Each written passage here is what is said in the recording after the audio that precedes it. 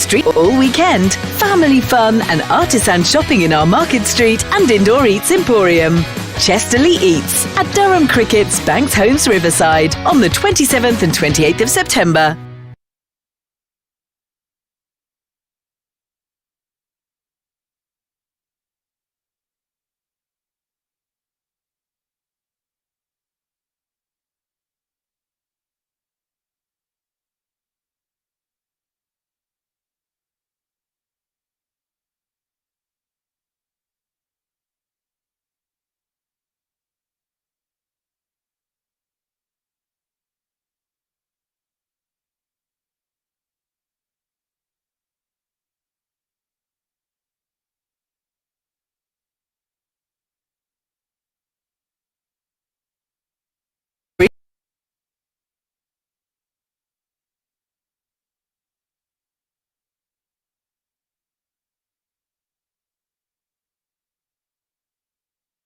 And Indoor Eats Emporium. Chesterley Eats at Durham Cricket's Banks Homes Riverside on the 27th and 28th of September.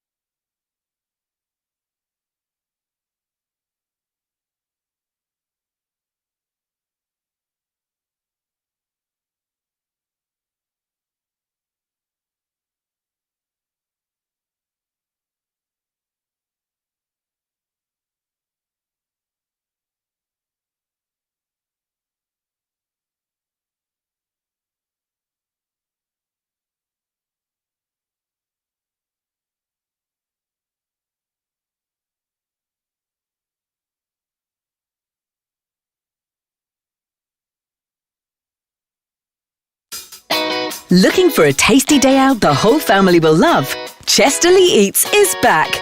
On the 27th and 28th of September, come and join us at the Northeast's vibrant food, drink and music festival with free entry.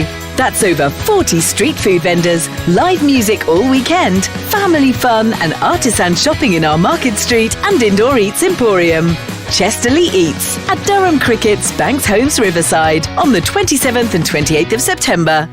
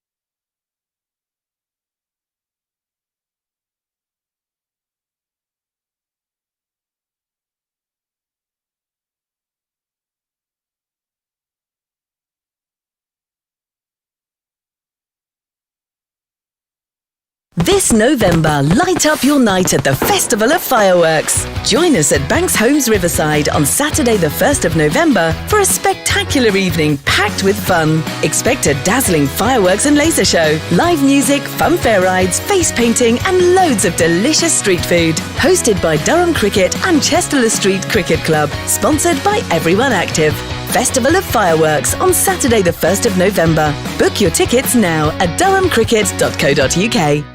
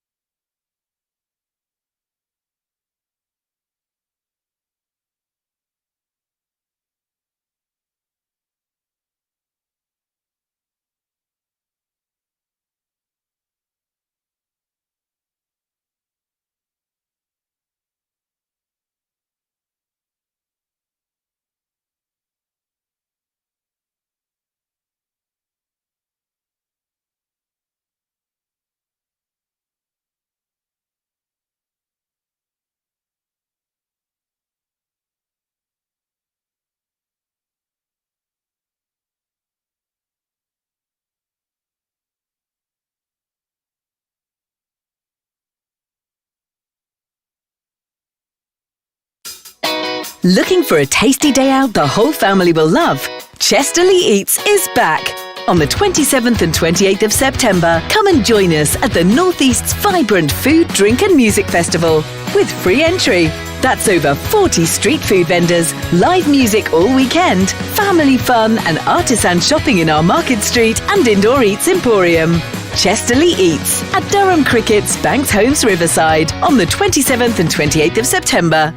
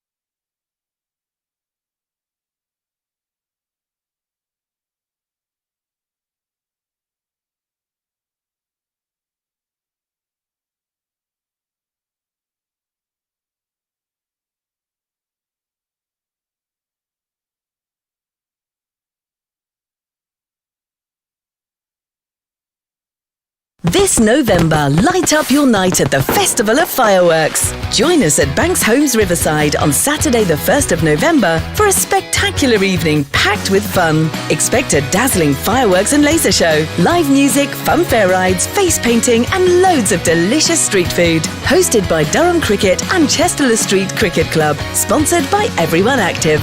Festival of Fireworks on Saturday the 1st of November. Book your tickets now at durhamcricket.co.uk.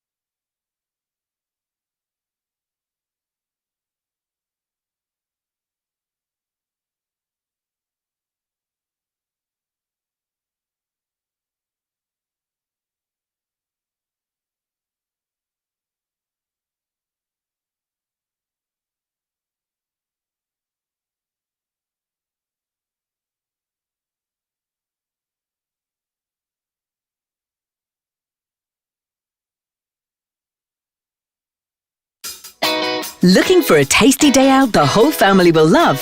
Chesterley Eats is back. On the 27th and 28th of September, come and join us at the Northeast's vibrant food, drink and music festival with free entry. That's over 40 street food vendors, live music all weekend, family fun and artisan shopping in our Market Street and Indoor Eats Emporium. Chesterley Eats at Durham Cricket's Banks Homes Riverside on the 27th and 28th of September.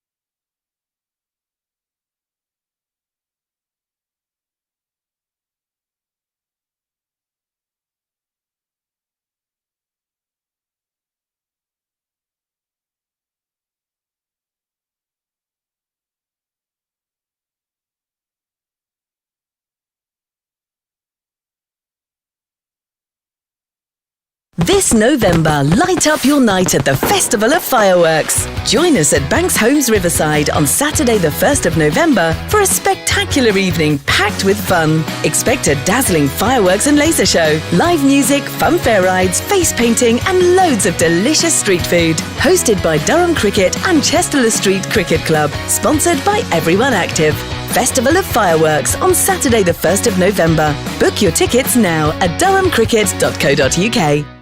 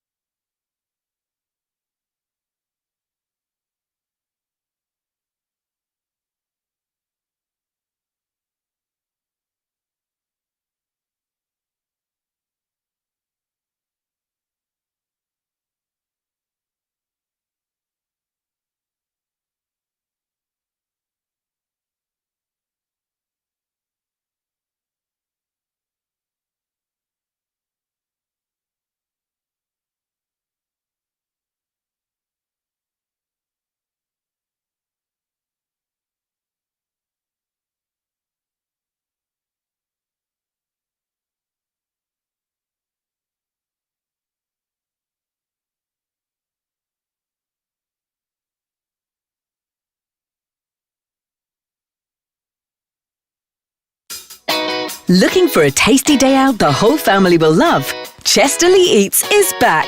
On the 27th and 28th of September, come and join us at the Northeast's vibrant food, drink and music festival with free entry. That's over 40 street food vendors, live music all weekend, family fun and artisan shopping in our Market Street and Indoor Eats Emporium. Chesterley Eats at Durham Cricket's Banks Homes Riverside on the 27th and 28th of September.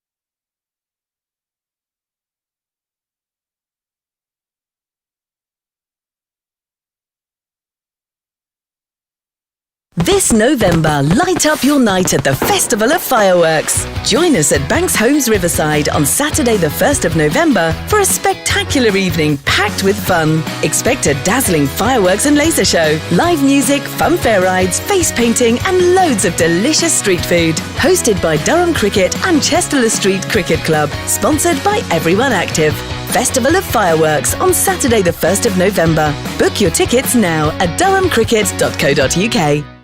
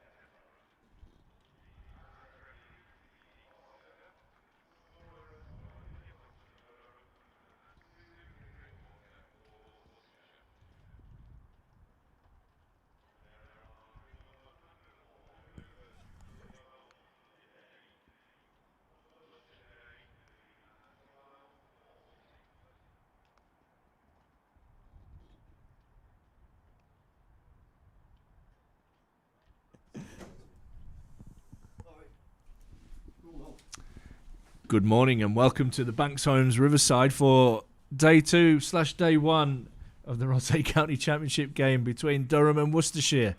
Day 1 being a complete washout, abandoned. There were glimpses of hope that we would get some cricket yesterday, but unfortunately every time that looked possible, the weather decided that it was boss and decided to have another shower, and umpires Kettleborough and Rob Bailey deemed the ground unfit at around 3 p.m. yesterday. But we're ready to get underway here on time. You're with me, Ash Thorpe, and Ben Fitzpatrick today. Durham have won the toss and elected to bowl. We'll talk to you a little bit about the pitch, but we'll go through the teams first. We've got Alex Lees as captain of Durham, Emilio Gay, Ben McKinney, David Beddingham, Ollie Robinson, Will Rhodes comes back into the side, Graham Clark, Ben Rain, Matthew Potts, Sam Connors, and Shaffiq Ghafari makes his debut for Durham. The Afghan who has been playing club cricket up here in the north for Richmondshire makes his bow. Believe Benny's the first Afghani not only to play for Durham but to play in the county championship. Yeah, in that overseas slot. It's a really, really great moment for him and for county championship in the wider range as well. So hopefully he'll have a good showing here today. And Durham are going to need it as well, with winning the toss, electing to bowl on what is day 2 officially, but day 1 with that rain washout from yesterday. They're going to need a big, big impact here with the web ball. And who else to turn to but Ben Rain to do it? Yeah, absolutely. We'll go through the Worcestershire lineup as we go through this over. And as we said, Durham winning the toss. Ben Rain, new conquer in hand from the Lumley end. Umpire Bailey signals to the scorers and we're away. Got some cricket. Ben Rain right on target first ball. You'll notice that the pitch has a little bit of an interesting look to it. I'll talk about that in a moment. I've had a little update from head groundsman Victor Main, who I'm sure will join us at some stage today. The Worcestershire lineup is Jake Libby and Rayan Adavalath, Kashif Ali, Dan Lagatan, Brett D'Oliveira, Garth Roderick, Ethan Brooks, Matthew Waite, Tom Taylor, Ben Allison and Ben Gibbon.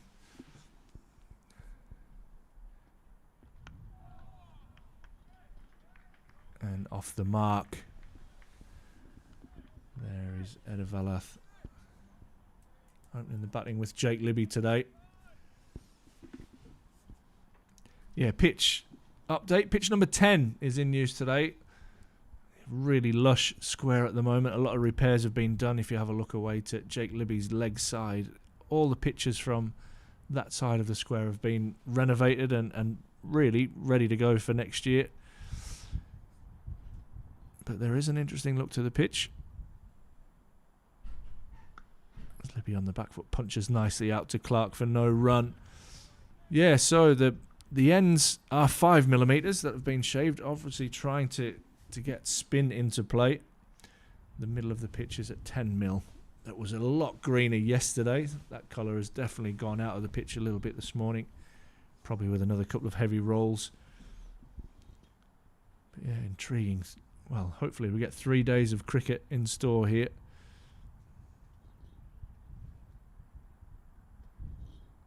That's fallen driven beautifully through cover point. Libby is off the mark with the first boundary of the day. Yeah, beautiful shot there from Jake Libby, and you expect that from a player of his quality. Highest individual run scorer for Worcestershire in the county championship this season. 974 runs he's amassed across the 23 innings that he's batted. I'll make that 978 with that first boundary of the day and of the match. Yeah, been a real shining light for the pairs in a pretty disappointing season so far. We're going to go through the league table in a moment, which doesn't make good reading for either side. A little bit of bounce there from Rain. It's going to be for the second time in the over. Just takes his bottom hand off the bat. So there's a bit of a title, not necessarily decided, but a fight out at the top. Surrey are playing Nottinghamshire. That was the only cricket really we saw yesterday. You got Somerset in 3rd place, Warwickshire in 4th, Essex in 5th. And it starts to get a little bit interesting from 6 down to 10, where Sussex are in 6th place on 138 points. Yorkshire in 7th on 135. Then Hampshire, 132 points in 8th. Durham sits 6 points behind on 126. And Worcestershire round off the table on 88 points. So Worcestershire really needs snookers to kind of get out of the trouble that they are in. Durham will really have it all in their own hands. They've got this game that's obviously been impacted by the weather, which they'll be disappointed at. But then they take on Yorkshire at Headingley next week. So a couple of crucial weeks of cricket coming up for Durham. Matthew Potts will take the new ball along with Ben Rain. He'll bowl from the Finkel end. Worcestershire, nice start, 5 without loss after the first over. And Matthew Potts, the man taking the ball from the Finkel end for the first time in quite some time here at Chester Street. Has been away on England duties, but now is back here in the white ball, and when Durham really need him as well. And already good movement there against Edavalath. Bowling to 3 slips early on, which is pretty aggressive from Durham's point of view, but the right mentality, I think. Ash spoke about the greenness of the pitch and what it looked like on day one. Definitely looked like if there was going to be a bowler's toss to win yesterday, it definitely would have been that yesterday, especially with the overhead conditions being pretty grey.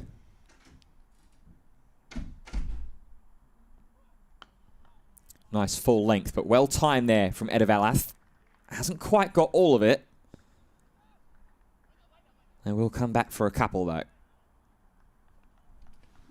It's a nice positive start there. Good position. Didn't try and overhit the ball. Potts will not be unhappy with that, though. Trying to get the ball full, trying to get any movement in this. You look at that pitch, and I think Durham were in the position where they had to bowl first.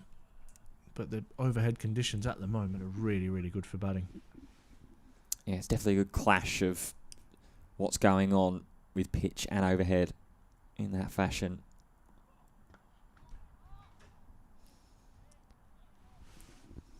Slightly more back of a length there on that one, trying to hit the middle of that green. And Val is just going to have a little wander down to inspect themselves as well. Just as vitally as it is important for Durham to get a strong start with the ball here, is for Worcestershire with the bat. There's, 38-point gap between Worcestershire and Durham from the quick maths that I've done. So it's certainly not completely out of the realm of impossibility that Worcestershire, with good results here and on the final match games of the season, could potentially stay up and retain that Division 1 status, but going to need a lot to go right. And here is definitely the first marker of that.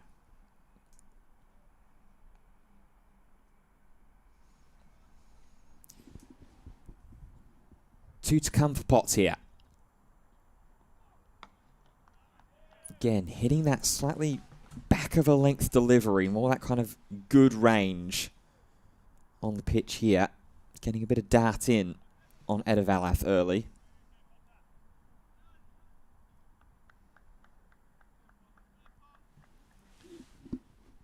Looks very composed already at the crease, the 21-year-old. Getting in some nice positions.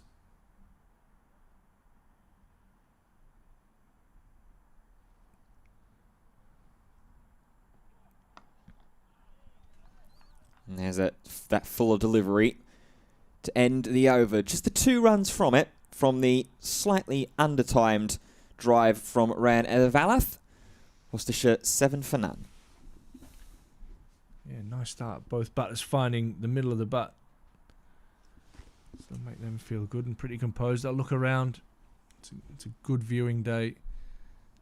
Hasn't been any excessive movement off that pitch as of yet.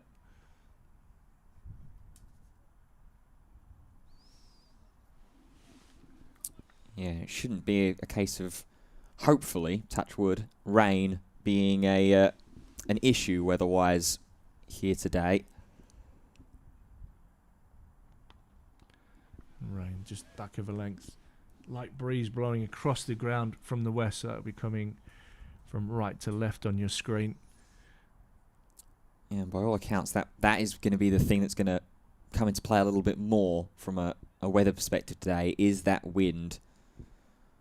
Might set to pick up a little bit more throughout the early afternoon.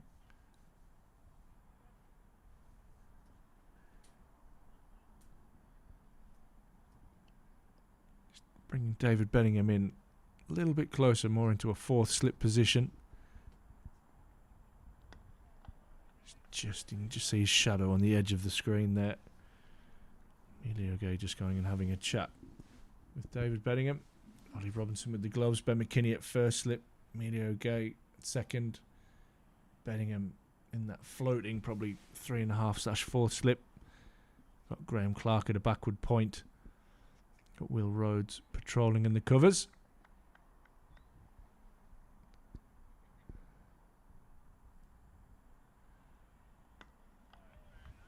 Got Matthew Potts, who's about to pick that ball up. The skipper Alex Lee's at mid-on. Got غفاری at mid-wicket, which leaves Sam Connors grazing out in front of the pavilion. Down at fine leg.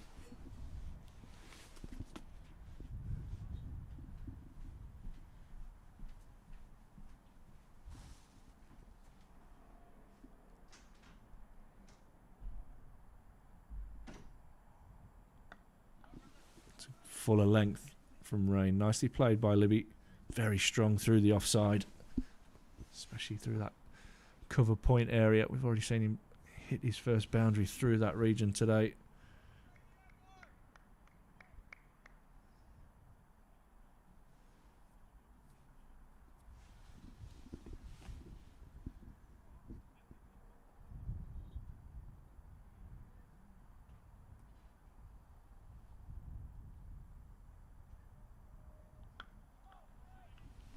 Really good from Rain, targeting the stumps every ball so far in this over.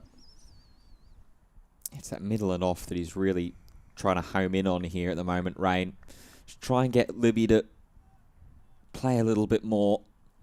Try and bring that sort of, like you say, 3.5 or 4th slip into play of David Bellingham. Just try and sort of let the hands loose at one forward defensively.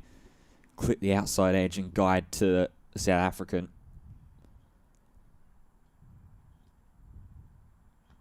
Oh, a little bit fuller.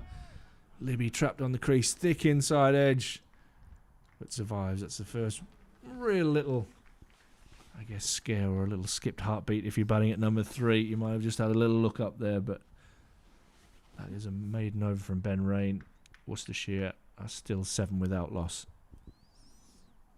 Yeah, good variation there as well from Ben Rain, going more sort of like good, slightly full length. And then that last one that he's just managed to slide in there is a more fuller length ball, verging on the kind of Yorker range. Kept a little bit low as well, it looked like, on that last delivery, which I think has been the main thing that surprised Jake Libby on that delivery. As Potts continues with that slightly shorter length that he was starting to Advertisements in his first over of work. There's a bit more effort in that one from Potts. It really slapped into Ollie Robinson's gloves. Could hear that coming through loud and clear.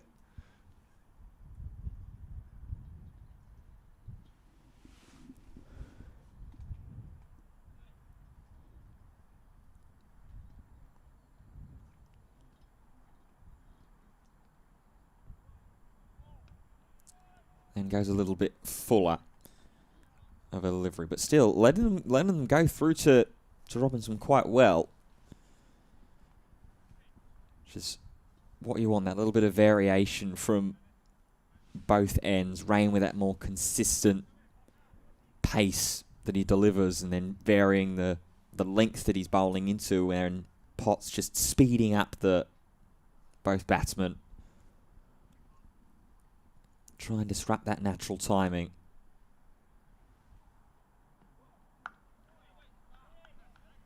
Good sound there off the willow. Yeah, looks like he's just clicked a bit of rhythm here, Potts. That's hit the bat hard, hit right on the splice. That will be the interesting thing here today. There will be moisture, and you can see Alex Lee's already cloth in hand. The outfield will still hold plenty of moisture. It was raining this morning very early on, but it was nice to wake up to blue skies, actually. Hasn't been that way for a few days here.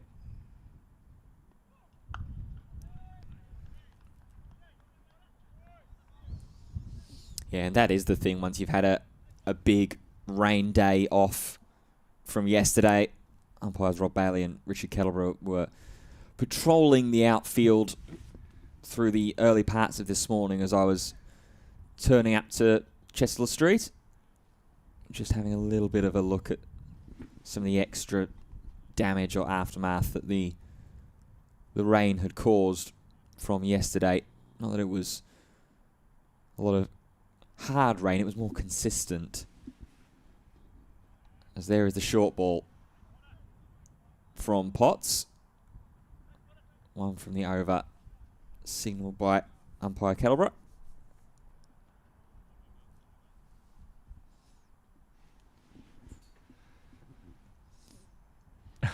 Ian Ali on the comments has said, little known fact, Matthew Potts' wife and son are famous film stars. Both were in Beauty and the Beast, with the wife being Mrs. Potts, the teapot, and the son Chip the Cup. There you go. I'm not sure that's really true.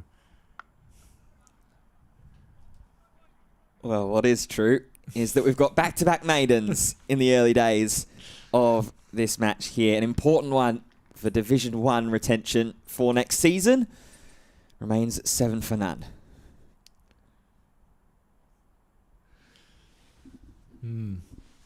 Yeah, Matthew Potts isn't married and doesn't have a child. So, yeah, that's not got a lot going for it, but I love you.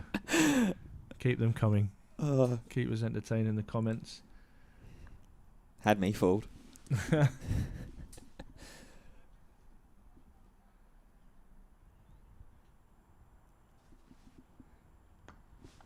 Driven to mid-on and Alex Lees. Yeah, I think we're going to have a nice week with Ian.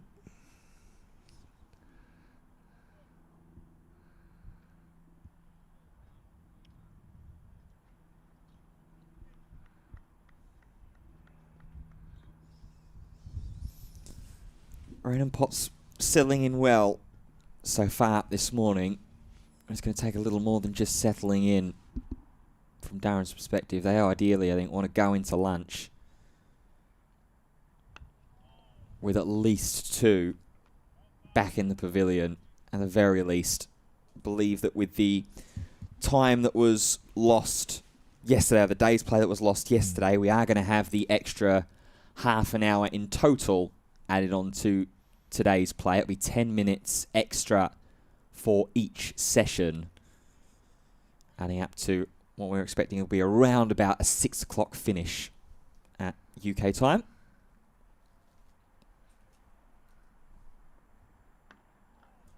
Yeah, more likely to be 6:30, I would have thought, with regards to over rates, etc. But we'll see as well. There is a little bit of rain forecast and showers this afternoon. Hopefully they are passing showers, but let's wait and see and hope we get a good day's cricket. And yeah, going back to your point, I think winning the toss, you're really looking at having Worcestershire bowled out today. And if that isn't the case, then Durham will be up against it, trying to force any kind of result here this week.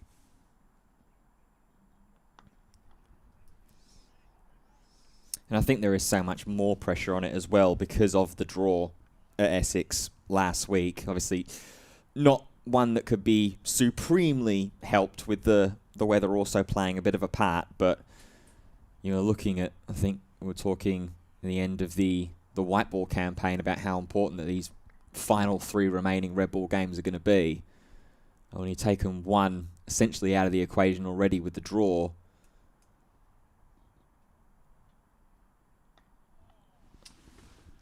Guided down to third man. Chase for Clark. And I don't think he's won that chase. He's convinced that he has. He gets a round of applause. Umpires are as well, looks like. Yeah, Graham Clark says he's unsure.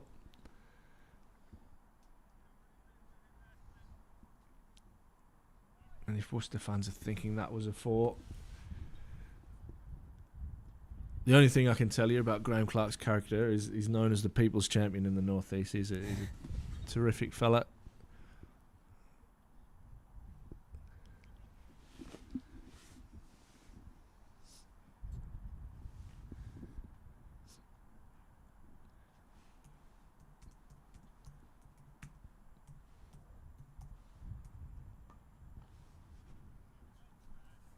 Just the 3 from that over from Ben Rain. The 3 down to third. Fielded by Graham Clark. 10 without loss now, Worcester. Let's let you know then about the other games that are going around this county championship match week. There's so many of them also being affected by the weather from yesterday. So 4 out of the other 5 games have play beginning today. Essex and Warwickshire in Birmingham. Warwickshire choosing to bowl after winning the toss. Essex 6 without loss at the moment as they are about to close the 5th over. Yorkshire in Hove, they won the toss and elected to bat against Sussex. They are 6 without loss in the end of the 4th over. Notts and Surrey was the only game that did see play yesterday. Notts all out for 231. As Potts bowls in. Surrey going on their first run chase, currently trailing by 176 runs. They're 55 for 1 currently. And then Somerset against Hampshire in Taunton. Somerset winning the toss and choosing to bat. They are 9 without loss as they're about to close the 3rd over. So plenty of action going around up and down the country and up and down the Rothesay County Championship table as well. This pot started a little bit wider there with the delivery, but still got a bit of a movement in. Enough for Libby, however, to happily see through to Robinson with the gloves.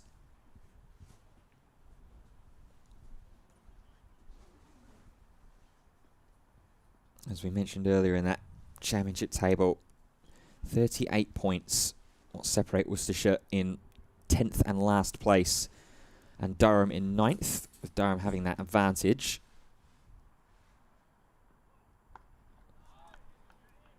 Durham themselves have a 6-point gap to Hampshire up in 8th.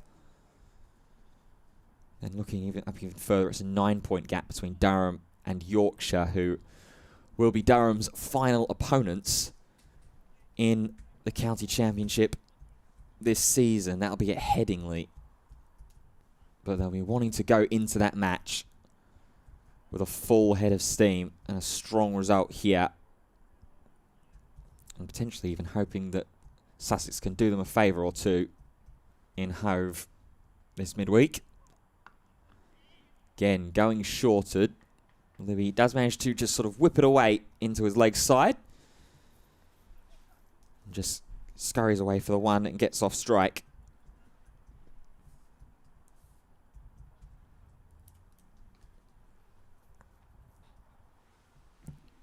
Started well so far this morning as Jake Libby.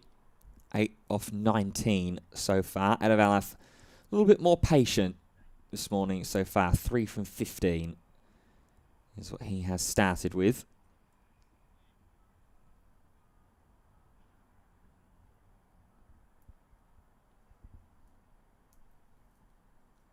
Slight readjustment here as point and extra cover come round a little bit.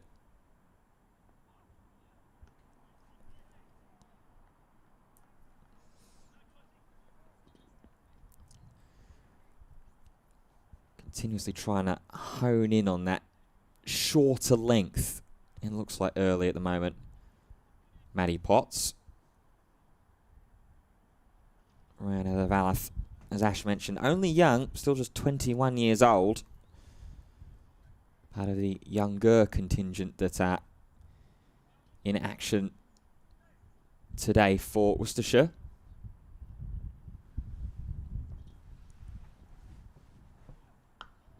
Last ball of the over ends up being a little straighter. Misfielded and mistimed there by Rain. And Advertisements will be able to come back for 2 runs. So just the 3 off of it. Worcestershire 13 without loss. Yeah, nicely played. Pretty well timed. Just nothing more really than a forward defence. Got past the stumps and past Ben Rain. Picked up a couple.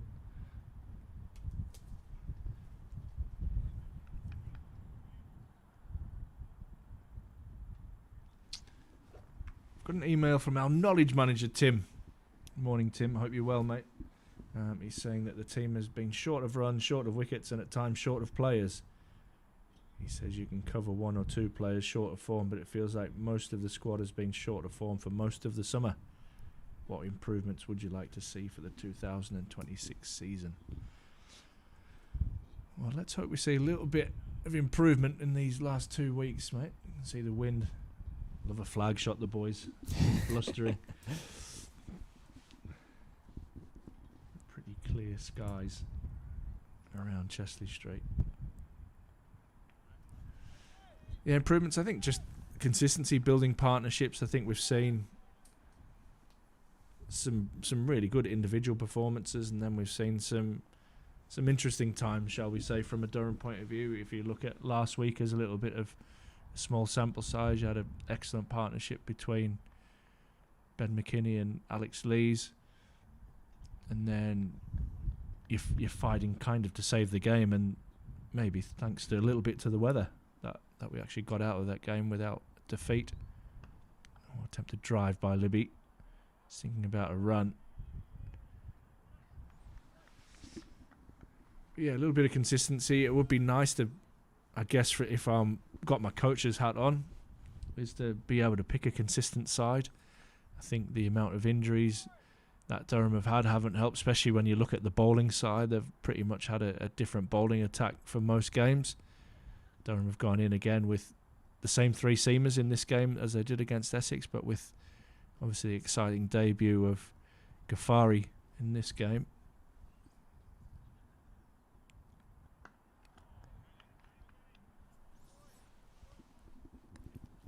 So yeah, that's a huge thing, being able to pick the same group of players week in, week out. Then you kind of settled in your roles, settled in your own skin.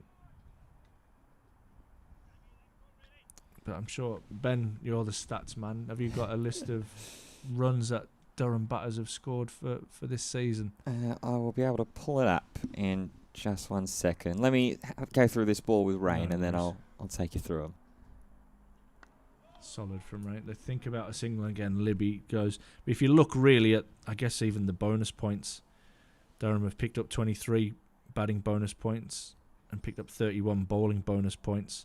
The batting bonus points are as competitive, if they're 3rd in the country. Only Surrey and Nottinghamshire have higher batting bonus points. And bonus points with the ball, they're not too bad either.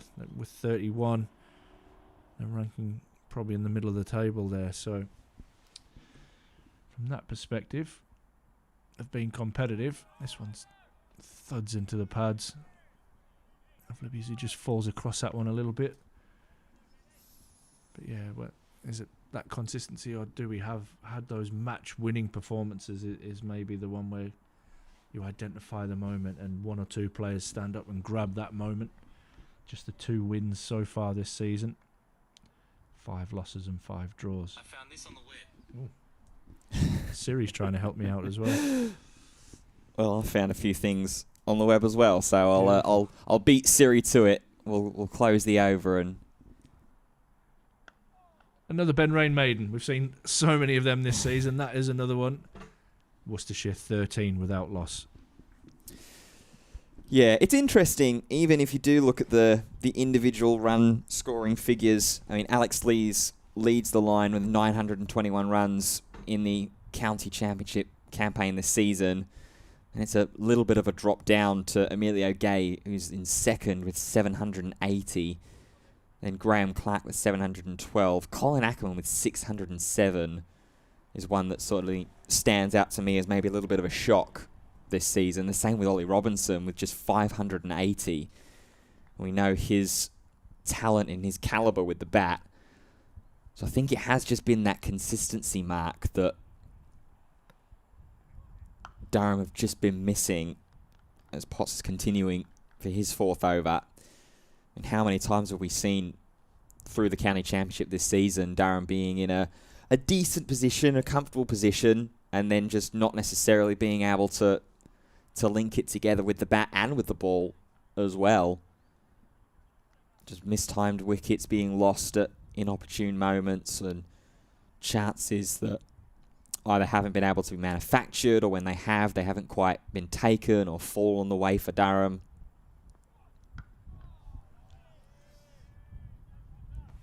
I think that consistency mark maybe hints at one of the reasons why Colin Ackerman isn't in the side for this match as well.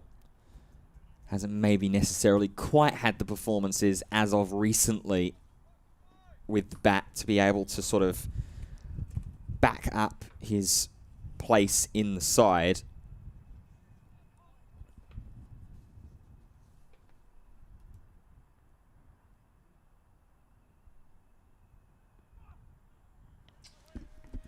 I was wondering when the first bouncer would come. The two Worcestershire batters look really comfortable on the front foot at the moment, and Potts might have just thought, well, let's just have a little look upstairs here.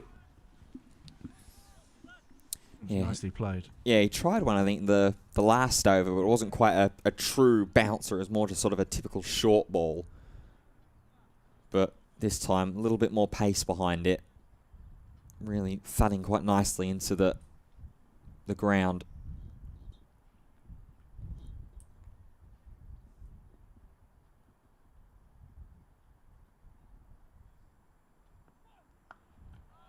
Goes immediately back onto that fuller length.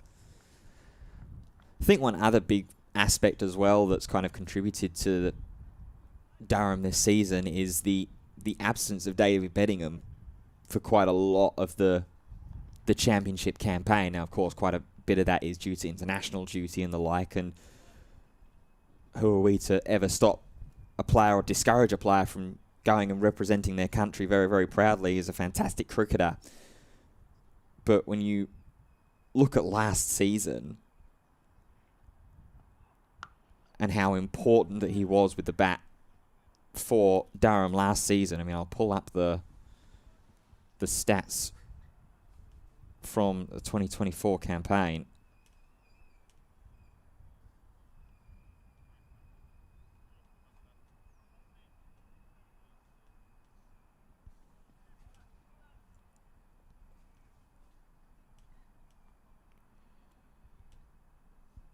There we go.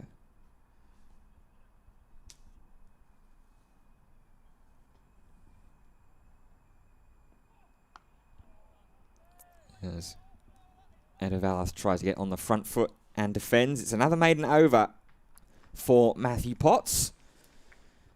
All well and good with these maidens, though. We need to start digging a chance or two out of play. 13 without loss. Yeah, it's been a solid start from Worcestershire. And Durham will be pretty happy as well that they haven't offered any massive scoring opportunities, but haven't either created a chance as of yet.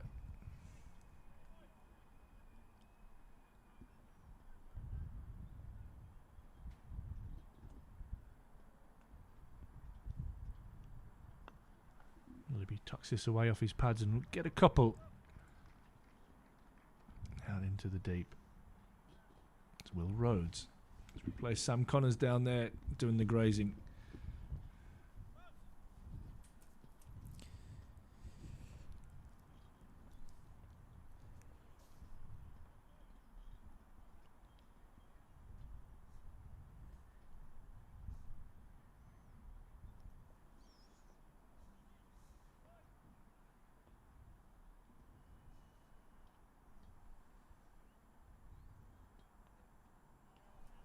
Bouncer that just seems away from Libby, who attempted to duck and then thought, I don't need to, that's nowhere near me. So quickly touching back on that point that I was making about David Beddingham as well. 1,331 runs in the county championship last season. That was the highest individual scoring of any player in the competition. with an average a tick under 74 and a high score of 279.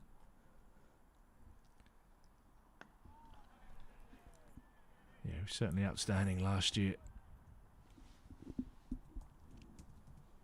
It's undoubtedly been one of the reasons, one of the big things that has caught the eye of those in the South Africa camp to call them up for the international duty. But from the Durham and the domestic perspective, that is a lot of runs to be losing out on. Yeah, I think I spoke to him a little bit earlier in the year.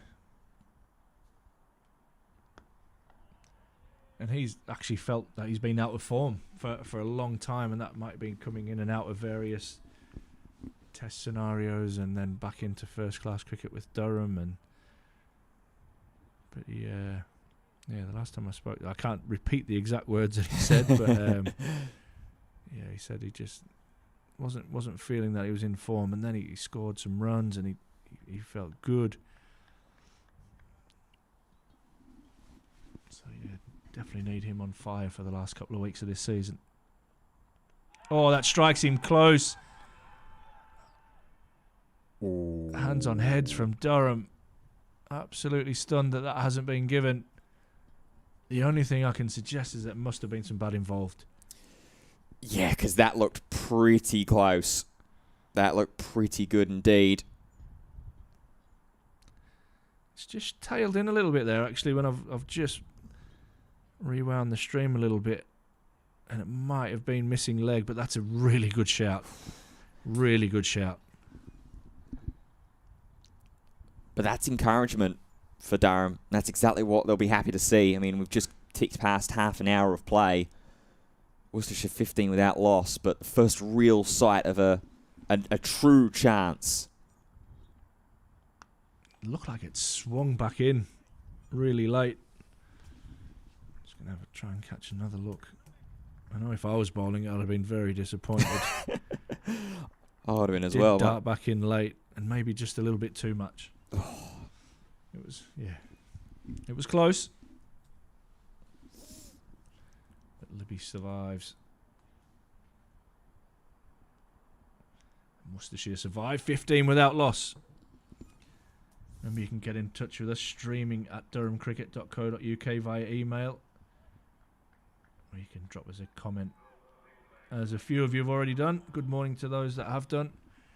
Good morning to everybody else as well. You can drop a comment in the YouTube feed. We're going to have a change of bowling from the Finkel end. It's going to be Sam Connors. It's going to take over from Matthew Potts.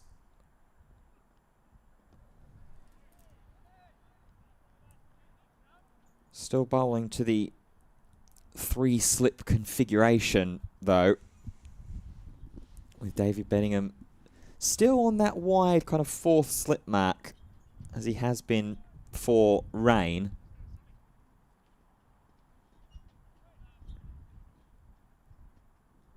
So Durham continuing to try and go on a very aggressive line and strategy here.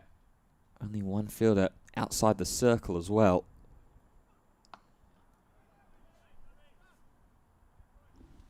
Nice to see Sam Connors get some cricket. Back-to-back games for him. Struggled most of the year with various injuries and reoccurrence of injuries. One via a sneeze of all things. But he'll be itching to make an impression here.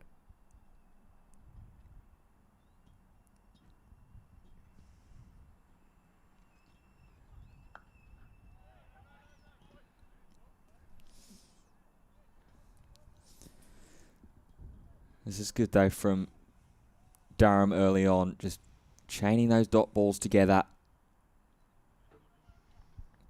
Worcestershire, they will be more than happy just to ride through all of these dot balls for a majority of the day. As Ash said, ideally, if you're Durham, you want to have Worcestershire all bowled out by the close of play today. As that one's wide, but flashed into some safe hands. They're just right about backward point. And that's what can happen as well when you string some pressure together, bowl a lot of dot balls.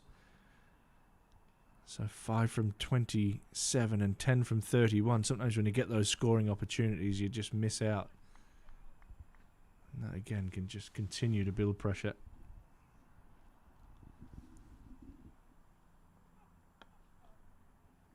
That one a little too straight there from Connors.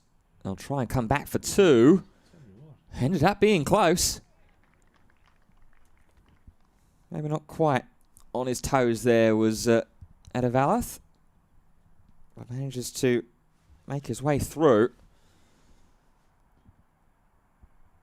Wonder if the urgency was maybe a little bit more there. I think that was غفاری who fielded that at fine leg.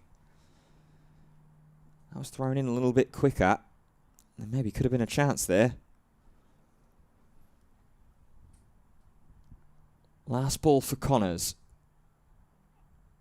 Oh, isn't a bad one. Just shapes away from Advertisements. And that will end the over. 2 runs on it, but a slightly precarious 2 from Worcestershire. 17 without loss at the end of over number 10.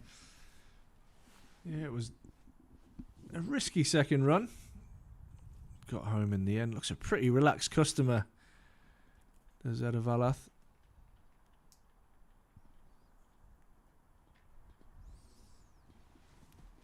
Alex Lees has just left the field briefly.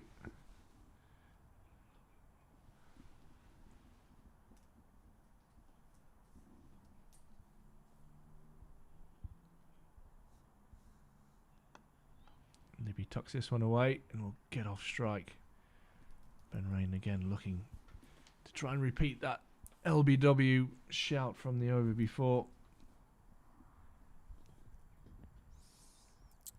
Yeah, he's been the one that's been the closest so far to getting any kind of breakthrough with that, not only that big LBW appeal, but also the one that just sort of trapped underneath the toe of the bat and almost kicked onto the stumps a few overs ago. Oh, and again, just that movement into the right hand of Ben Rain, honing in, just creating a little bit of elevated blood pressure for the batters.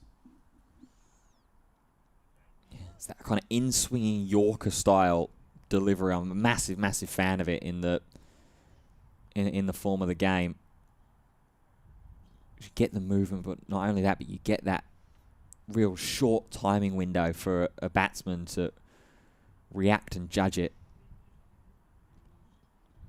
Oh. And that one just holds its line. Really good from Rain. Maybe the lacquer off the ball. Things just starting to happen a little bit out there now.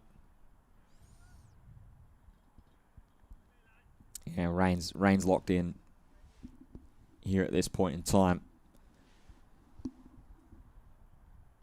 Making things happen out there, as generally he always does. Very exciting bowler to watch anytime he has the ball in hand.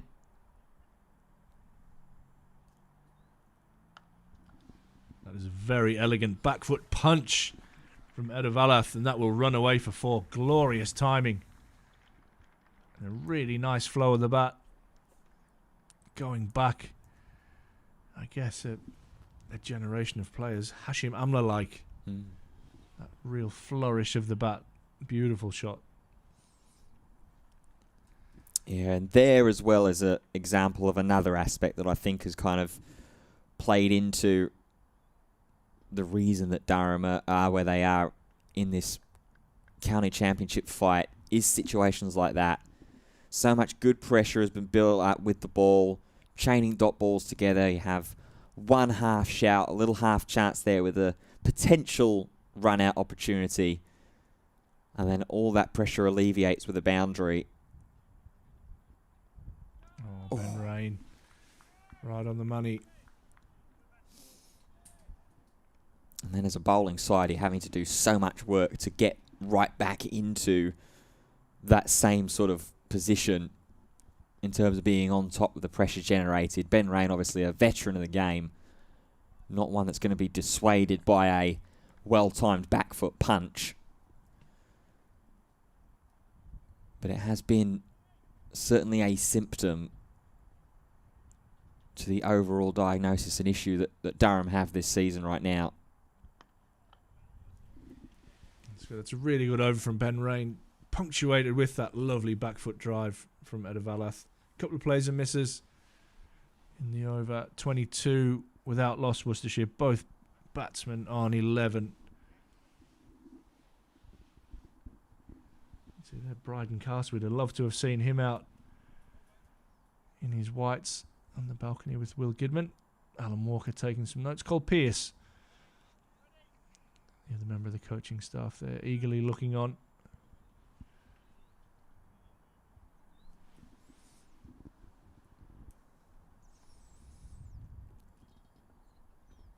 Yeah, I wonder what the conversations are up there in the pavilion.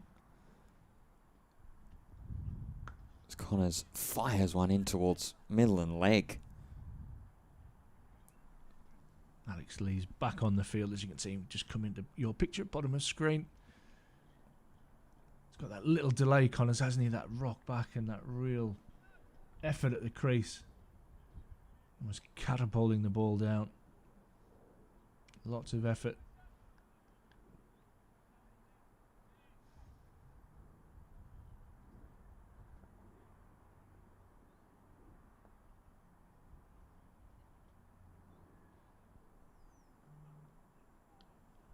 This time stays on line through the offside. And it's a very interesting sort of style of delivery that Connors has.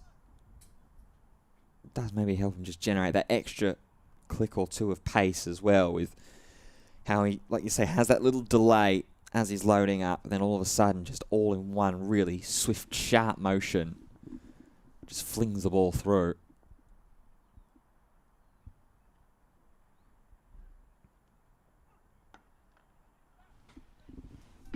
Definitely hitting the bat hard, generating some pace out there, Sam Connors.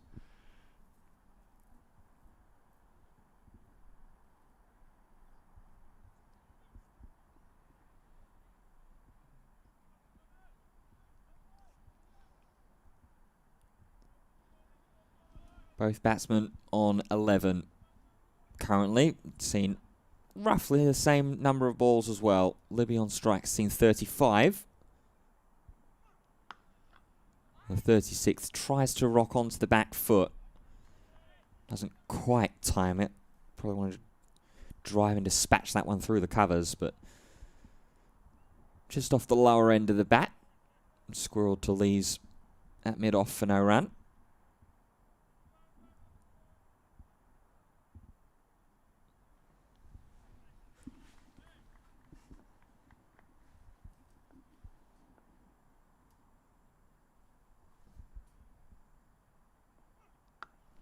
That one is a bit wider. Again, Libby stretching and drives. We'll get the one run, even with the field. I think there was a direct hit involved there as well. Yeah, it's good work by Will Rhodes. Got a bit of width there, Libby. Be disappointed he hasn't put that away for four. Will Rhodes diving away to his right and then getting up and throwing the ball into the stumps and into Ollie Robinson. But the two batsmen comfortably home in the end.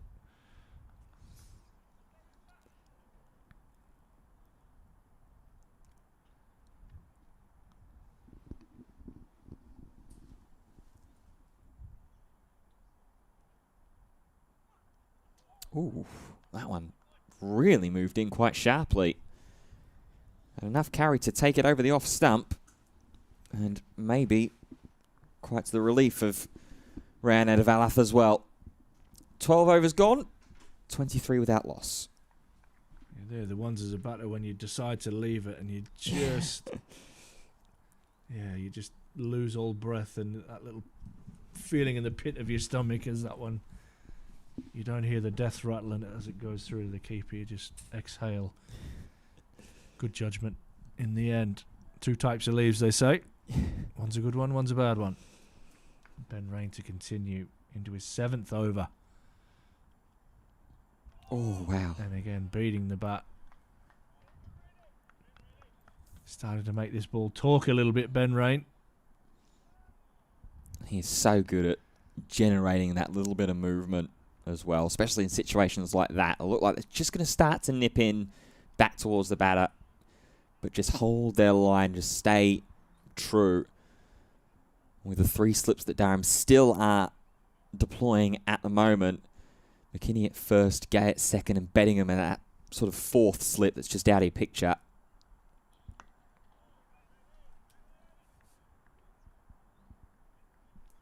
Really gives the opportunity to try and bring them into play.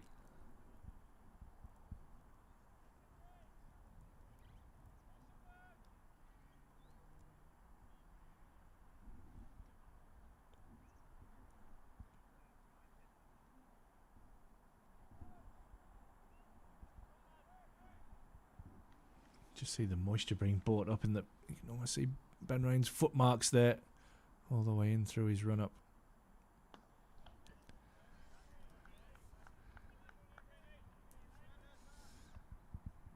That'll have been an obvious area of concern for the umpires, but fair play to the ground staff. So we give Vic and the boys a little bit of pelters because we reckon they've got it easy most of the time, sitting out in the sun in the deck chairs. I promise you, yesterday those boys didn't stop. They were out there trying to get water off the ground, putting the covers on, putting the covers off. The wind was up. It was not a nice day to be a groundsman yesterday. So that one's clipped away by Libby. He'll pick up a couple as غفاری goes and does the fielding.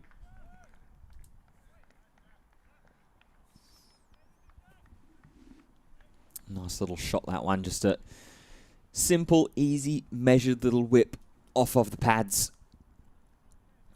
Doesn't need to worry about sort of drastically timing it or hitting it through towards the rope. Just allow yourself to guide the natural pace that rain is providing. Get a couple runs, get that run rate ticked up a little bit. Is that a tickle down the leg side? It is a strangle. Of all the good deliveries you bowl, all the good shots you play, that is probably the worst way as a batter you feel to get out. Durham will not care one bit. Jake Libby tickles one down the leg side. Ollie Robinson tumbles away, takes the catch. Libby goes for 14. Worcestershire 25 for 1. Wow, what a take, first and foremost, that is from Ollie Robinson. I mean, we keep saying it and we act like we're surprised when we see him pull off grabs like that, but that is full stretch, diving to his left-hand side, and is not an easy one to grab, but he has done so.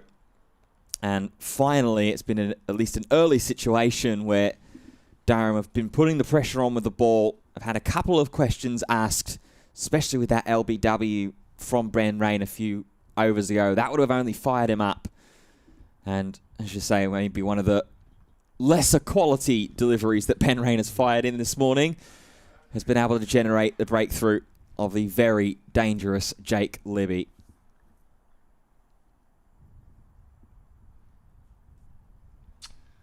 Yeah, good work. That'll please wicket-keeping coach Cole Pearce, who was up watching over that. Been an important breakthrough for Durham. Who have we got there? Is that Kashif Ali that's coming in? Haven't quite seen a number. Believe it should be, and it is. Very, very good talent. So he scored some runs up here last year. Exciting player. Stylish.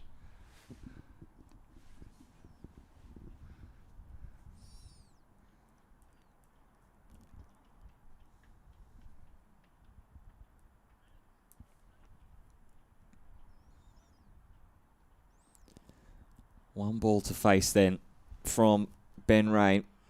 What are you bowling here, Ash? Attack the stumps. What I'd potentially think about is taking out your cover and maybe having an extra man on the onside. There you go, right on the money, Ben Rain. That little bit of shape back into the right-hander ends a successful over. Durham pick up their first wicket Worcestershire 25 for 1. And the applause rightfully ringing out around Banks Homes Riverside here on Chester Street. Very, very happy for that one. Getting themselves that early wicket, which is exactly what they would have wanted at the morning period. Said about how you're ideally going to want them for 2 or 3 down at the very least going into the lunch break. As Connors went very full there to Advertisements, and maybe recognising the slight chance that he had to be run out previous over, decides, you know what, 1 run down a fine leg is going to be enough for me this time.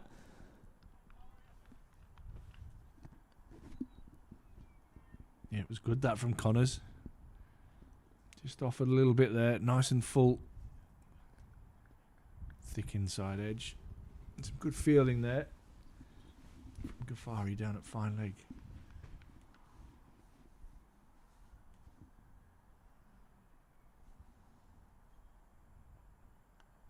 Oh, wow, that's really bobbled up onto Emilio Gay at second slip.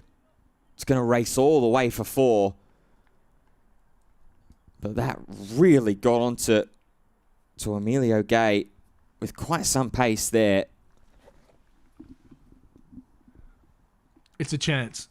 It's a tough chance. What you have to do at the Riverside is you're genuinely standing probably as close as you want. You don't want the ball to die in front of you, so you're a little bit closer. And that one, it was full at good pace and really flashed hard there, Kashif. That is a chance. A tough chance. Will Durham rue that one as the day continues?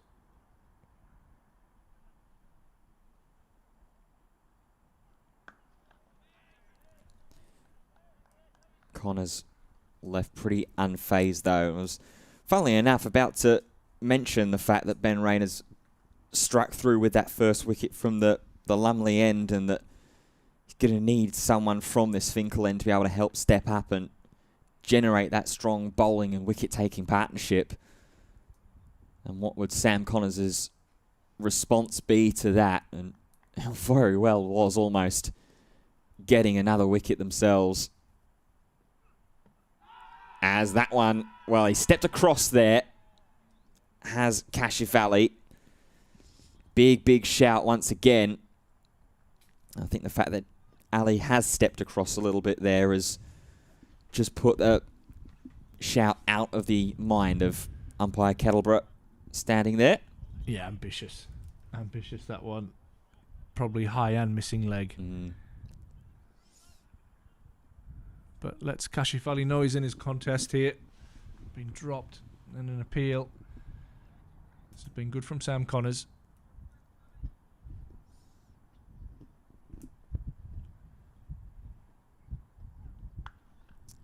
Back foot punch timed very, very well from Kashif. Drop chance and an LB appeal in the same over. That won't dissuade him. He's got 2 boundaries in this over. And that one with a little bit more guidance behind it as well. Lovely shot. Yeah, all class. Kashif really enjoyed watching him bat here last year. Hasn't been in the greatest of form this season, but you can see there what he's all about.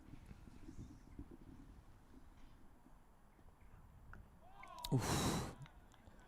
And then Kashif again has a very, very minor scare with a bit of an edge. All happening in that over, and Durham maybe starting to get themselves in a little bit of a concerted stride. Worcestershire 34 for 1.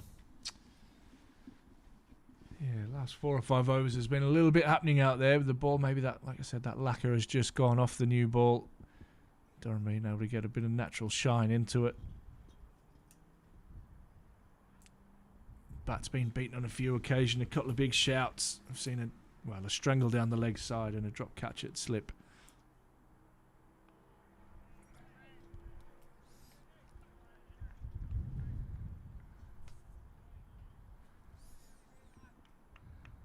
See Graham Clark out there bucking the trend. He's the only man with the white floppy hat on.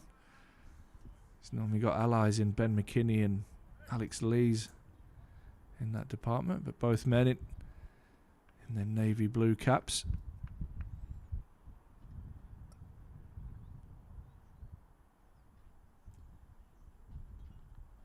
Oh, nearly a repeat strangle down the leg side, but this one runs away for 4. Yeah, just unfortunate there from Rain's point of view. That one just carried a little bit too far out of the hopeful stretch of Ollie Robinson.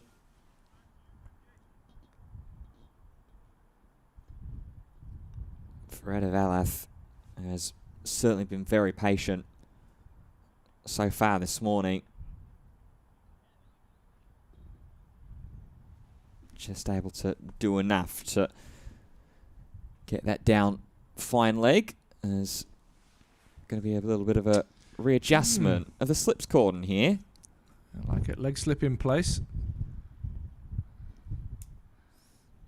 Benrain has been getting the ball to shape back into the right-hander.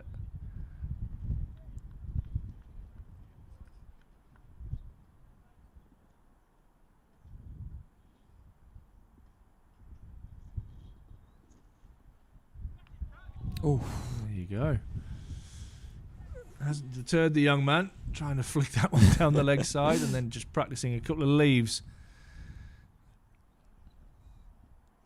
But as a batter, that's just normally you're thinking free runs, so your instinct is just to try and get a bit of bat on ball. David Bedingham eagerly awaiting that. Yeah, it's interesting conversely as well with Ben Rain. Normally, I think a medium pace bowler firing down the leg side, like you say, 3 runs.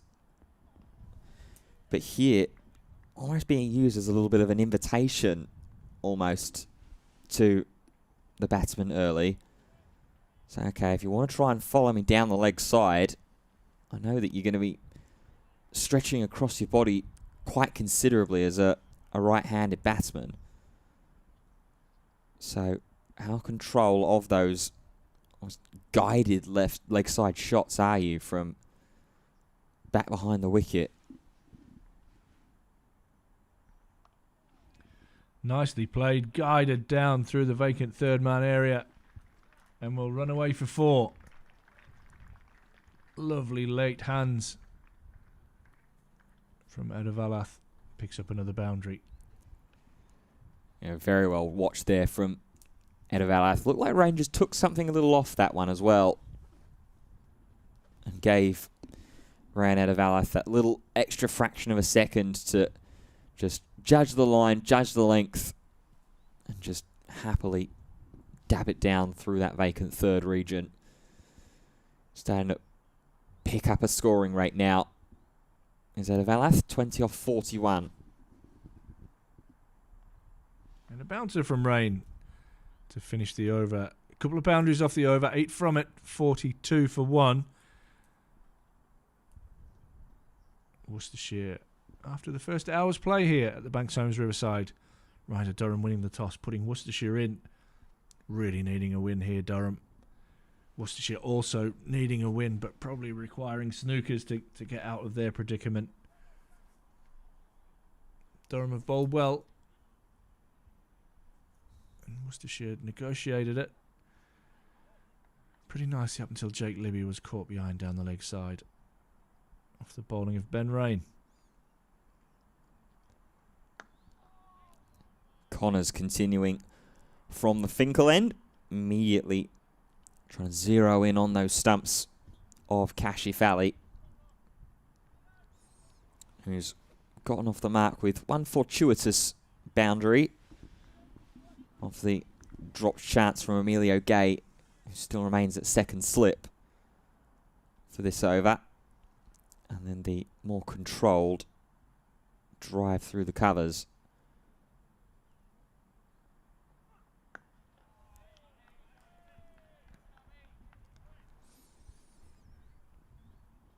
good from Connors. It's been a long spell from Ben Rain as well. He's got through 8 overs, Ben Rain, 1 for 25. Might see Matthew Potts at some stage come and replace him. That wind just swung around a little bit more from the north.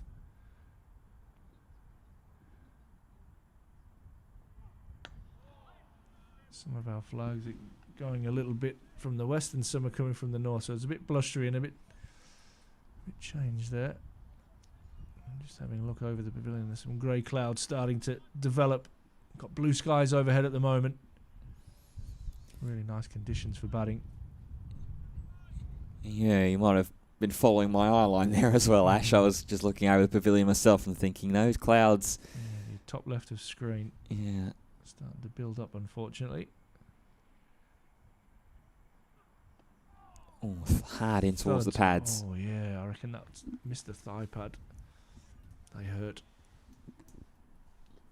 Cricket balls have a magic way of finding any gap, any little chink in the armour. I reckon that one's right in the thigh. Or if you're my case in junior cricket, taking a routine catch at what should have been short mid off and wearing it on the chest. Yep, can happen. Still took the catch though, so that's all that matters.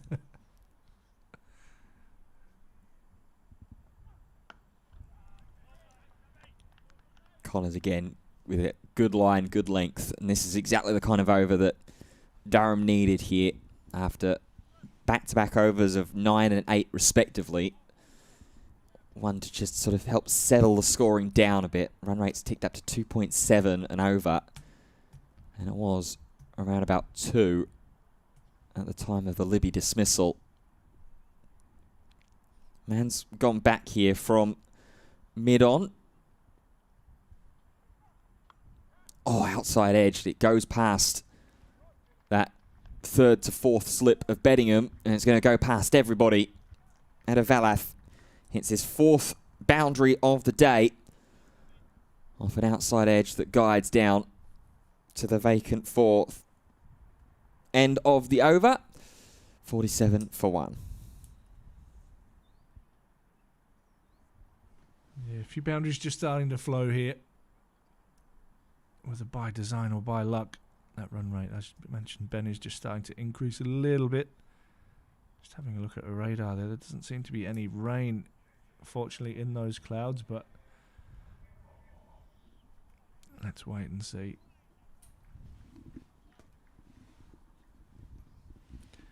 Potts is indeed back into the attack, replacing Ben Rain.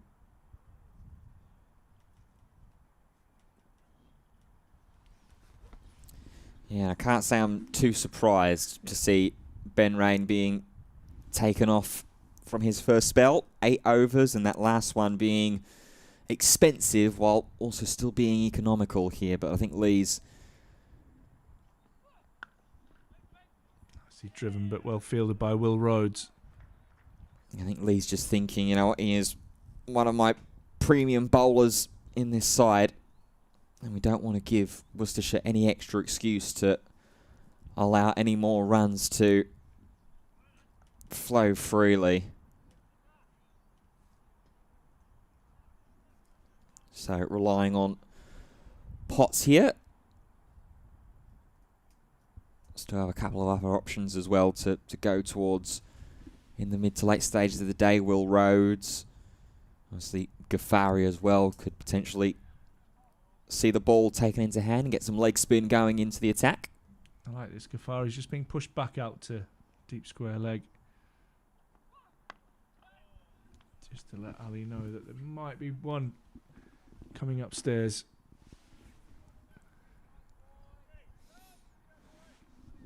Yeah, he's been the more frequent to experiment with that shorter ball. Well, that bouncer so far has Potts.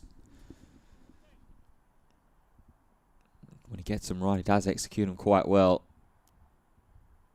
Kashif Ali, maybe not necessarily looking as settled right now. I mean, only faced 12 deliveries.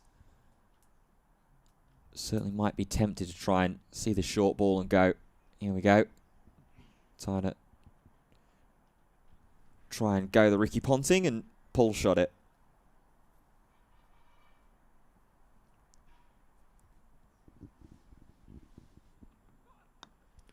It's a lovely piece of batting there, tucked away out into the leg side. He'll pick up at least a couple. That's timed really nicely. I'll think about a third, but decide against it. Yeah, very nicely done all round there. It was slightly back of a length, but not quite the shorter delivery that Potts was maybe threatening there with the field change.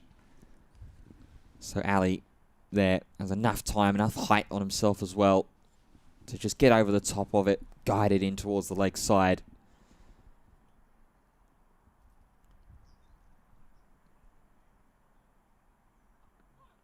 Catch. Swallowed by Bedingham. Really good from Potts. Thick outside edge. And the dangerous Kashif Ali goes for 10. Good piece of work from Potts. Nice catch from Bedingham. Durham pick up their second. Worcestershire 49 now for 2. And we hinted at that earlier on this morning, didn't we, Ash, about having that third or fourth slip that was in play in the form of Bedingham. Just allows that extra levity of any of those outside edges that you can generate. So many times in cricket do you see those outside edges that just go out of the reach of the slips cordon. Credit to Alex Lees as well, the skipper, for sticking with that very aggressive three-man slip cordon. And Matthew Potts gets another very important breakthrough. There were those 2 minimum wickets that Durham were looking for before going into lunch. And there's still a solid hour's worth of work to go here as well before the first break. Dan Ladigan, the man striding out to bat at 4.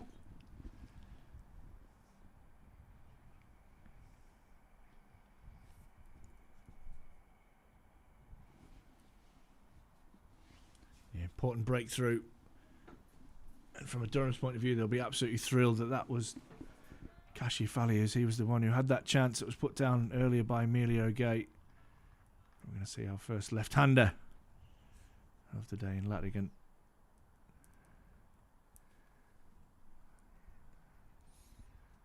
And now with that in mind, how are things going to change up here for Durham? Only seen right-handers in the form of Adivalath, Libby and Ali. Change of angle is going to come first and foremost from Potts. He's going to travel over the wicket, around the wicket, I should say, as opposed to the over that he has from the right-handers. Connors is just being adjusted as well from fine leg more to a sort of long leg. Yeah, I'll be a little bit happier. Durham picked up a couple. Stands up tall, Ladigan. Punching out into the offside. It's always a little bit of a nervousness when you don't pick up a wicket kind of early when you win the toss and bowl. Naturally, you start questioning that decision. It was no doubt the right decision. And probably the only way that Durham can win the game is by knocking Worcester over, putting some runs on the board and then trying to knock them over again.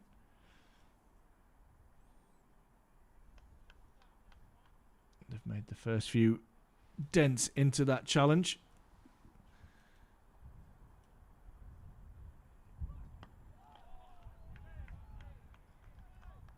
And that ends a successful over from Matthew Potts. A wicket in the first over of his spell. Worcestershire 49 for 2. Adivalath 24. Ladigan yet to get off the mark. And Durham will be hoping for 3 and 4 before lunch. Let's have a quick check-in around the grounds as well while all of this has been going on here in Chester Street. Essex have lost their first wicket in Birmingham against Warwickshire. They are 57 for 1 currently in the 19th over. Yorkshire are 44 without loss against Sussex at the moment. They won the toss and elected to bat in Hove. Surrey continuing on their chase down of the 231 that was set by Notts at the Oval on day 1. They're 101 for 2. Oh, as Connors continues in and again generates that delivery that sails over the top of off stump. And we have our first match affected by rain today as well. Somerset and Hampshire. The match has been delayed by rain. Play is due to restart, though, in about 4 minutes' time. So keep an eye on the weather as it progresses. Conditions have gone a little bit overcast here, as there is a swipe from Edavalath. That looked really, really stiff as well. Yeah, almost not trusting himself to go through with the shot there. It was short, it was wide, it was there to be hit, but didn't quite commit to the shot. They're the ones that you sometimes end up getting a feather through to the keeper. And sit in the change rooms for about an hour with your hand in your head. With your head in your hands even. I don't know, Halloween's coming up. Very true. Won't be long. Very good line again there from Sam Connors. Yeah, that is the beauty of Wellers having this very aggressive wide slips cordon that Durham have stuck with. We're into, halfway through the 18th over now. It does just put that extra little bit of layer of doubt into the batters' minds, especially when you've seen the first two batsmen being dismissed with that widest slip as well. Kashi Valley being done so in that form, and then Libby with the leg side take from Robinson. Does just make you go into your shell a little bit more and, like I say, not back yourself to try and capitalise on those traditional bad balls from pace bowlers and just dispatch them through the offside and for 4. Edavalath has been patient so far. He's striking at a run every 2 balls at the moment with his rate, 24 off 48.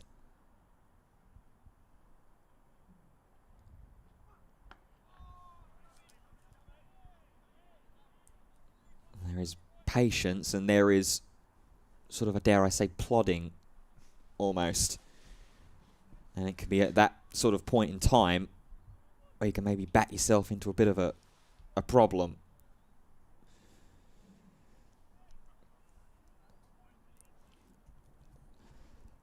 Last ball of the over coming from Connors, who's been pretty impressive so far in this first spell. None for 16 as he charges in. That's very wide. Not too wide, though, according to the umpire. So it will be a maiden over for Sam Connors. Good pressure being put on here with the ball. Remains 49 for 2. Yeah, it's been good from Connors. Backed up the good work from Ben Rain and Matthew Potts. Sometimes you feel like if you can get through Rain and Potts, then maybe times will get easier, but Sam Connors has been excellent in this spell of his so far.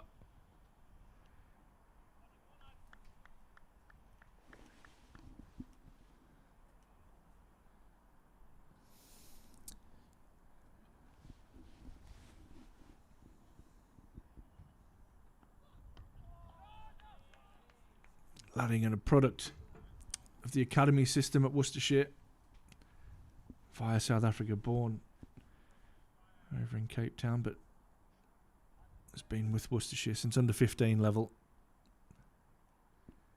Tall left-hander.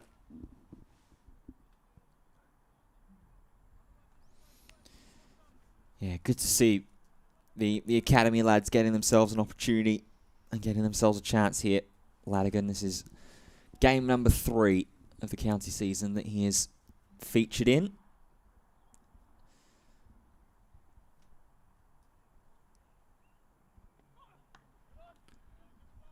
Tall and punching to Graham Clark at backward point.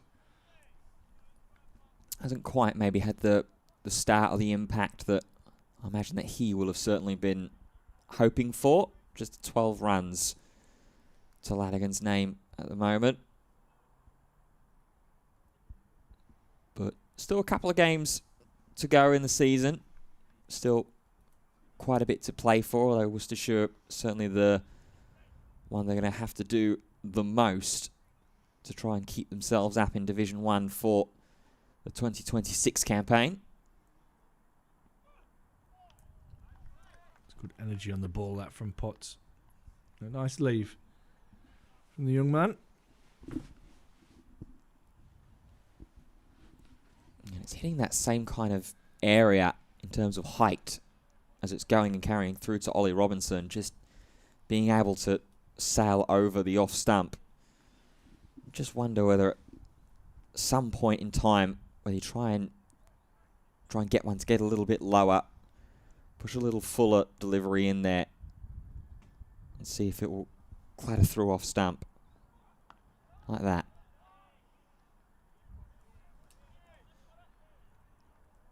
Just try and invite Ladigan to play a little bit more, and again, just as it was for the dismissal of Kashif Ali, try and get that expansive slip cordon into play.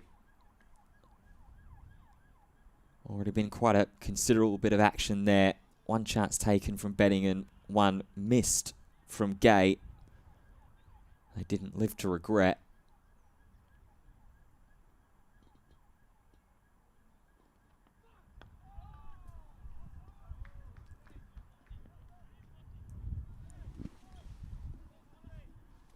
You let him have one upstairs here, last ball of the over. Potts, I think, looking comfortable. Well, he's sent a scout out now to deep square leg. Yeah.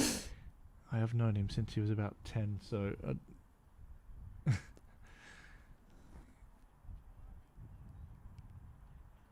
interesting to see. Will Rhodes actually just going through a few warm-ups here. He might replace Sam Connors. Sam Connors already bowled 5 overs in this spell.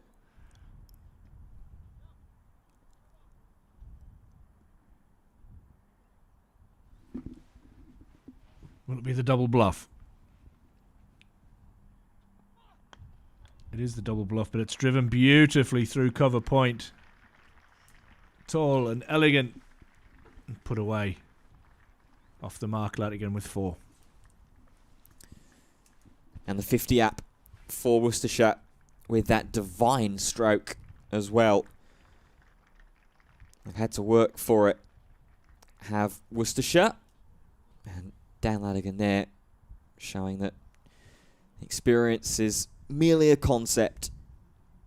Getting a very, very nice drive through to get himself off the mark for 4.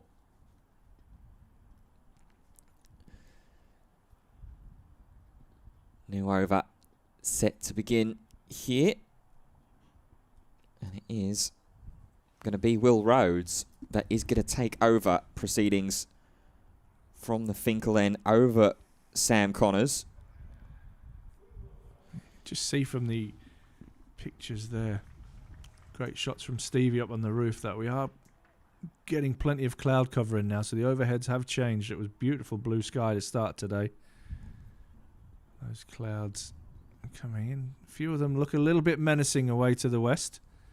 But there's nothing immediately on the radar that says it's going to threaten play.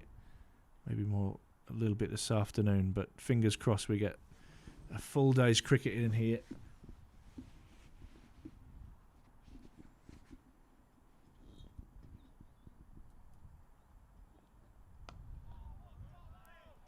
What a start that is. The call from around the fielders. As we've also seeing, intriguingly, that third slip has been taken out for the first time this morning. David Bettingham standing more at sort of a short cover, almost short mid-off kind of range for Rhodes. Is that one a bit of a loosener?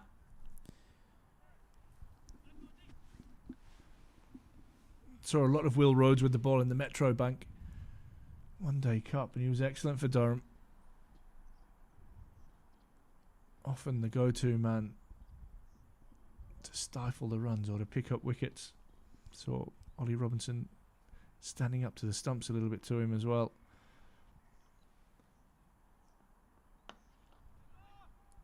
Yeah, he had a ripper of a white ball campaign with bat and ball.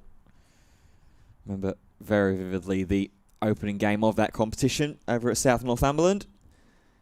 Me and you both thinking, will they, won't they? And Will Rhodes standing up tall and delivering with the bat for the side.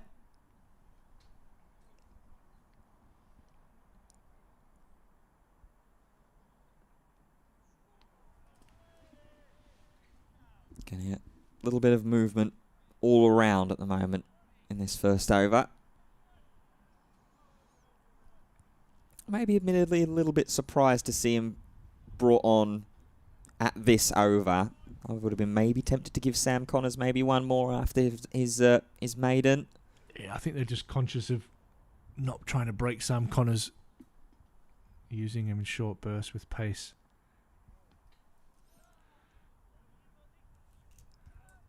It was a really nice spell from Sam Connors. In fact, all the Durham bowlers have been nice this morning. It's important now that Rhodes continues that trend.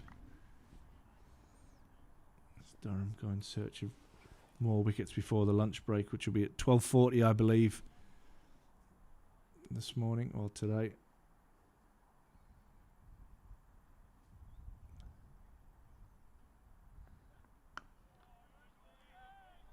Good line to finish there. And it is going to be a maiden over for Will Rhodes. Good start from him after taking it over Sam Connors.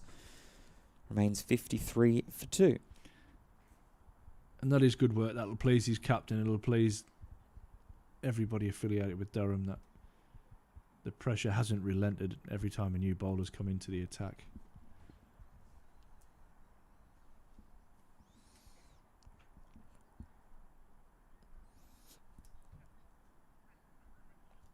I bet غفاری's thinking, I'm going to try and bowl some leg spin today, and he's going to be going, I'm freezing out here. He has had a full club season to get used to conditions in the northeast.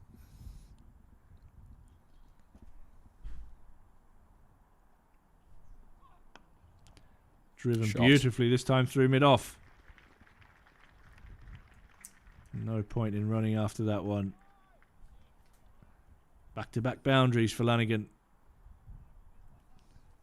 Yeah, lovely stroke there from Lanigan. 2 scoring shots that he has played have been really, really well timed, really well measured so far from him.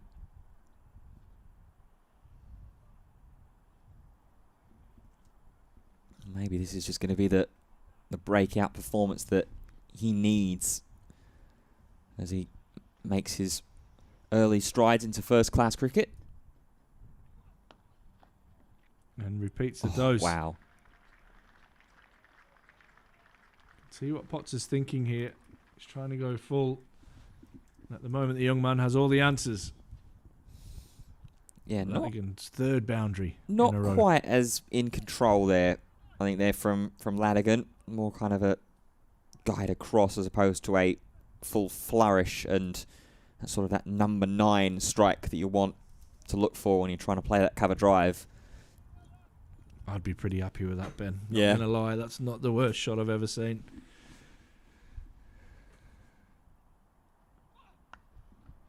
Oh, and That again. could be 4 in a row.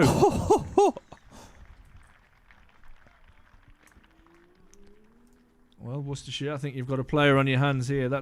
I mean, it's obviously a very small sample size, but he's played 3 lovely drives and then 1 off the back foot.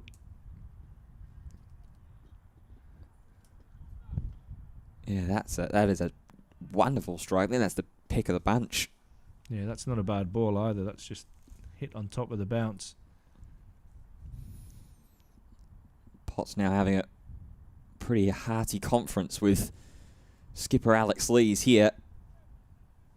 Thinking, okay, what on earth do we do? 12 off the over so far with a triplet of 4s.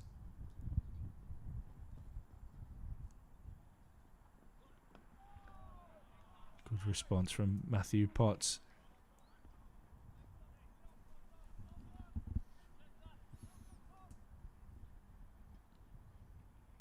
We're inside, but it looks like the temperature's dropped out there. I'm not going to lie.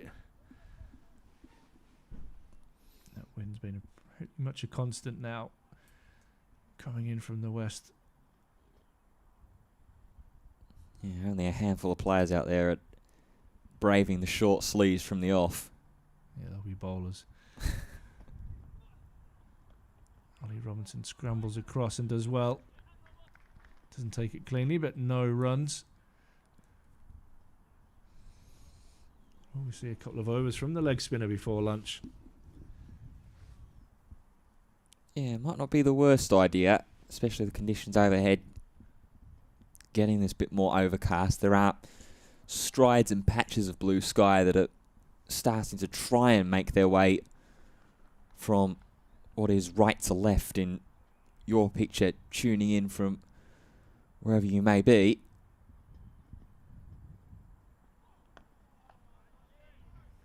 Potts finishes the over with 3 dots, but definitely an over 1 by Ladigan.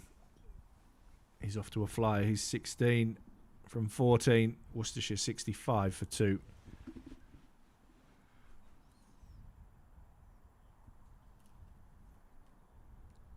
Yeah, quite an anonymous over there from Matthew Potts.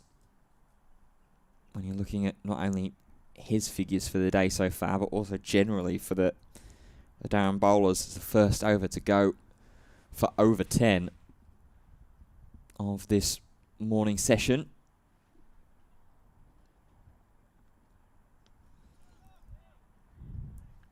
Rhodes is going to continue to Advertisements here.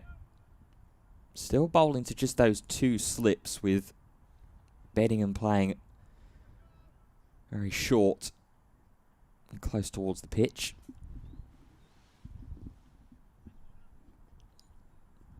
Rain and Lee's at mid-on and mid-off respectively.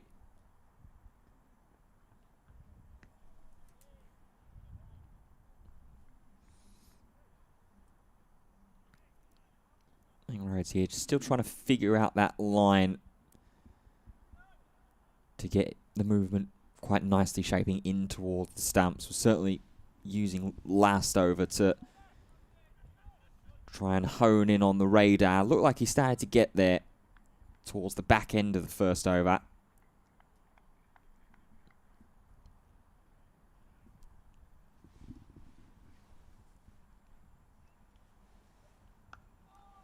That's nicer. That's better.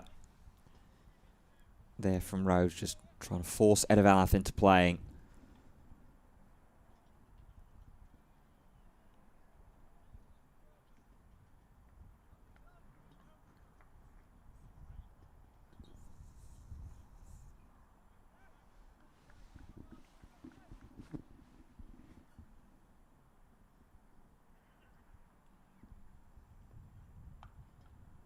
Again, tries to go similar. They'll take a quick single. Attempt to go keeper's end, but quite comfortably through was Ladigan. There's a few drops of rain that have starting to come down here at the Banks Homes Riverside. Hopefully it blows through. There's nothing serious on the radar.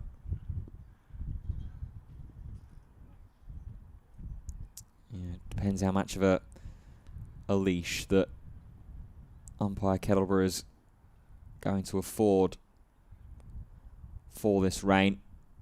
Or Bailey as well, standing at square at the moment. 2 balls left of this over from Rhodes.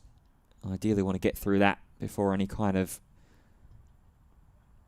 decision gets made, as that is attempted to be crunched through the offside. And this is where Durham really need to look after the ball. Umpire Kettleborough, as you can see, they're not a fan of inclement weather, shall we say. He's already looking to the heavens and scoping out the area. And the ground staff have emerged from their mini hibernation for the day. A well-deserved break. There's a big exasperation there from the Durham fielders as Ladigan gets through for an extra one. Will retain the strike ahead of the next over. Worcestershire, just the 2 scored off it, 67 for 2. See, there is a mix of cloud and blue sky. The wind is blowing, so hopefully this is just a bit of a blip and it runs through. Yeah, we're 39 minutes away from advertised lunch. For those that are maybe just joining us towards the back end of this morning's session, due to the abandonment of yesterday's play, we're getting an extra half an hour across the 3 sessions to make up for some of those overs lost. So lunch and indeed tea going to be taken an extra 10 minutes after their normal advertised times. Latigan continuing to be positive, doesn't get that one through the field, but I love his intention, looking to score. First thought is, can I get a run? Yeah, he's looking sharp early on, is Latigan. He'll have a bit of adrenaline flowing as well. First time he's got away, really. غفاری's been pushed back again on the leg side.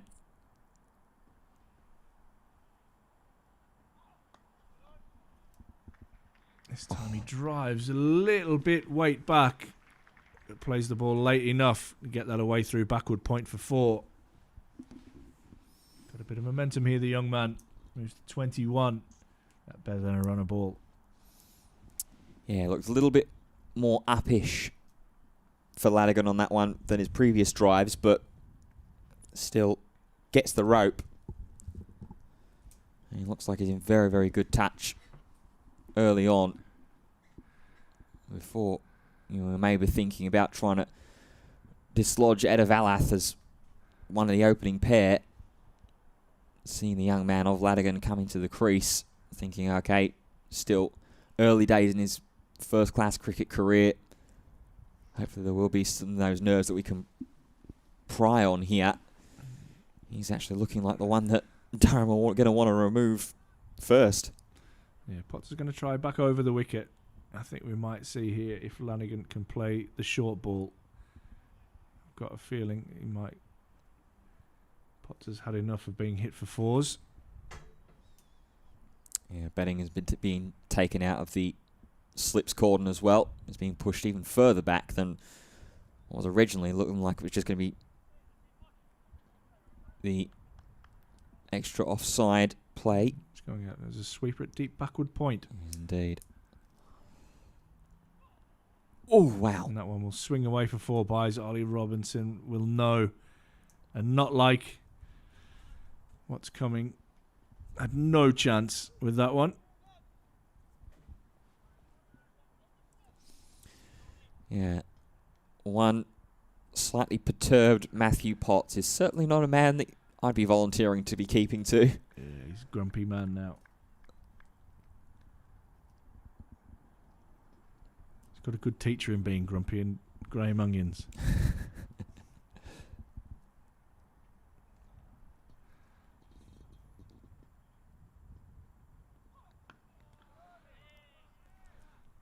Shout out actually to Bunny if you are in the change rooms or if you haven't made it in today. He was struck on the knee whilst mitting to Matthew Potts, and his kneecap was basically shattered. Oh. So yeah, he's in a bit of strife, Bunny. So best wishes to you, mate. I honestly, every time I think about it, I wince. Yeah, that is not a nice one to cop. Oh, Potts goes across the left-hander, just a little bit on the walk. The beans will be flowing here. For young Latigan, this is where can you rein it in? For young players, can you learn just to change gears? You've got off literally from 0 to 60 in a couple of seconds. Can you just rein it back and just play each ball on its merits? Yeah, first genuine play and a miss there from Latigan as well. Anytime that he has connected onto ball with bat, he's generally been pretty good with it, but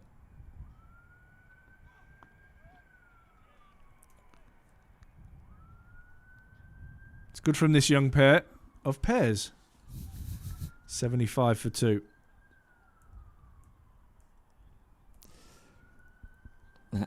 rain. Looks like it has subsided as well. Was that just promised slight little wash?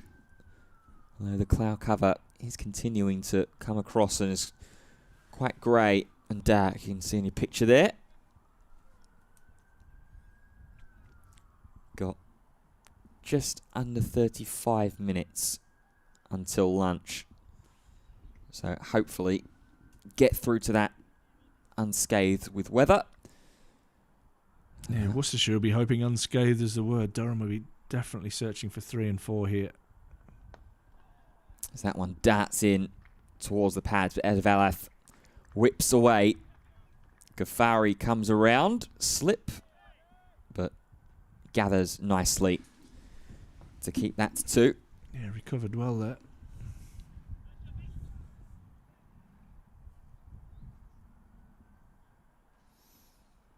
But yeah, you're spot on with your call there about Worcestershire wanting to go into the dressing rooms at the lunch break unscathed with these pair of pairs all nice and intact. Durham will want this partnership broken. At the moment it is Latigan that's the man that's contributing the lion's share.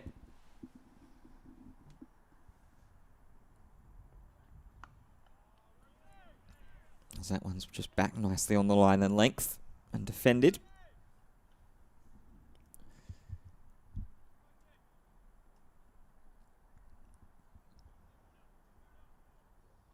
Partnership worth 28 at the moment, which is the highest partnership that Worcestershire have been able to string together so far this morning. Advertisements and Libby contributed 25 and then 24 for Advertisements and Kashif. I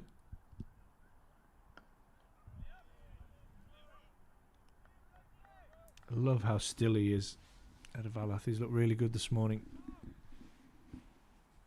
Looks relaxed and composed at the crease.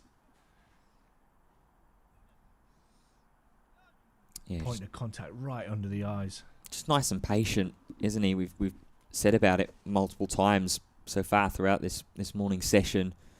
Just not felt rushed, not felt hurried. As Rhodes goes again, this time a little straighter, but still on that full, almost Yorker-like length.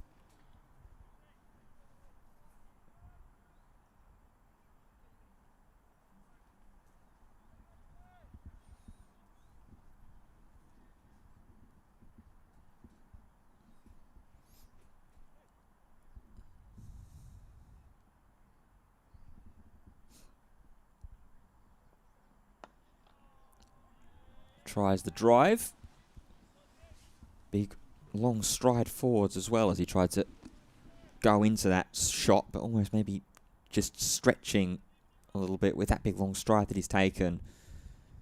Pushing him a little bit off balance and not able to quite time it just right.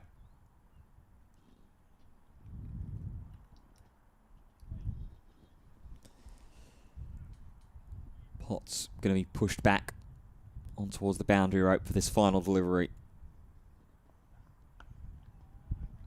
And it'll just be some more Rayan Advertisements patience being displayed. Just another 2 runs from it. Worcestershire 77 for 2. Yeah, really good from the young man.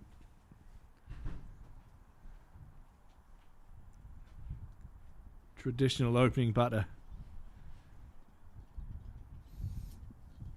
And really stretching his legs here as well is Advertisements. His current 27 unbeaten is the highest score for him in the championship campaign this season from the limited number of games that he has had the opportunity to play, having been as well one of those younger aspects of the Worcestershire lineup. Potts continuing over the wicket. That again lines that one up nicely. It's this different angle now from Potts. Still resisting going short here at the moment, Matthew Potts. Yeah, he's got the field set up for it.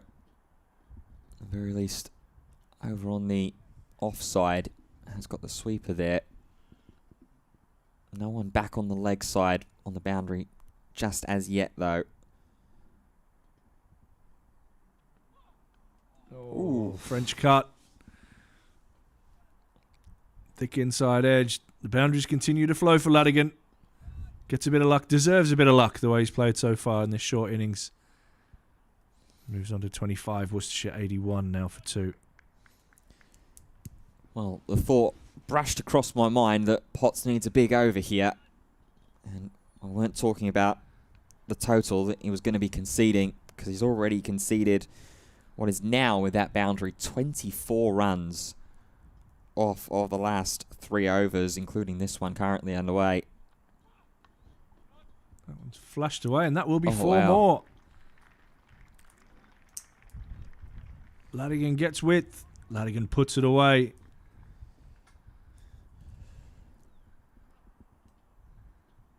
I think someone needs to go down there and remind him that he's not playing in the white ball format at the moment. He's scoring so freely. See ball, hit ball. Yeah. He's obviously in a really good headspace at the moment. He's thinking positively. Like I say, off the back of a couple of, well, probably mediocre performances for him to start his career, he's now feel that, yeah, here we go, I belong on this stage. Can I make that count?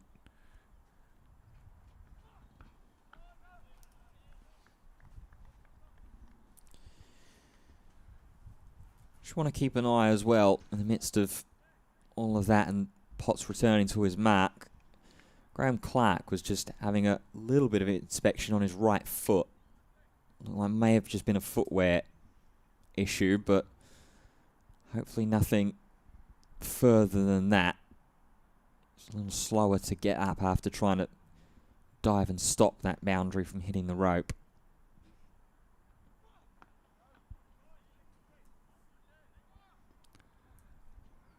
Potts looks a bit fed up here.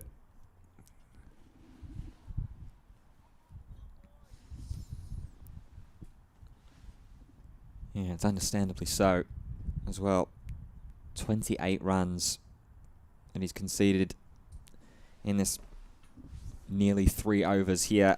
4 of them being byes, of course, but besides that, every single scoring shot in that period of time have been boundaries. Yeah.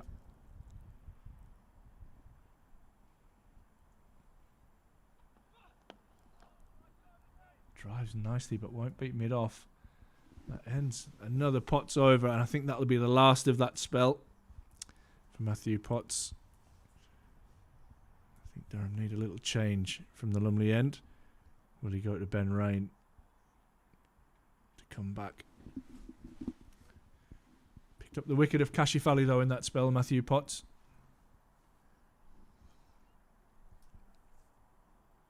Yeah, he picked up that wicket and just thought that he was going to get himself properly in his stride. Had a good first spell as well. Only the 4 runs off of 4 overs in spell number 1. But this second one has been heartily undone by the aggressive batting of Dan Ladigan.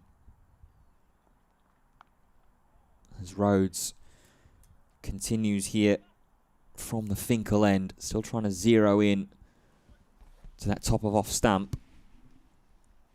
I can just see out of your picture as well at sort of short leg, mid wicket area. Sam Connors is loosening up a little bit. And also at fine leg, غفاری is going through some warm-ups. Shot, well, nice timed from Edavalath. Again, just calmly through for 1. Be nice to see a bit of leg spin. Yeah, I wouldn't say no, with us being about, what, 25-ish minutes or so from lunch. Get a couple of overs in from the new man, history-making man as well. First player from Afghanistan to represent as an overseas player in the county championship.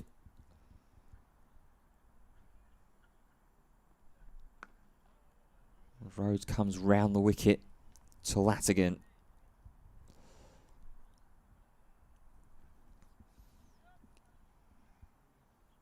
Yeah, get a couple of overs out of Shaffiq Ghafari. See just how aggressive maybe that Dan Latigan wants to be against the spin, how well he plays against the spin even.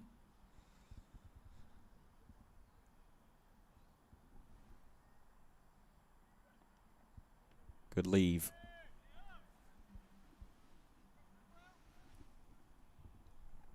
Certainly has the numbers, at least in the club cricket level, to back it up as Ghafari. I think something like just over 300 wickets across 3 seasons in club cricket for Richmondshire, which is he's my dominated. local.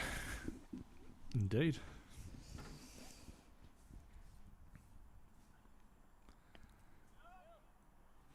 So yeah, Richard Dowson, the Chief Operating Officer here at Durham, that is his club. So he's seen a lot of Ghafari over the last couple of years. Excelled in the North Yorkshire South Durham League. And now getting an opportunity, which is hugely exciting for him and the club.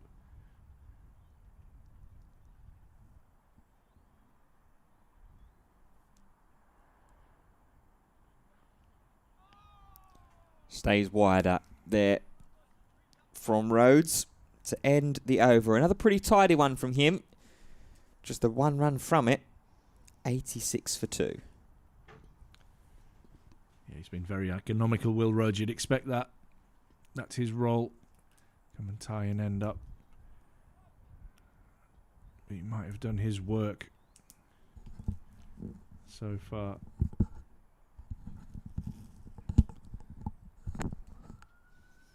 Durham need another wicket before lunch. And what is Durham's best chance of getting a wicket? They're going to revert to Ben Rain. Sam Connors. Sorry, it is Sam Connors. Ben Rain did have the ball there. I wonder if Ben Rain will have a crack from the Finkel end. Although Ghafari is more and more vigorously warming up, a few windmills and etc., etc. Connors goes full, and that one's dug out by Adavalath. Yeah, nice intent there. First up from Connors. I'll always be the fan of a good Yorker. Maybe that's just the Australian cricket fan in me talking with Mitchell Stark and the like. How well of an executor that they are at the Yorker delivery.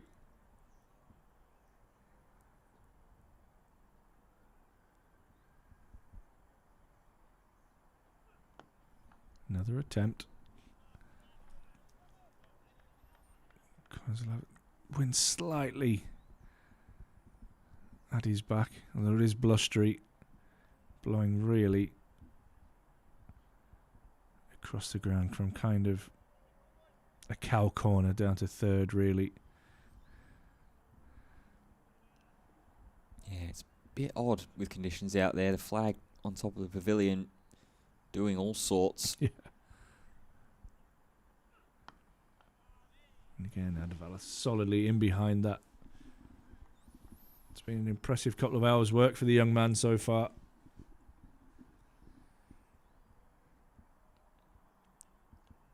Yeah, it's just been a really good all-round session of cricket. I think fair to say both teams are pretty in the hunt in the early stages, even with Durham taking a couple of wickets.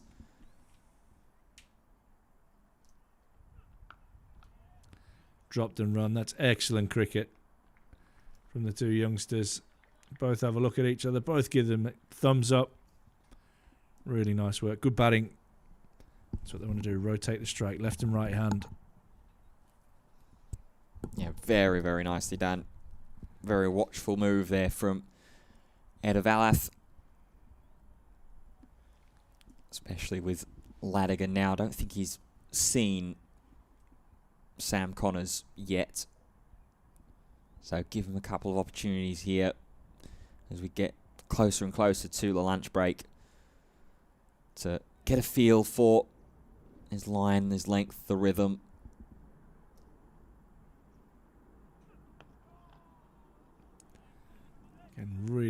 full and attacking the stumps.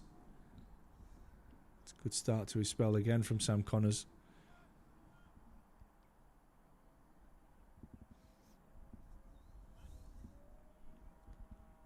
Still no real sight of the short ball yet, though. As I say that, غفاری that might change. Is being sent back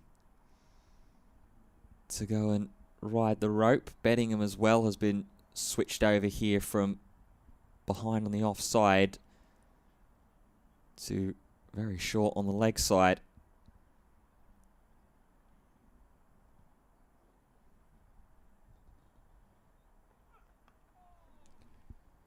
It's guided away fine, down to third, and will run away for 4.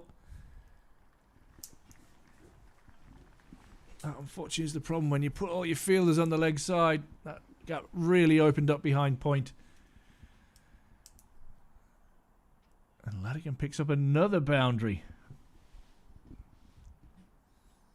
How many is that so far for the youngster? Is that his 8th? It is indeed, yeah. Only 9 scoring shots as well, and 8 of them. 4s in a single. That's my kind of batting. I love that. Well, more questions getting answered here as we get closer to the lunch break. We are going to see here we go. A debut with the ball in hand for the morning. Shafeeq غفاری. All of his windmills and his motions weren't just signalling to Alex Lees that he fancies a go. غفاری is going to go ahead and get the ball in hand. Warm ovation for the young man from Afghanistan. See a bit of right hand leg spin action here against Edavalath and Ladigan. Partnership that needs to be broken as well, nearing on being worth over 40.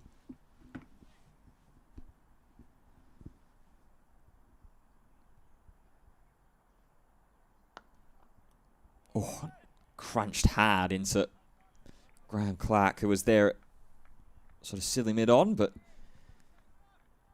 Edavalath can go away for 1.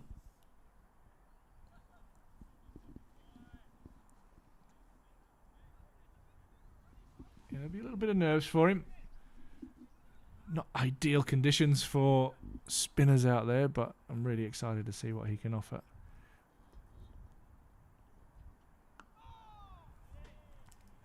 Good line there into the left-hander. I think that's maybe one of the big reasons why they've turned to غفاری here early. Try and get that natural flight, the leg spin. Turn that into the left-handed batter.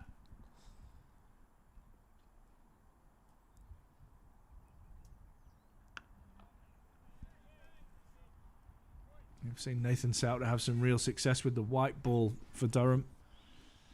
Up here.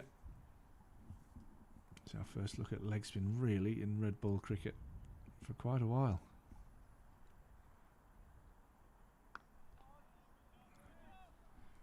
Probably the badger, Scotty Borthwick, who's watching on keenly over at deep cover. He's probably the last leg spinner to 12 for Durham.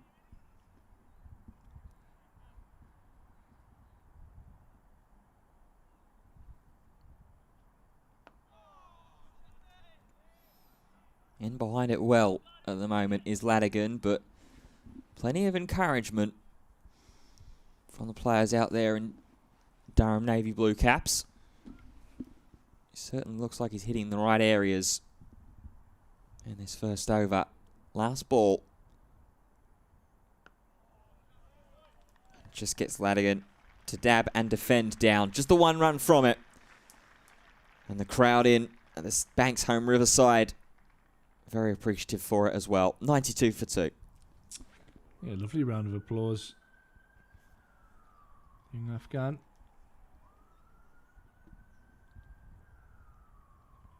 Just over 10 minutes now to the lunch break. Durham will be desperate to break this partnership. Try and get a new batter out there either side of lunch.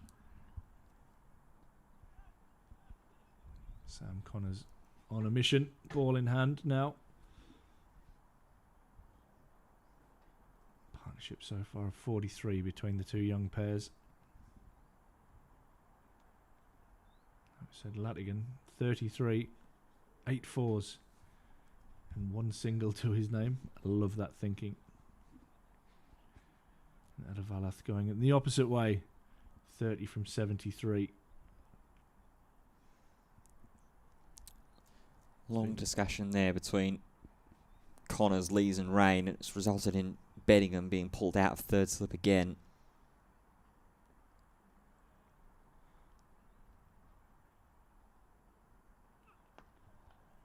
Clipped away into the leg side. It'll be at least 1. Good fielding from Matthew Potts. Keeps it to a single.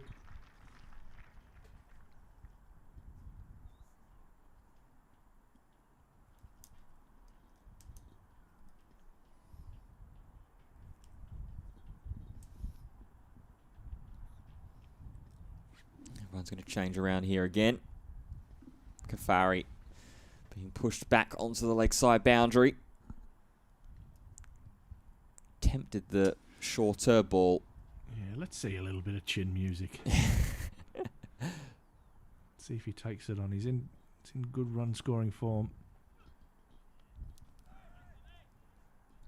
Not quite what I was hoping for, but a good leave. Good bit of composure from the young fella. Yeah, not quite managed to get the carry up there towards Lanigan, who, from our vantage point, looks a pretty tall bloke as well. Good frame on him.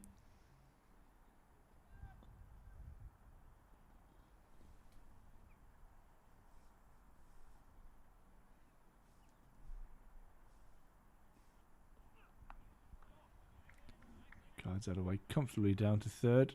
I'll pick up a single. And for him, I reckon that's the best place to be right now up until lunch. Nice and composed. Get through to lunch, have something to eat, chill out, and then come back again this afternoon. Oh, there's one of my favourite human beings, Stan McAlinden, just having a wander down in front of us.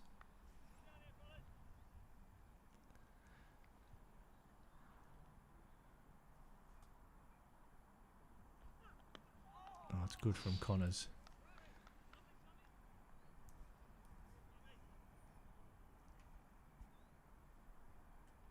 So he's heading over to the nets. Young Stan, have a ball.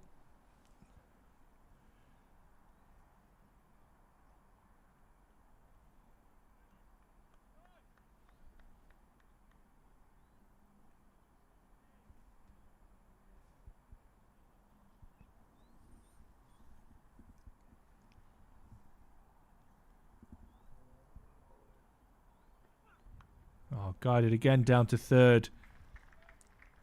He'll pick up a boundary. Adavalath. Yeah, nicely done there from Ryan Adavalath.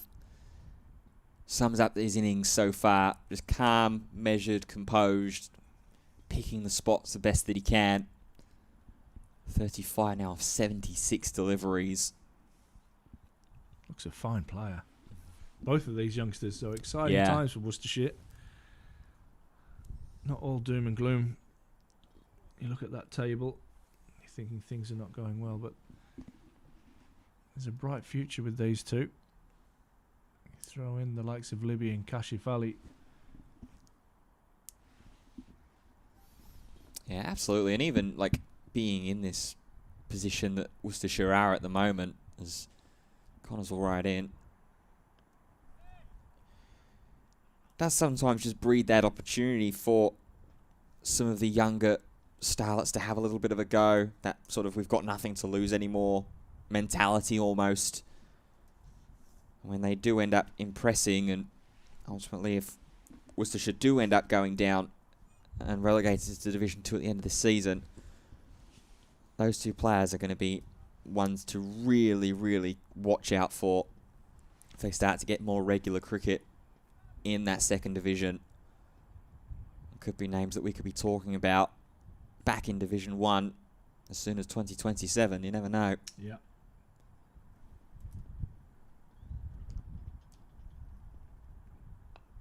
غفاری continuing from the Finkel end. Lanigan will scurry away for a run, and I believe that applause is likely the 50 partnership is up between Edavalath and Latigan. Latigan contributing 35 runs. Edavalath 11.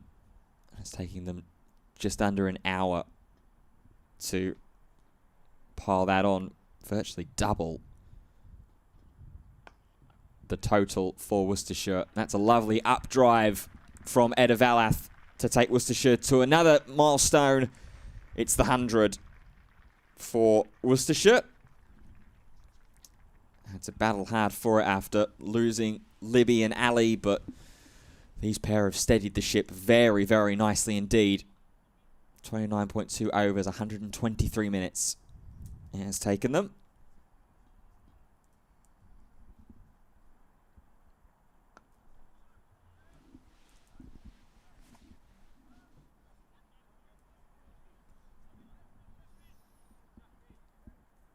غفاری here, trying to get something to work against this left-right hand combination. That one stays straight.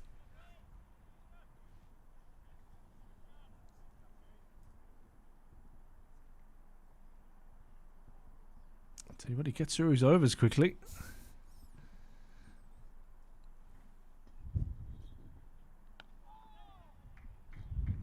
Quick drop and run again from Edavalath.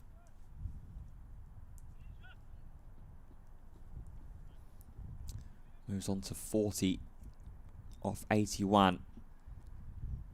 I think it's Emilio Gay. It's being pushed back to long on here for this last ball of the over. Guided backwards, but fielded by Beddingham at the end of the over. Another relatively expensive one, 6 off it. 104 for 2, Worcestershire. Yeah, playing nicely, these two youngsters. Just bring up the 50 partnership. They have their eye on the lunch break. Just 6 minutes away now. Probably a couple of overs. They'll feel they can get through that. Then Worcestershire have had the better of the morning.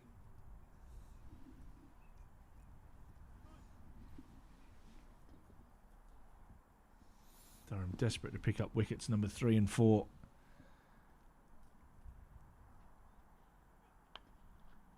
Driven but won't beat the field. Yeah, Durham really, with around about 6 minutes remaining till advertised lunch, want to have this partnership broken. By the time that break comes around, Edavalath and Latigan go in intact. And then Latigan certainly looks like he's got the drive, the determination to go and kick on. Edavalath looking very comfortable out there as well now. It's good from Connors. I think he deserves a wicket the way he's bowled this morning.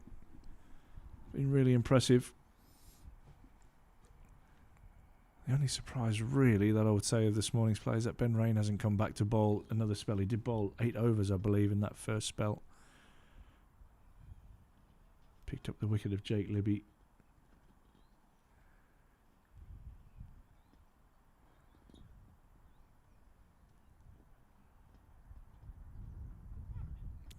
The bouncer.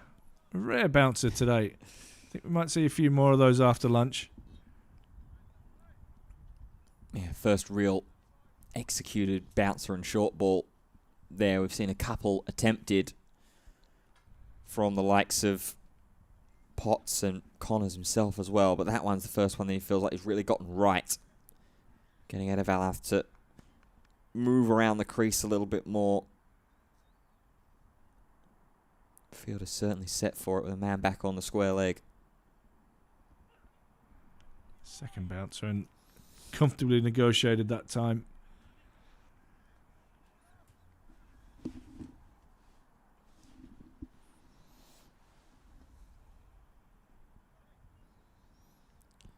Two more to come here for Connors.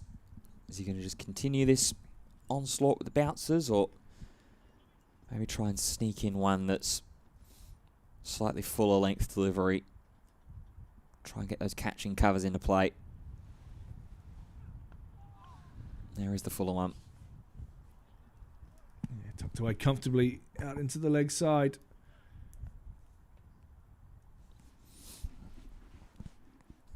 Just a little too. 5 now for 2, Ben. Yeah, just a little too straight, I think, on that delivery. Yeah. Yeah, you mentioned the score, 105 for 2. Or get at least one more over in from غفاری, maybe 2 as well, with another Connors over, with how quickly Safi غفاری is getting through his overs.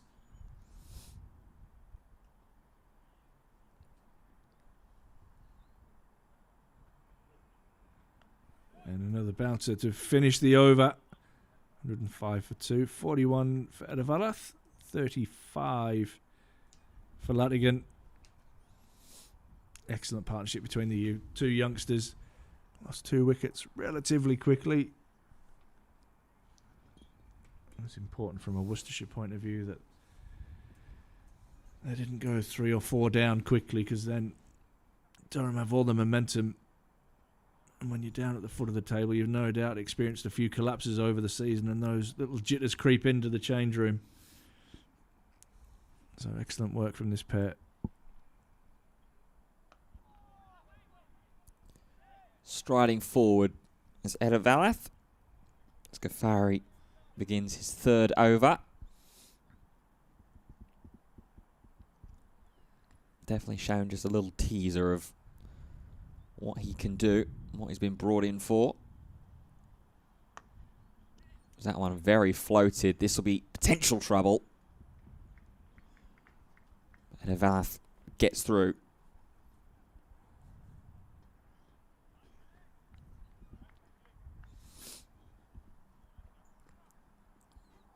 First match of this County Championship game week is at the lunch break. That's at the Oval. Surrey trailing just by 90 runs against Notts. That's well fielded there.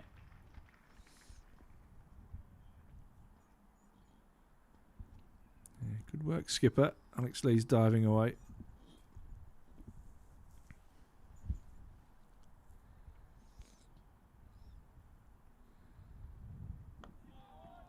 Oh, trying the cut there was Latigan.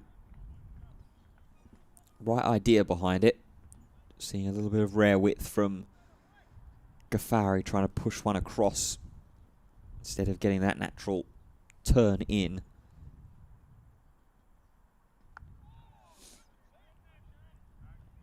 That one starting his line a little bit wider still. And getting the turn. Final ball of the over coming. Just hit 20 to 1 in the afternoon local time. So this very well might be the last ball before lunch.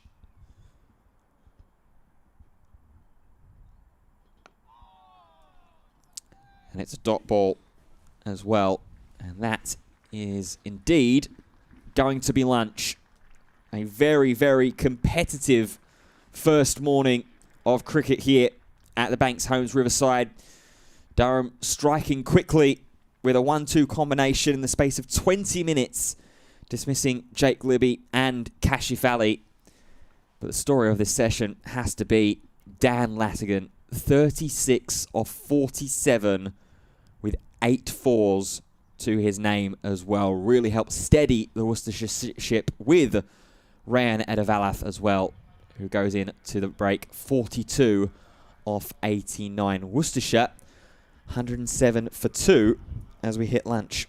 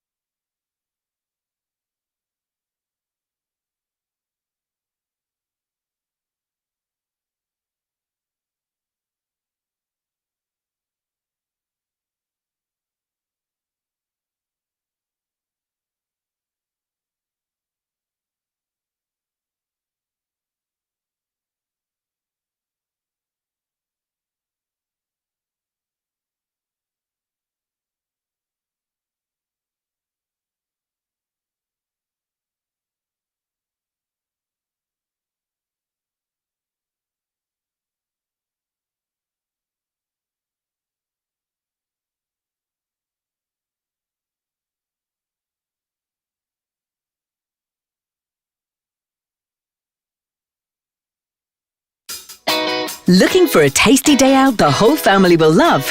Chesterley Eats is back. On the 27th and 28th of September, come and join us at the Northeast's vibrant food, drink and music festival with free entry. That's over 40 street food vendors, live music all weekend, family fun and artisan shopping in our Market Street and Indoor Eats Emporium. Chesterley Eats at Durham Cricket's Banks Homes Riverside on the 27th and 28th of September.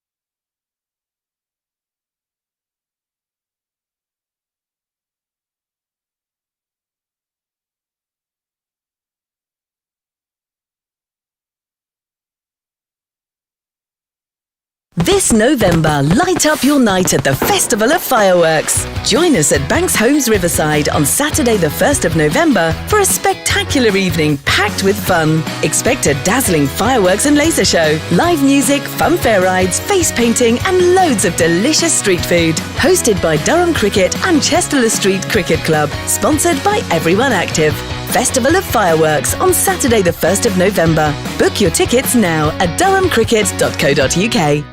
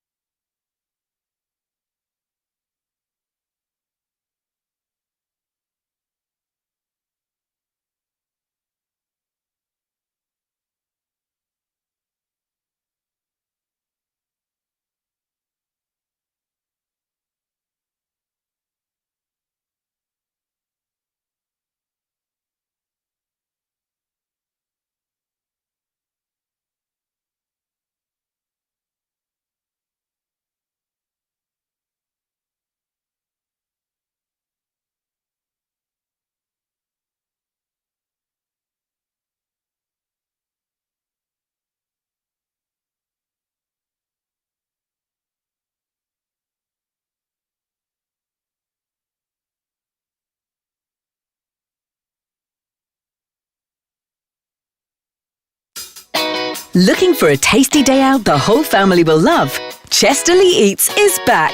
On the 27th and 28th of September, come and join us at the Northeast's vibrant food, drink and music festival with free entry. That's over 40 street food vendors, live music all weekend, family fun and artisan shopping in our Market Street and Indoor Eats Emporium. Chesterley Eats at Durham Cricket's Banks Homes Riverside on the 27th and 28th of September.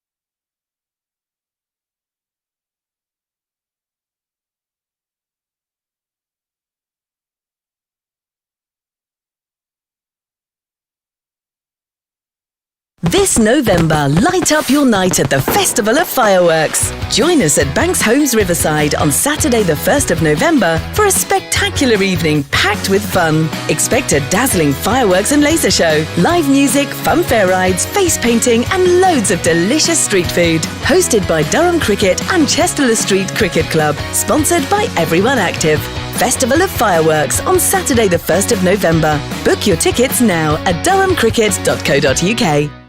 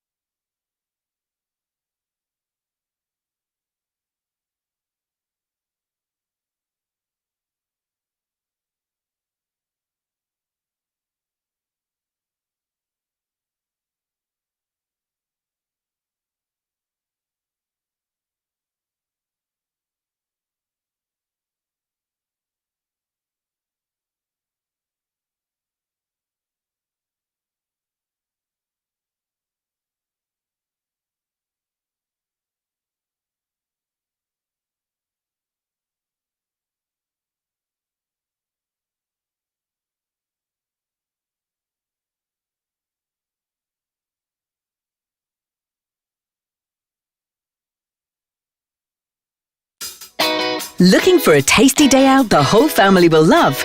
Chesterley Eats is back. On the 27th and 28th of September, come and join us at the Northeast's vibrant food, drink and music festival with free entry. That's over 40 street food vendors, live music all weekend, family fun and artisan shopping in our Market Street and Indoor Eats Emporium. Chesterley Eats at Durham Cricket's Banks Homes Riverside on the 27th and 28th of September.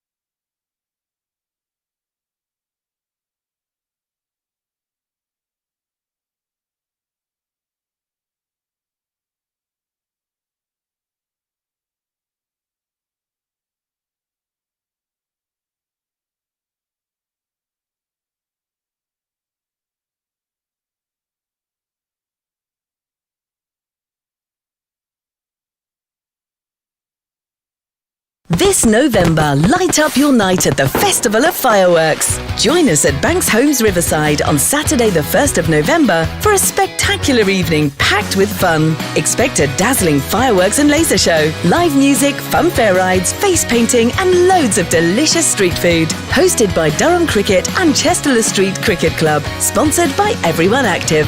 Festival of Fireworks on Saturday the 1st of November. Book your tickets now at durhamcricket.co.uk.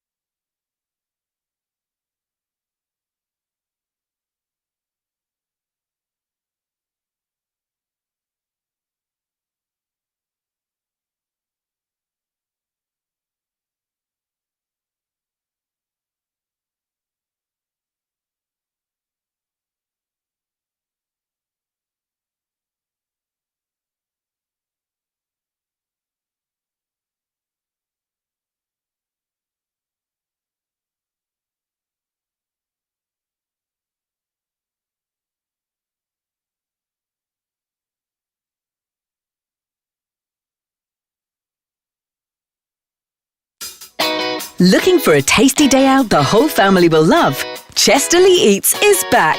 On the 27th and 28th of September, come and join us at the Northeast's vibrant food, drink and music festival with free entry. That's over 40 street food vendors, live music all weekend, family fun and artisan shopping in our Market Street and Indoor Eats Emporium.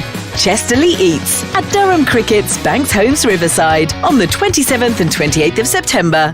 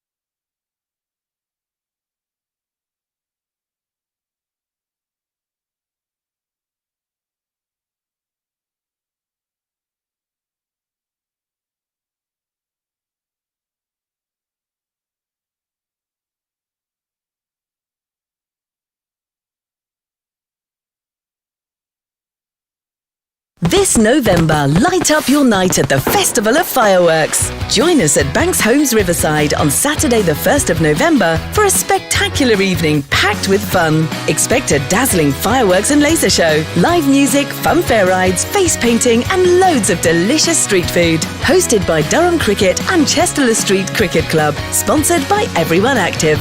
Festival of Fireworks on Saturday the 1st of November. Book your tickets now at durhamcricket.co.uk.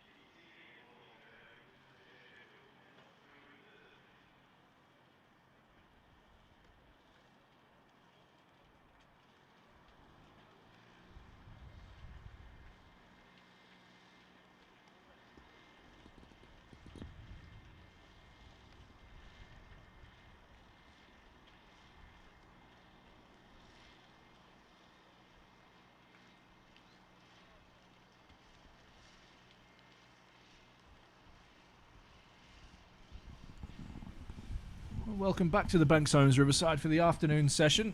Day 2 here. The Rothesay County Championship match between Durham and Worcestershire. Worcestershire heading into lunch on 107 for 2. Libby and Kashif Ali, the men to fall. But a really good partnership by Edavalath and Latigan. So Worcestershire take the upper hand into the lunch break. Here with me, Ash Thorpe and Ben Fitzpatrick. And Ben, an intriguing morning. But this afternoon session, Durham will be searching for early wickets. Yeah, this afternoon session is going to be a very, very important one in the scope of this game. We were talking about during the morning session that ideally with Durham winning the toss and electing to bowl first, they wanted to have Worcestershire all out, ideally, by the end of today's play and start kicking on and putting some runs onto the board. And it looked like when it got towards that halfway stage of the morning session that Durham were going to do just that. Got the initial breakthrough of Jake Libby, caught behind after it was feathered into the leg side, and then Kashif Ali with an outside edge to what was the 4th slip of David Benningham. But since then, Dan Latigan coming out and going all guns blazing. Ryan Edavalath picking up his scoring pace a little bit as well, but not going too over-exuberant with it either, and wrestling control back of that morning session and probably coming out of it on top as well. Yeah, I agree, especially after those 2 wickets relatively quickly together. There has been a bit of rain around over the lunch break. The covers were just about to be put on when the players entered the field of play. Umpires Rob Bailey and Richard Kettleborough deemed that we're good to go. So thankfully we've got some live cricket to show you here. Ben Rain with ball in hand. Hopefully that's the only rain we see for quite a while this afternoon. Going to keep to this relatively aggressive field as well that they've been bowling with for the most part. 2 slips. And Latigan immediately on the drive. Very positive before lunch. 8 boundaries. He was 8 boundaries with just 33 runs on the board at one stage. We picked up a couple of singles as the lunch break was closing in. But weather conditions out there, very gloomy, very chilly. And you feel that we may get some showers around in the not too distant future.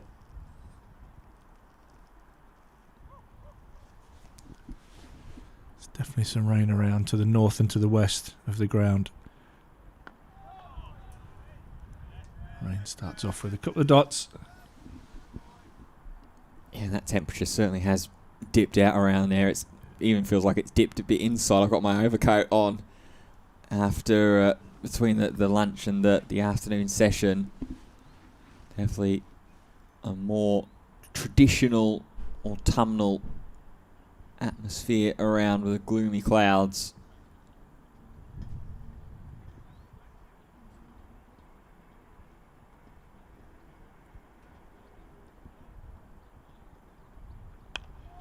Driven, and he'll pick up another single. Latigan. First run after the lunch break, 108 now on the board. Latigan's been a real bright spark. We've been saying it throughout his entire time that he's been at the crease, but 37 off 50 for a player that is playing only, his 3rd match this season of county championship cricket, and previously his highest was 17. He's gone well beyond that highest individual total for this season and has looked really, really sharp in doing so.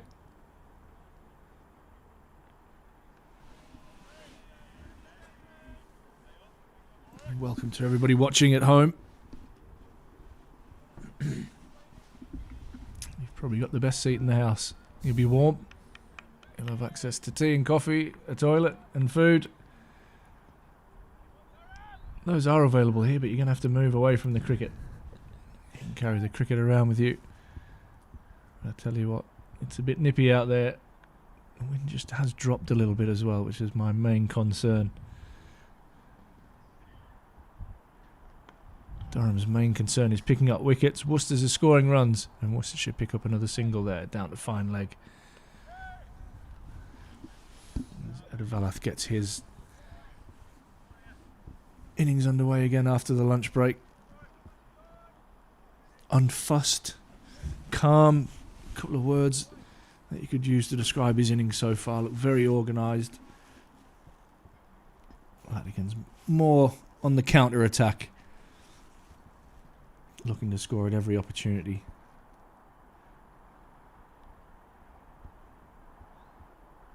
Not looking to score there as he pulls away at the very, very last moment. Frustrating as a bowler, but no doubt understandable if there was a wasp or a fly or something flying around, or something getting in his vision.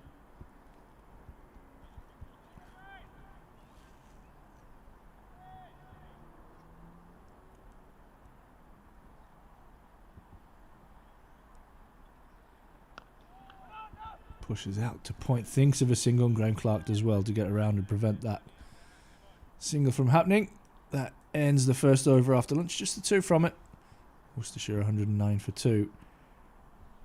And I think Durham, one thing that they will be conscious of as they go throughout this is their over rate also, so they're a tiny little bit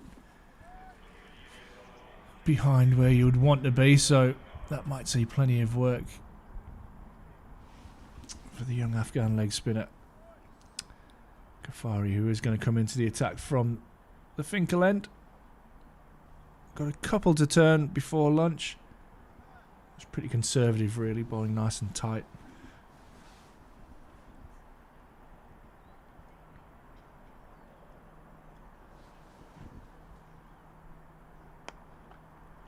Immediately driving is Advertisements, and that is going to race away through the covers.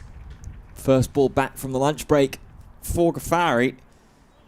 And that is the kind of welcome to the county championship that we may be expecting. Lovely shot, slightly over-pitched. Beating Alex Lees at short cover. Medio going no chance of cutting that off. I think there might be a little bit of rain in the air.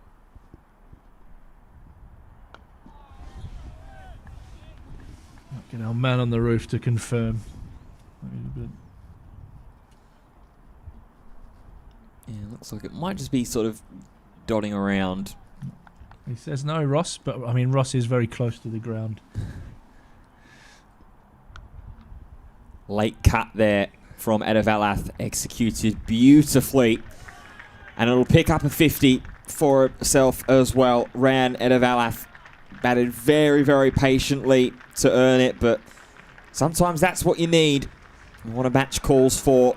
The opening batsman, half century, 94 balls, 8 fours, no sixes. It's taken him just over 2 hours to rack that up as well. Yeah, it's been a classy knock so far.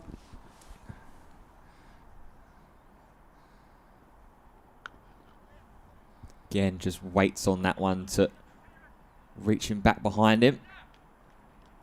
And he'll come back for 2.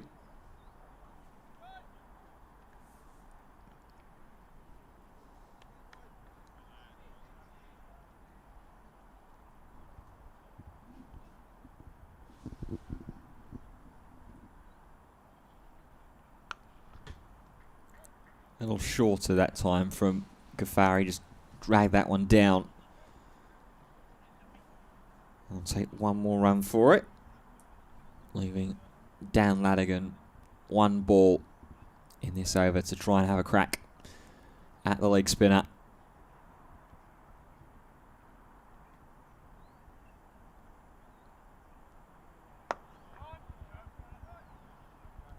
And it's guided safely to Graham Clark. That's going to be the end of the over, an expensive one from غفاری there. 11 runs from it, 120 for 2. Yeah, it was an expensive start. Bringing up a well-deserved half-century from Advertisements. He's been calm and composed all the way through his innings so far.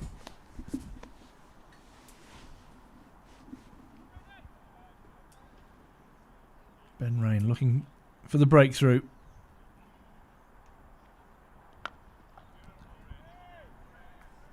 Solid in defence.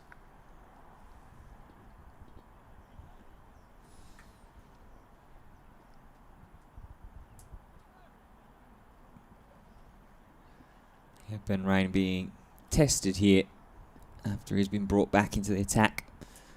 On the other side of lunch, there was the question about whether he maybe should have or could have been brought in before lunch for a couple of overs.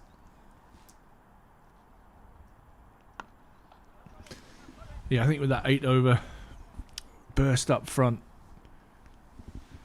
give him plenty of time to recover so he can hit the ground running for his second spell. He bowled beautifully this morning, picking up the wicket of Jake Libby. Well caught by Ollie Robinson. A tickle down the leg side. Durham just searching for a little bit of control here.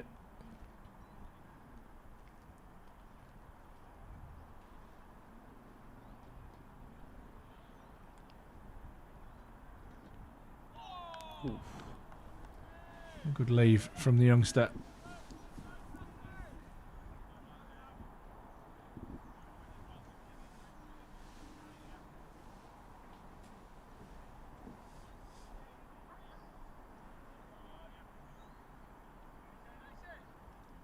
Callum Parkinson. It is indeed. Passing underneath us. Yeah, the lad's not playing in today's game. We've had a pretty vigorous workout this morning. Spent fast bowlers especially spent that break out in the middle. There's some interesting mitting going on. No doubt a few a little bit wary after Graham Mungans was watching on with his knee in a full brace after copying one off Matthew Potts last week.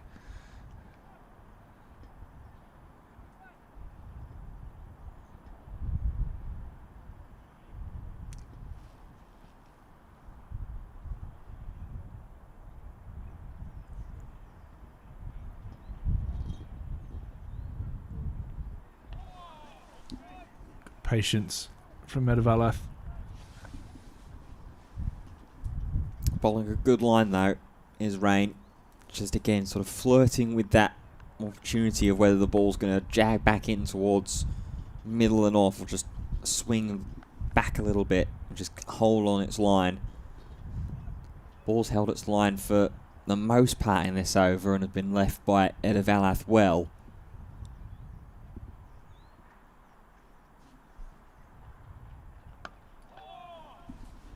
Attempts a drive. It's another Ben Rain maiden over.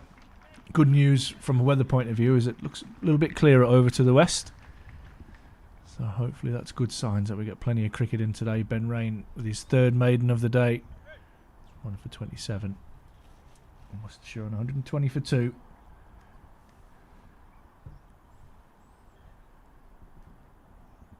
Yeah, continuing to go pretty steady after the lunch break. غفاری going to continue.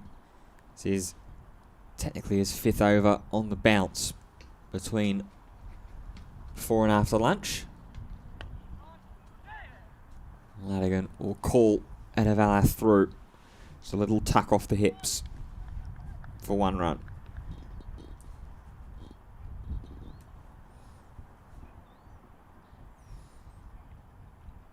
Ladigan closing in on the half century for himself as well at this point.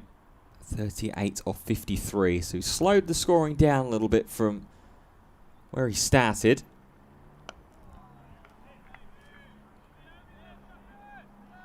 Sure, there would have been a couple of words in the ear of Ladigan, particularly from the Worcestershire coaching staff, and saying, okay, you've done the hard part now. Got yourself nice and in. Just don't do anything silly. No need to go too expansive, unnecessarily force the Durham bowlers to ask the questions of you, as opposed to you having to ask the questions of the bowlers. You're doing that already, by just being in the middle.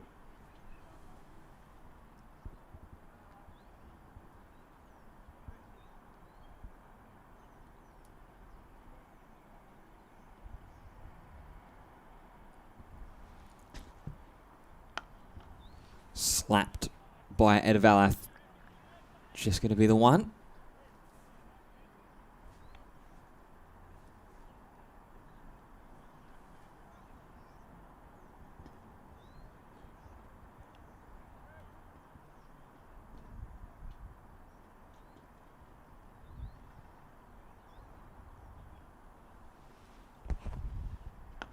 And advancing, tries Ladigan. Yeah, the youngster using his feet there. Getting to the pitch, can't beat. Ben McKinney at mid-off. Tidier over that one. Potentially a scary sight, though. If you're seeing a player like Dan Ladigan, who I've already seen is pretty strong on the drive with scoring. He's starting to feel himself in a confident position to try and advance and use his feet up against the spin.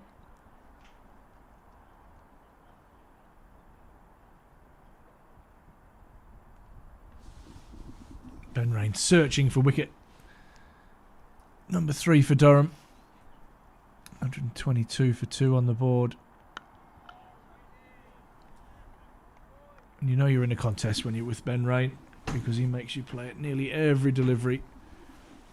That's what's been impressive about the concentration from Rian Adavalath so far today, is that he has just got through it and through it and through it, and he looks comfortable, he looks composed at the crease. It's been a really mature innings from him so far. And no, Worcestershire fans, I'm not trying to put the mockers on him, I promise. I've just been super impressed.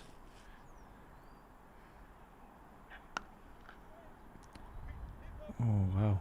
It's a tight single, but he does well. Gets it away to the left hand. Is it Will Rhodes fielding there at mid-wicket?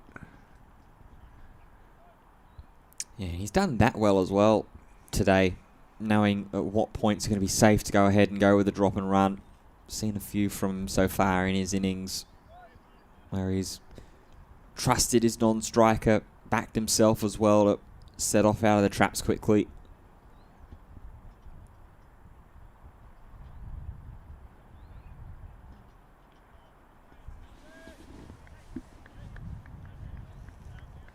Yeah, it has. It's been good understanding between these two. Their confidence will be continuing to grow.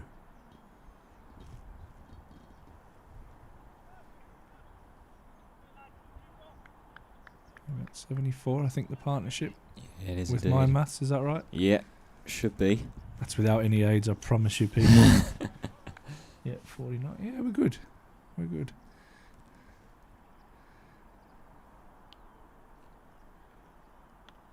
And again, good patience. Got off to a flyer, and sometimes, as I mentioned before lunch, you just need to find out the ability to change gears, and he has done. I'm saying he was a runner ball when he got to 30. See, now he's at 38 from 56 deliveries.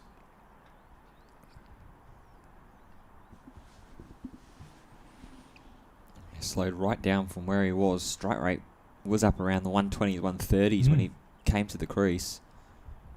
Now just under 70. There was an initial call of no, and then they set off and get home comfortably. Another example of some good running, despite a little bit of confusion at the start.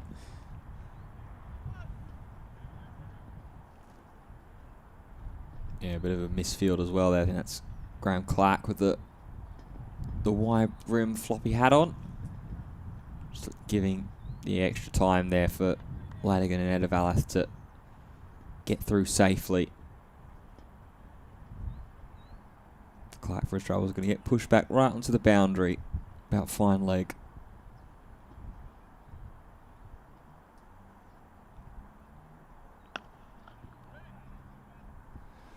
And another Ben Rain over, 11 done for him. Just the 2 off that, 124 for 2.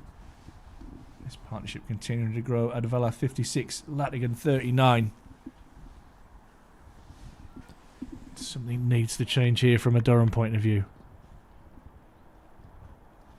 Yeah, I'd like to see something and some questions being asked of this man and from this man as well. غفاری still trying to find his feet a little bit. It feels like the leg spinner. None for 22 off his first 5 overs as a county championship player.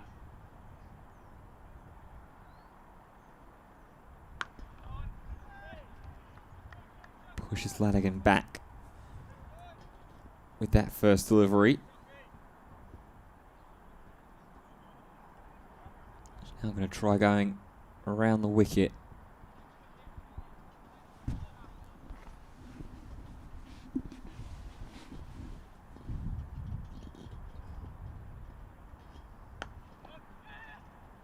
Full there from غفاری. Ladigan drives it forward and gets through for another run.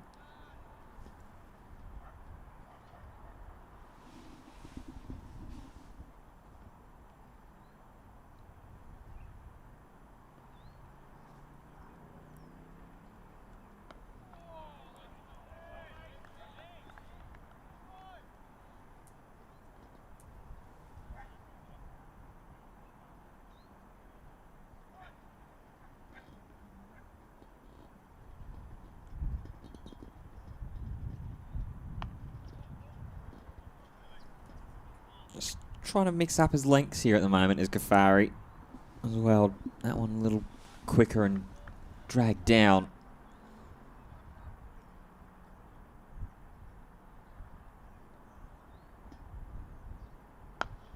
And that one fuller and dispatched by Edavalath.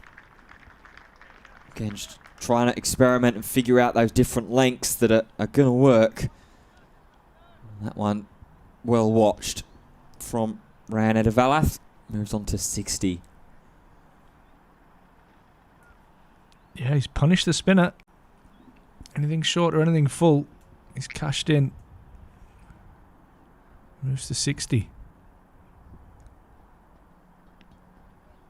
And just watches the last one drift past wide of his off stump. End of the over. 5 runs from it. 129 for 2. Partnership up to 80 now.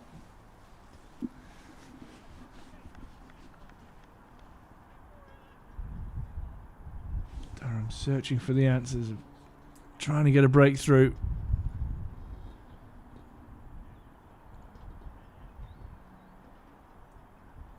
Against a couple of young pairs trying to make their mark on the game. They're doing so really nicely.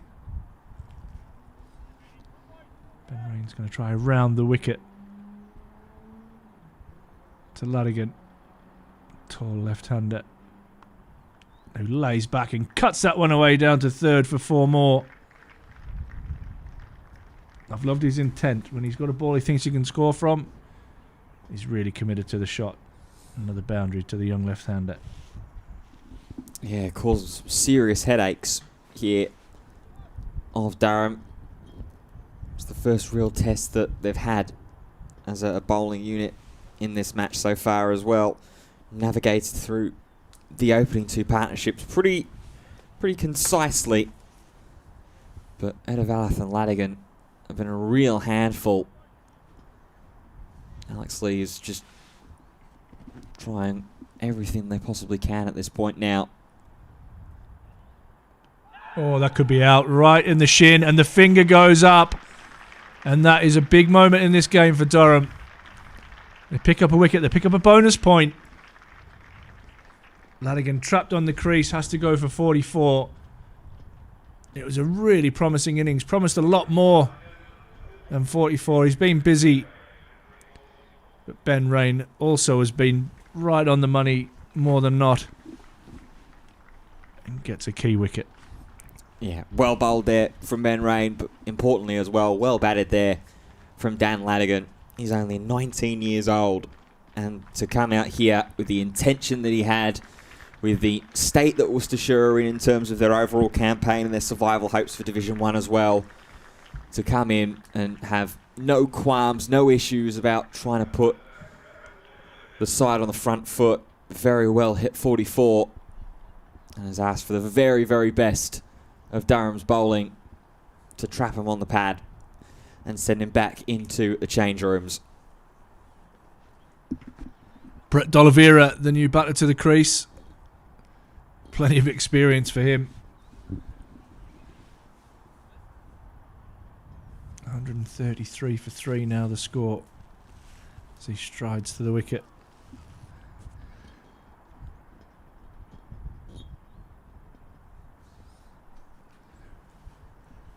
Yeah, and I imagine attention will now turn on to Rayan Edavalath. Try and remove him before he can potentially move on to his 100. Rain and Lee's just having a conversation out of your picture. Back to a dual right-hand combination as well for batsmen. So this one may be a little bit more straightforward to bowl to, as opposed to Edavalath combined with Ladigan.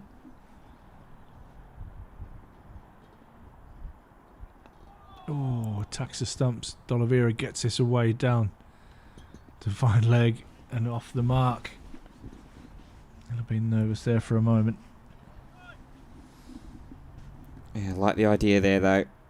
Just attack the stumps, work for you nicely on the last delivery, getting the breakthrough of the 84-run partnership.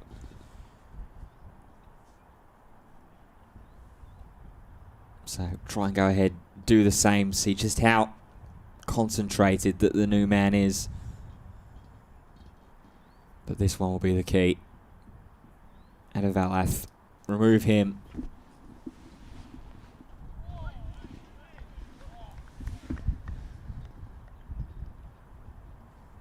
Mixture up with a short ball there. Managing to avoid a few showers apparently on the radar. But the skies around, I'm not going to lie, look pretty healthy at the moment. Lots of blue sky. The wind has changed around in direction a little bit, blowing more from the north. And that is where the rain is at the moment.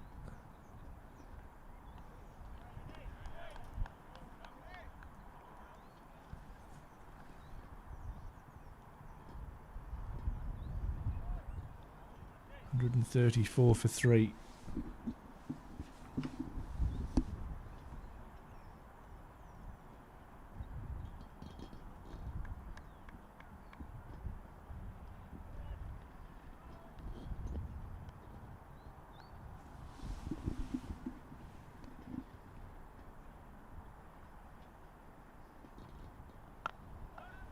Nicely played again by Edavalath. Ends a wicket taking over for Durham and for Ben Rain. 134 for 3 Worcestershire. Edavalath on 60. New batsman Brett D'Oliveira off the mark on 1.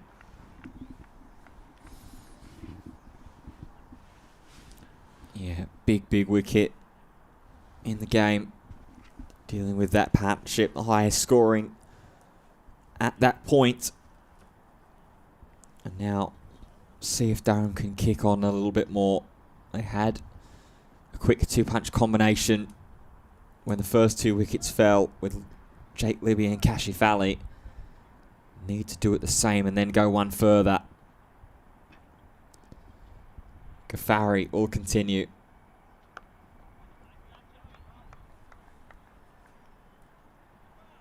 Up against Brett D'Oliveira.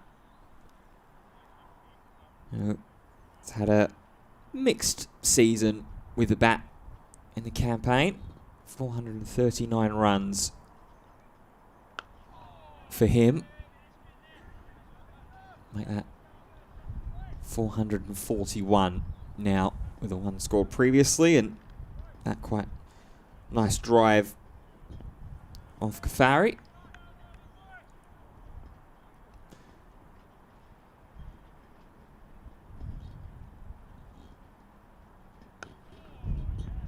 Good stop there from Lees. I think that is fielding in short, just around the covers.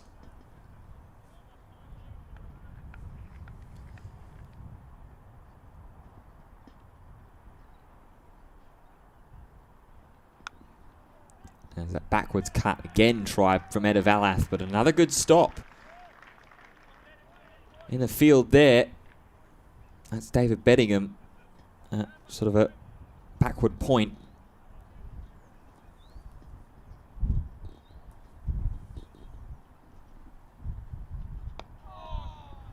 Now get some defending forwards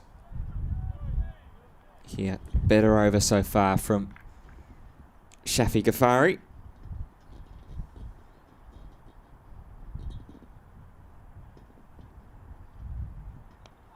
Oh, an outside edge to finish that has hands on heads. Very strong over though from the Afghanistani. And it's 135-3.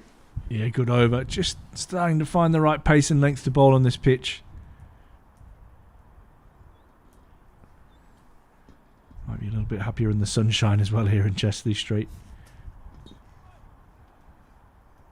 Banks Homes Riverside at the moment, bathed in sunshine, and long may that continue.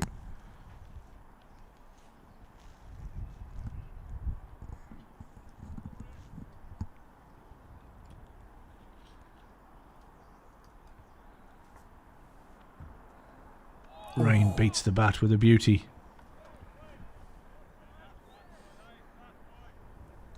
Yeah, that's that nice line that Rain has bowled pretty consistently throughout the day, mixing it in with the genuine sort of in-swinging movement. It's the ones that just keep straight, expecting it to just dip in.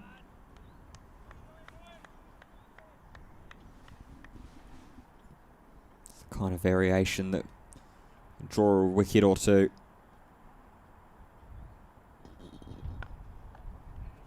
Solid in defence this time from D'Oliveira. Likes to feel bat on ball. Set on about an off-stump guard, as you can see him just scratching his mark there. A little bit of guarding on what's been a good surface. There's been excellent batting pitches here in the northeast this year. Seen a lot of runs scored.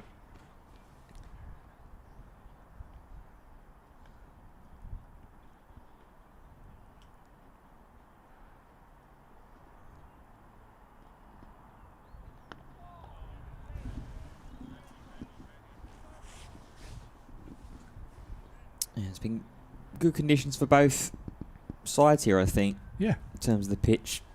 Enough in it for the batters to be able to score quite nicely and not have to go too far out of their comfort zones to do so either. But at the same time, you're getting that bit of movement. Getting maybe a little bit of turn being generated as well for Ghafari.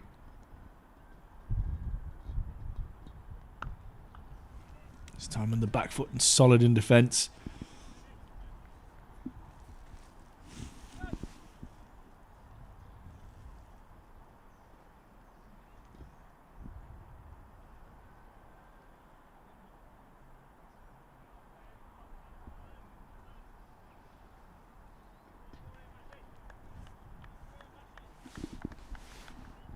Into year 15 with the pairs.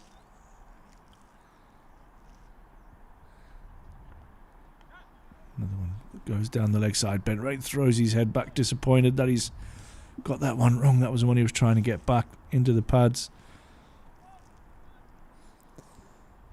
Yeah. Might get some work with the ball as well, the skipper. Ball, some leg spin. Haven't really gone with the front line spinner in the lineup.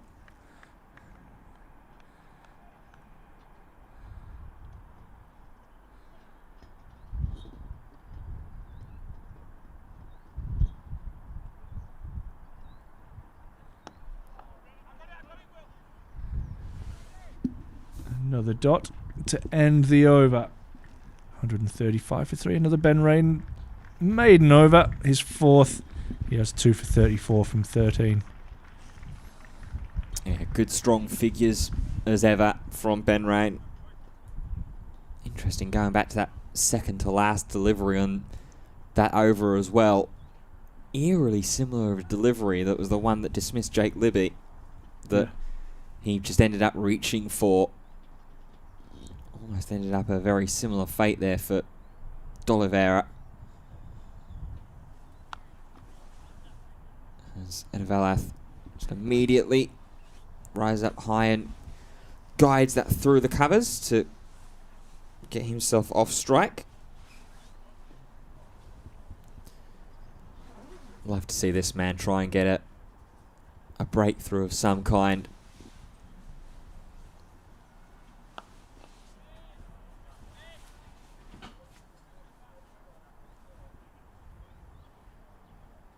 Bright sunshine now well around Chesil Street. Still a couple of clouds overhead over Bannatynes.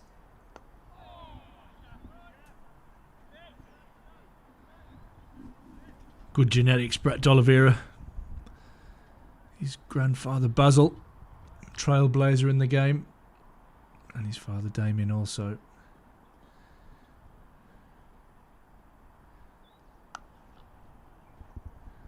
Nice shot selection there as well. Couple of times that, not just from D'Oliveira, but Advertisements has done that as well. Just stepped away slightly, gone with a late cut. Square on the offside. Get through for one, rotate the strike.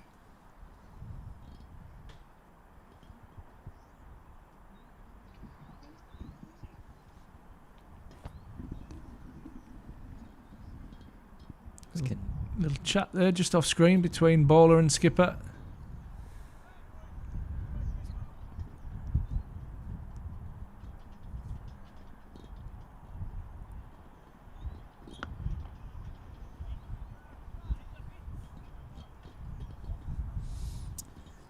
Yeah, I like that from Lees. Just back your young bowler. Still undoubtedly be a handful of nerves still flying around. But that, by all standards, is another pretty decent over from Shaffiq غفاری. Just the 2 runs from it. 137 for 3. Yeah, it just looked like he settled in a little bit more into his rhythm. The Afghani leg spinner.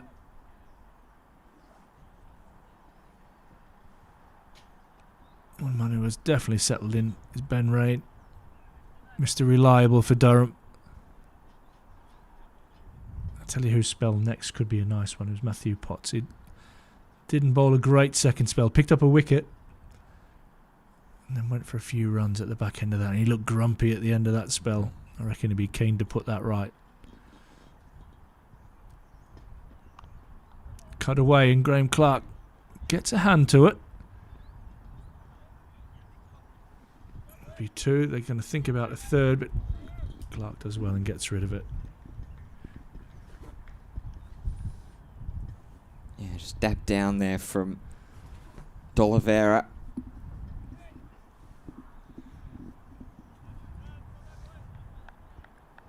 But yeah, I think Matthew Potts will be very, very keen to try and get back onto form for himself. Edged. I don't think that's carried through to Emilio Gay at slip. And that's what you don't want. You have to stand so close to somebody like Ben Rain. You get a genuine edge. And it just dies before Emilio Gay. So you just then get a little bit closer. And then often what happens is the next one gets flashed at. And it comes like a rocket. Yeah, Emilio Gay's already been on the side of that as well this morning. Everyone flashing and zipping at him from the bat of Kashif Ali. It's a shame. I'm not sure if we got that on camera there. I think we just missed it. It was just David Bedingham testing his football skills out of a foothole. He's trying to do the old let the ball hit the foot and it tips up straight into your hands. Well, David Bedingham didn't get a foot on it as it bounced straight over the top. Not quite ready for Bafana.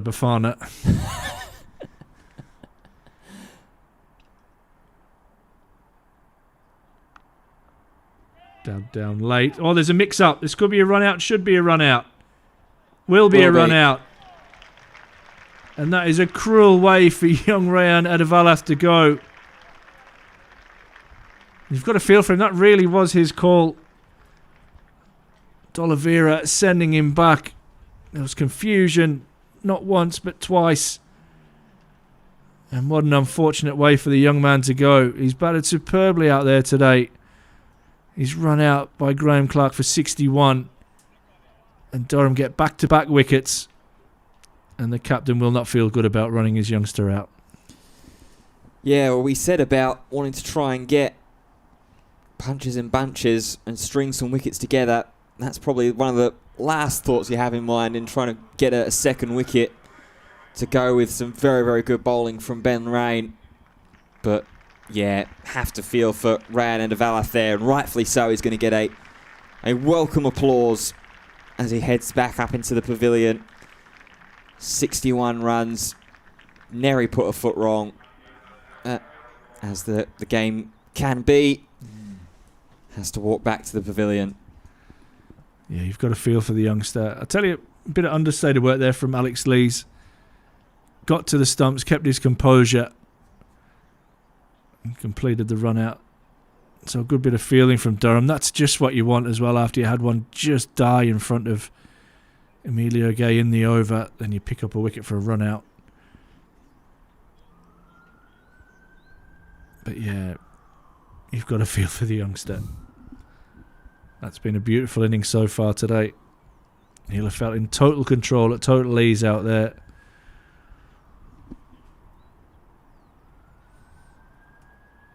But he's got to go. Means the new man's going to be Gareth Roderick. Won't be facing Raine just yet. D'Oliveira still has at least 2 deliveries that he could maybe chew up.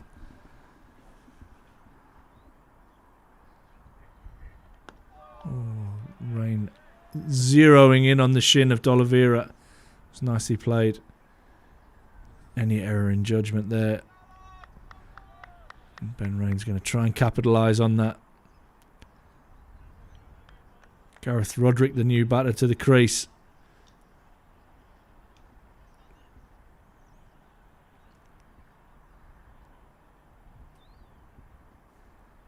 Spent time in various positions in the batting order.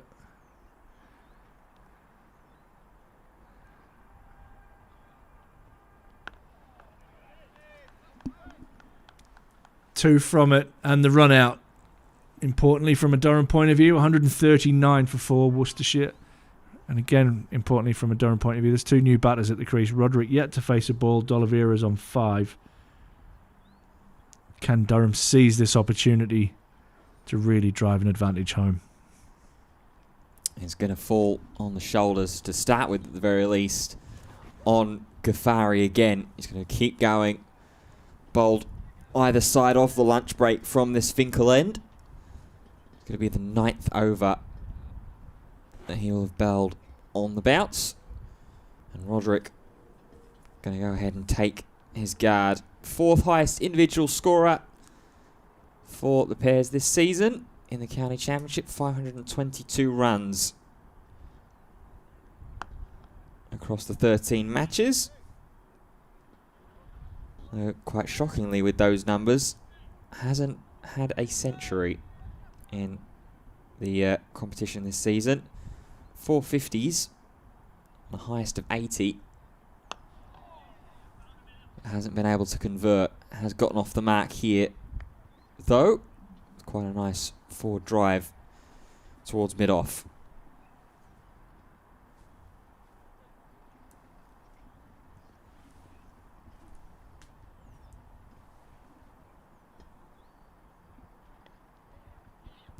Tickle down towards fine leg.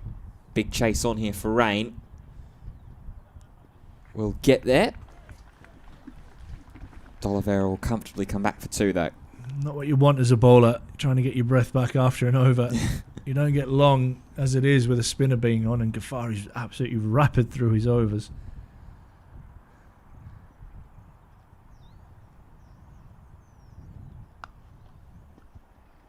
Nice shot there from D'Oliveira. Just be happy at this point in time to rotate the strike between the two new batters. Get through these spin overs.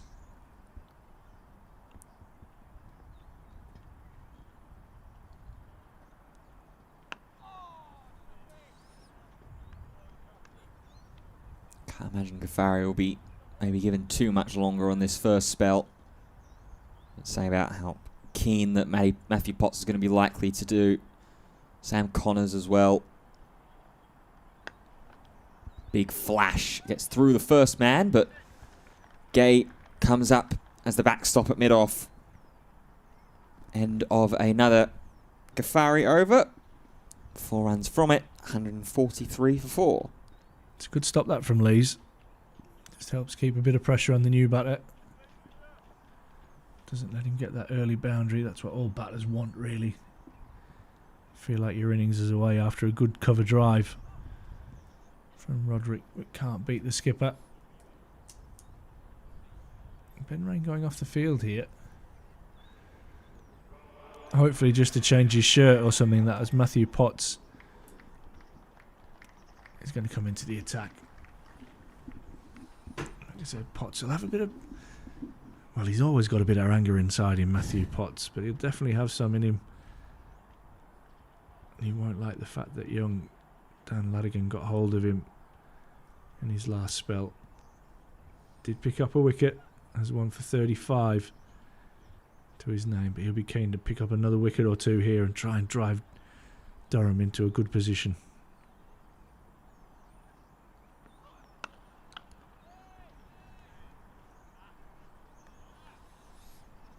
Yeah, it's almost one of the most perfect spots for Potts to come back into the attack.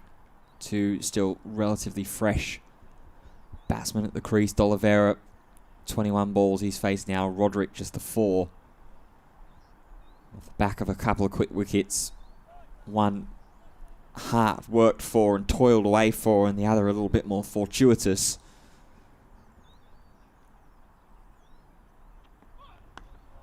It's a good start to this spell from Potts. Hitting the pitch hard.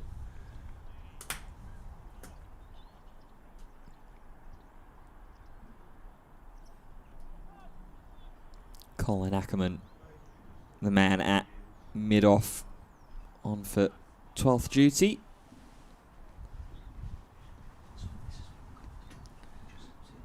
As Rain's made his way off the ground.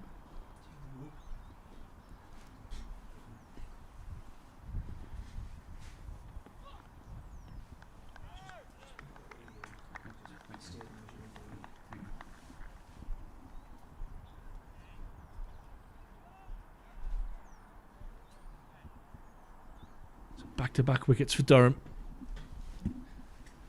Be looking to try and get into that lower middle order and get into the all-rounders and the bowlers as quickly as they can. Having won the toss and put Worcestershire in. Worcestershire started the afternoon session off just 2 down, but they've picked up back-to-back wickets. A free wicket with a run out. D'Oliveira happy just to let Potts go through to the keeper. From a pair's point of view, they want to re-establish a partnership between probably the most experienced pair outside of Jake Libby.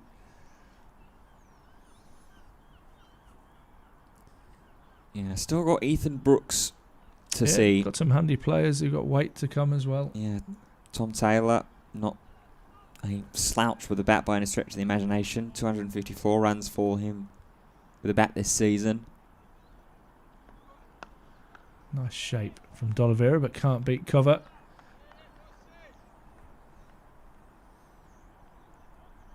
David Bedingham patrolling in the covers. Not often seen there. Can't believe he hasn't pulled rank and got into slip. Yeah, that's interesting that they've abandoned the aggressive 3-slip cordon from what Durham were going with in the morning.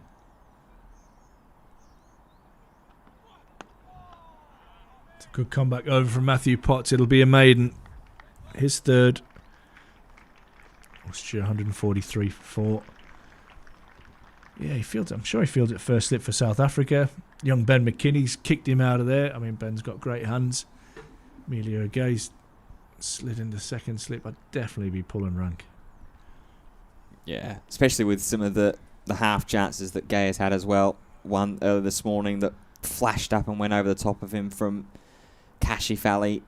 The one that just dropped short as well a few overs ago while Rain was still in the attack.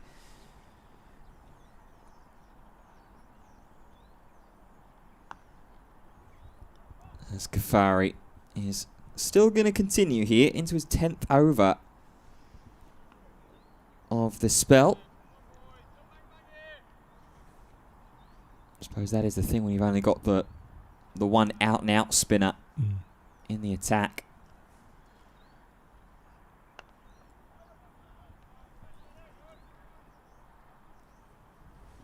Trying to bring the batters forward here, get them playing off the front foot. Very comfortable off the back foot.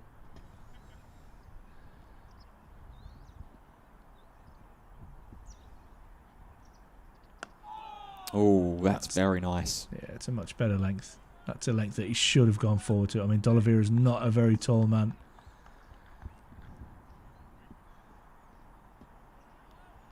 Not many of the Worcestershire batters have tried to go forward and attack غفاری too much today. Advertisements was pretty comfortable playing off the back foot and playing those later cuts through the square and offside. Only one who really tried to do it was Ladigan, and he only really advanced, I think, once from memory.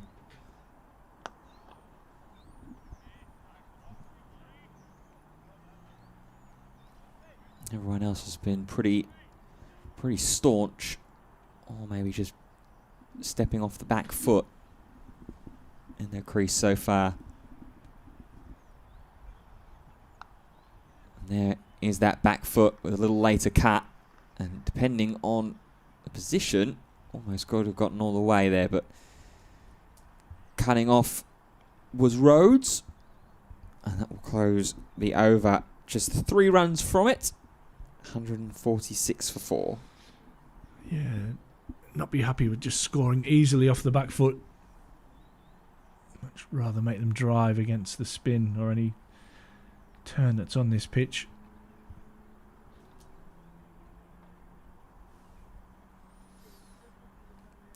Gareth Roderick on strike here, shaping up against Matthew Potts. 2 slips in place.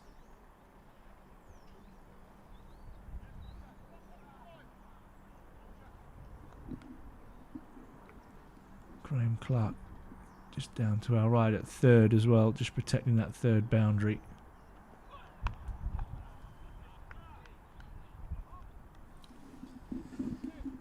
We'll have a little bit of a check-in through the divisions as well, periodically through this over, because in the Oval and that top of the table clash, it's all happening there. That game was the only game to have play yesterday on day 1. Notts were bowled out for 231. Surrey and Reply have been all bowled out for 173. Wow. In their first innings. So Notts resume leading by 65 runs currently. 7 without loss as they start their second innings. Somerset fallen to 104 for 5 in Taunton after winning the toss and electing to bat against Hampshire. It's not great from a Durham point of view. What might be a little better hearing is Yorkshire have had a bit of a collapse themselves in Hove against Sussex. 107 for 5 currently against Sussex. And the final game in Division 1 is Essex against Warwickshire. Essex also in that lower middle pack. 5th place though, so the safest out of the lower middle teams. 111 for 3 at the moment in Birmingham after being sent into bat by Warwickshire.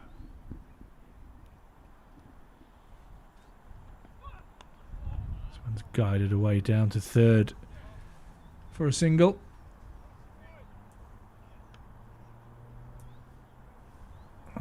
A little acrobatic dance to avoid the stumps. Sun shines and blue skies over the Banks Homes Riverside. Not always been the case today. Certainly wasn't yesterday. Well, not until play was called off, and then ironically the skies cleared. But it was a very wet day yesterday.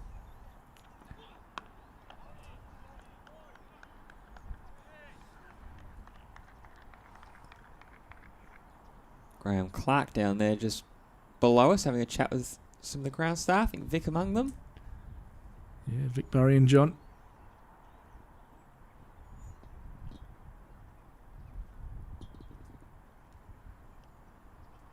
Yeah, it's the first time we've said with any real sort of conviction that it's blue skies around the day.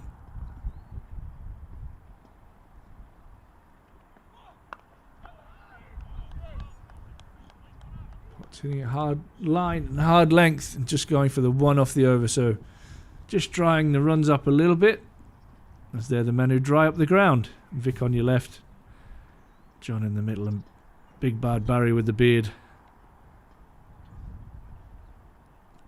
Some of the ground staff here at the Banks Homes Riverside. The other clever ones will be hiding inside. Yeah, they were all certainly made to earn their keep yesterday. Oh, yeah. Wind and rain for the majority of the day. But despite all that, they've produced another really good surface. Outfield's in great nick.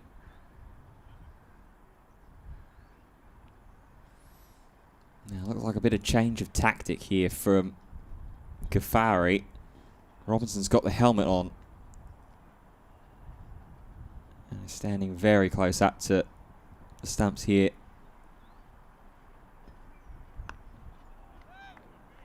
Rocky theme tune going out somewhere. I thought I heard that.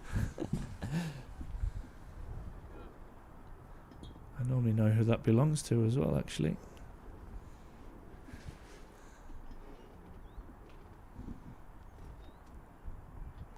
Ooh. A little bit of a sweeping shot there. Just calmly and measured by Roderick. Almost a little bit of confusion there as well after D'Oliveira, I think, was the main one that was interested in coming back for a third. Roderick, not so much. And that's just a product of changing the field. That 45 position is now open. The offside being reinforced, so good batting, but I'm sure Durham will be happy with him playing that shot because there's risk involved.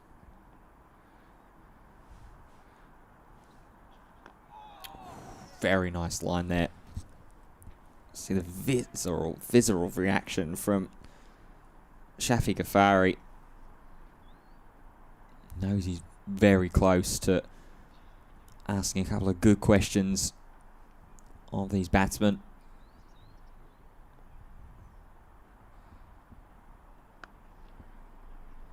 And there again is just that rock off the back foot, little drive into the offside. And neatly done to bring up 150 for Worcestershire. Had to fight through it over this past half an hour or so with the two quick wickets again falling. But D'Oliveira and Roderick just holding strong at the moment. Quick call of one from D'Oliveira.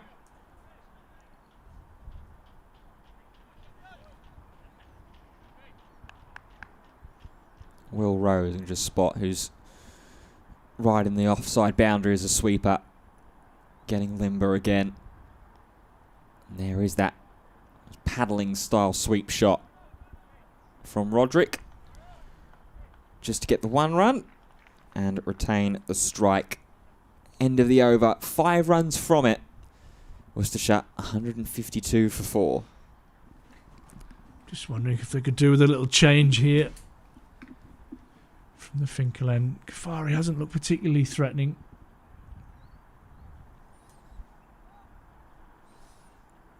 Yeah, I'd be inclined to agree. He's just not quite found it yet. He's had a couple of deliveries where things have looked like they might start to happen, but it's almost felt like more of a sort of settling through the motions and trying to get themselves up to speed in the county championship, which on one hand is completely understandable on debut, but from a overall game management perspective, want a little bit more. Pot's going full this time. Away from his natural length, which is trying to hit or just go over the top of the stumps.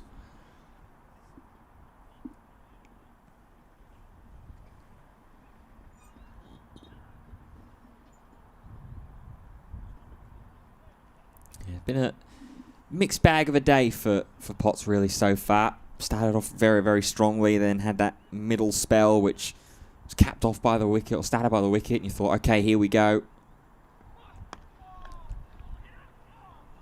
Quick single, good single. Push to the left of Will Rhodes, unable to get round. Worcestershire have done that well, ironically, apart from the run out. Yeah. Yeah, I was praising particularly Advertisements earlier on in this afternoon session about how for such a young player, only about 21 years old, ran Advertisements. He was very mature head on him with knowing when to just bump and run into the offside and get the single through. And for it to be his undoing and him not even be the one on strike to do so. Something cruelly poetic about it. Tucked away and tucked away fine. Is it leg buys or is it runs? It is runs, which will not please Matthew Potts. That one runs away for 4. Down to a very fine leg. And that's been the undoing for Matthew Potts. Today is those boundaries. So many of them were hit off of Dan Ladigan. And not really gotten into his rhythm since, really. Those last 3 overs of his second spell, 12-8-8. Start of this spell a little bit better. Maiden and then just the 1 off of his last one, but now already gone for 5. Oh, there's a bit more venom in that one from Potts. That one slapped into Ollie Robinson's gloves. And there is that little bit of anger that you were mentioning earlier, Yeah, Ash. Love it. Extra little bit of ember added to the fires.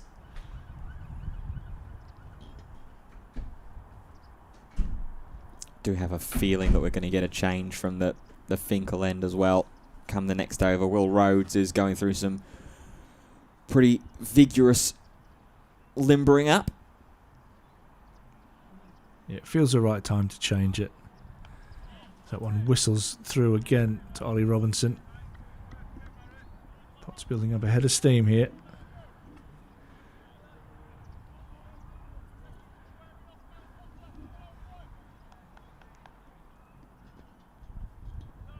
So much good cricket here at the Riverside this year. Durham searching for another good couple of days here.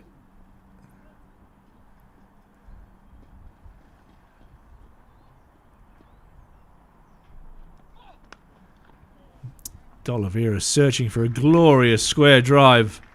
That one races away over the square for 4. Beautiful batting from the Worcestershire skipper.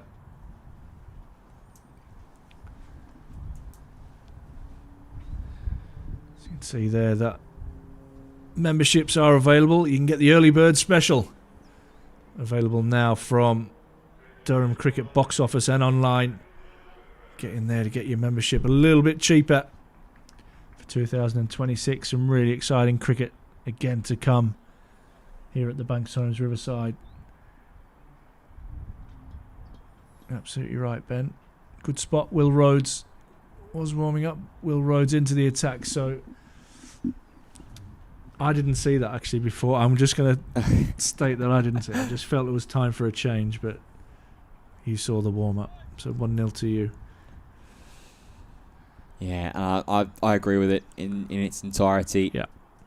Because غفاری wasn't quite getting things moving. He was certainly racing through the overs, but just felt a little bit too comfortable for previously what was Adavalath and Ladigan.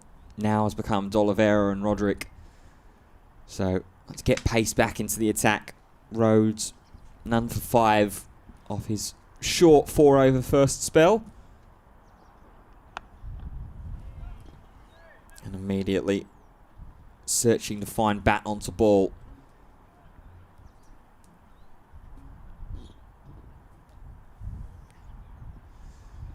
Bowling to just the one slip with Roderick. You've got Emilio Gay, sort of gully. Backward point cover, mid on, mid off. Man, that's sort of shorter mid on as well. So Roderick just pushes that one in towards cover. Oh, that's Graham Clark with a floppy hat over it. Fine leg. And then you got a man riding sweeper on the offside.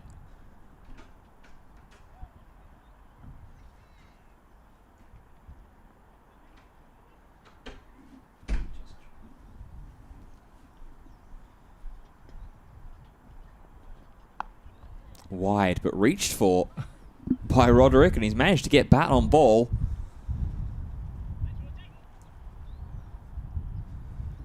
Interesting. Was that wide? He barely reached it.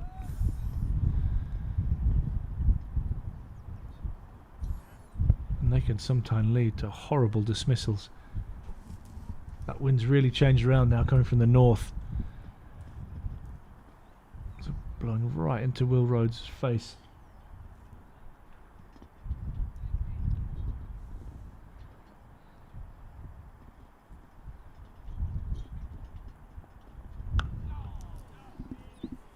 Straighter, perhaps a little slower there as well from Rhodes against D'Oliveira, who's settled in quite nicely so far. 19 off 39. Roderick 9 off 19 for him.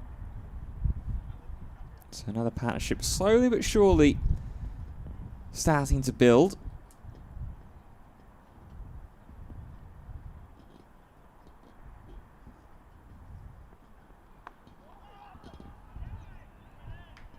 D'Oliveira not willing to threaten the bump and run after having inadvertently dismissed one of his opening batsmen, Rian Edavalath, earlier on in the day. A little bit more successful in the football skills department from Beddingham.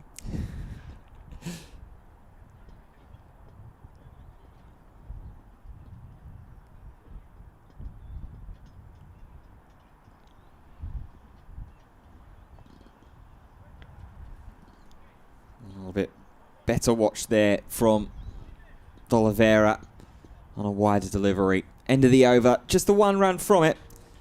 162 for 4.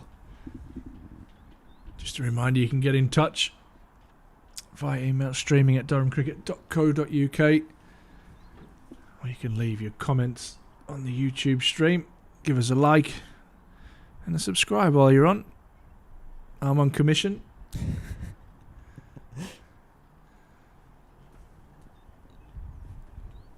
Got 65 likes so far today. That equals absolutely 0 for me.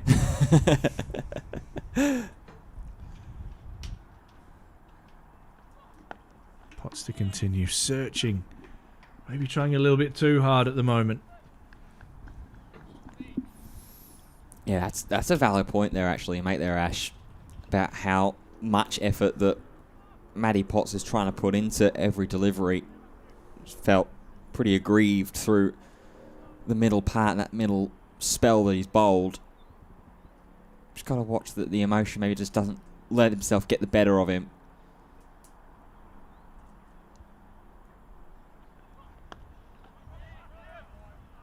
It's good from Potts. Stick to doing the things he does well. Hit the pitch hard, hit the top of off stump.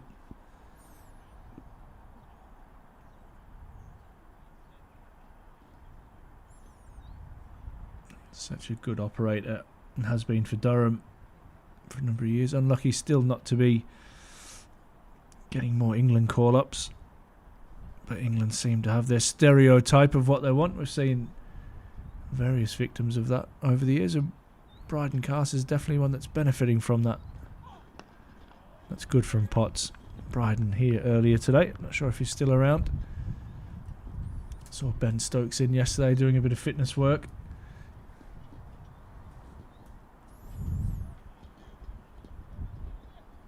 Mark Wood was rumoured to be able to play the last couple of games of the season for Durham, but it's a slight recurrence.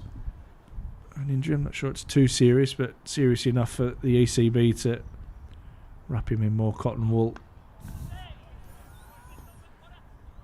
Trying to get him ready for the Ashes.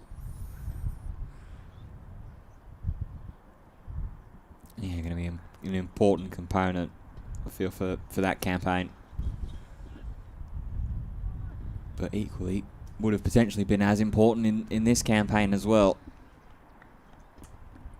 for Durham domestically.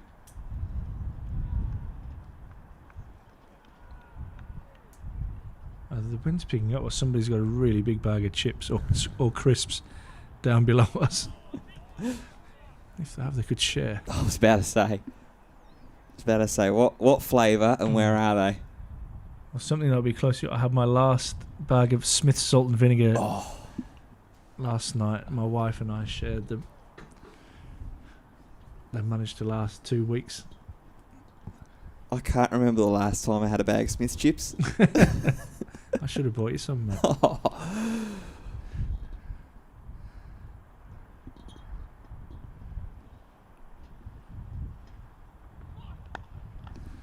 Solid in defence. And a good over. Potts will be happier with that over. Good control in line and length. It's a maiden over. His fourth of the day. He has 1 for 45, Matthew Potts. 162 for 4. Just got a little score update on the live stream then. I'm just going to go and check it for myself so I don't make a fool of myself, or a bigger fool than normal. Yorkshire 120 for 7. Wow. Down at Hove.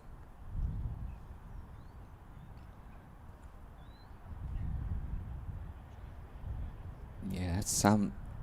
Wow, those are some figures there as well in that match. James Wharton gone for 9. Johnny Bairstow bowled for 2. Matthew Revis for 1. George Hill for 6. And Don Best for a golden duck, caught behind by Simpson off of the bowling of Finn Hudson-Prentice. Yeah. Handy cricketer, Finn Hudson-Prentice. He's very good. Saw him play well for Sussex here. But also for Derby in the T20, he lit it up.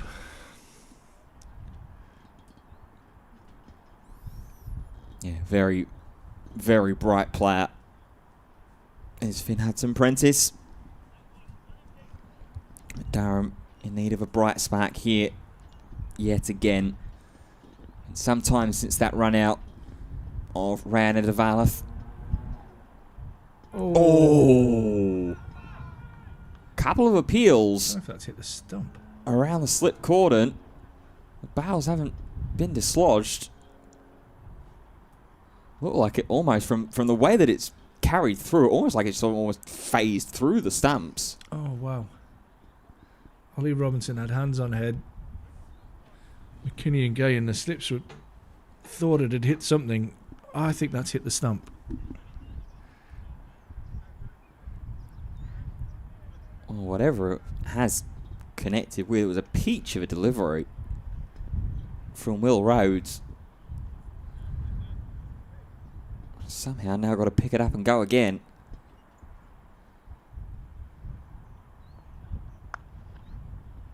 Off the back foot, rising up and just driving between cover and point. And Oliveira gets to the safety of the non-striker's end.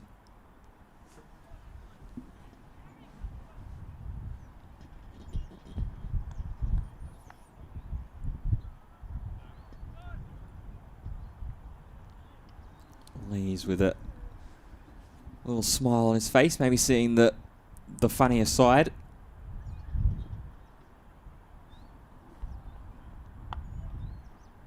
wide flash there from Roderick, and that is going to race away. First boundary of the day for him. Yeah, it was short and wide from Rhodes and got what it deserved. It wasn't perfectly timed. It was timed well enough to get to the fence.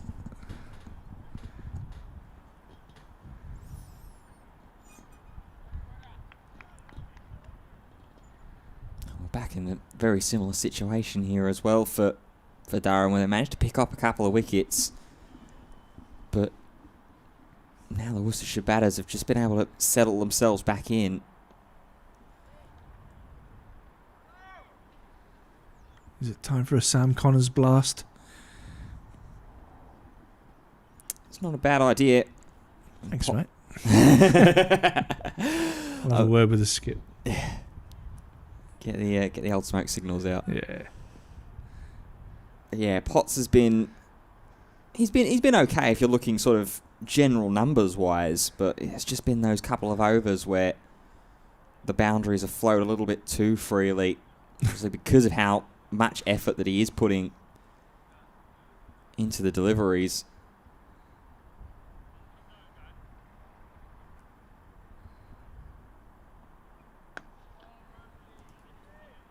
Well, Rhodes is certainly staking his place for holding down the Finkel end. Yeah. End of the over, 5 runs from it. 167 for 4. Mr. Economical at the moment. It will be Potts to continue. I wonder if he has one more and then we get a blast of Sam Connors from the Lumley end. Ben Rain asking very, very politely for Didn't he a drink? Just, yeah, a drink please with hand signals. I would expect nothing less.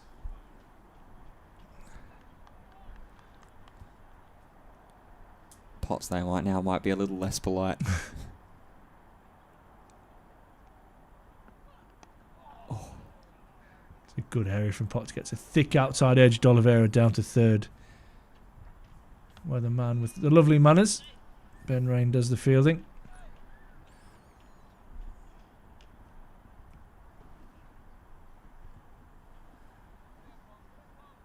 The unmistakable Dan Hogg running around. And a very good day in Newcastle yesterday as well. Did Dan Hogg, hitting a century.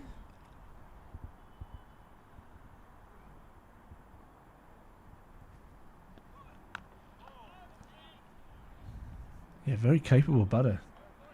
Dan Hogg. Got a lot to offer, bat and ball.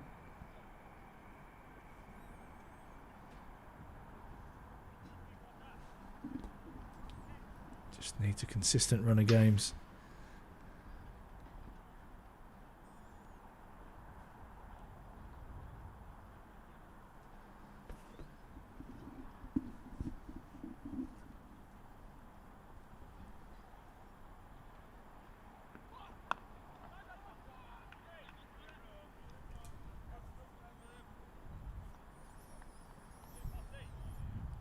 Continuing to try and give it his all.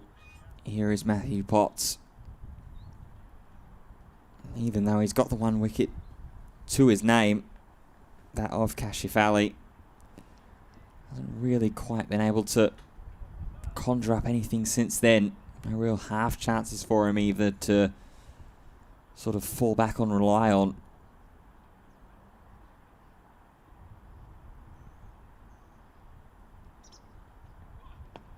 Clipped away nicely but won't beat the diving effort of Will Rhodes at mid-wicket.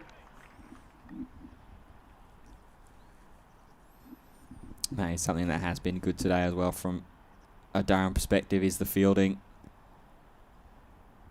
Very few really dangerous misfields or anything like that. Obviously very good work collectively to get the run out of Edavalath.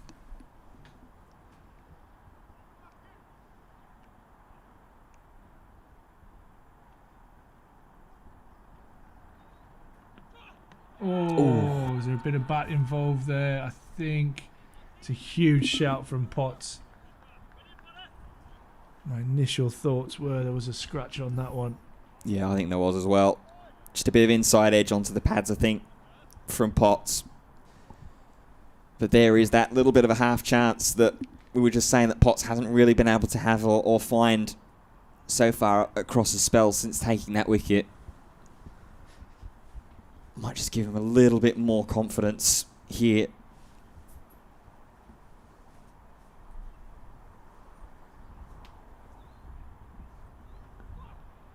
Oh.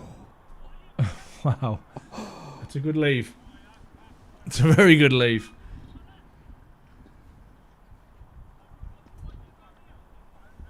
Ends the over. Just the one from it from Matthew Potts. Centimetres away from cannoning into off stump.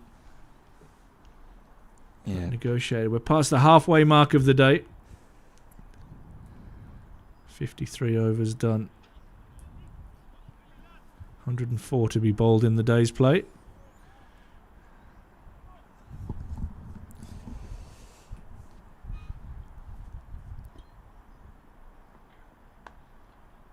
Rhodes to continue on from the Finkel end.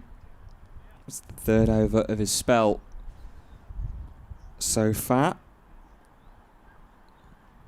Figures of none for 11 at the moment. He's a bowler as well that would love to conjure up just even a little half chance. Been very economical in the limited overs that he's bowled so far.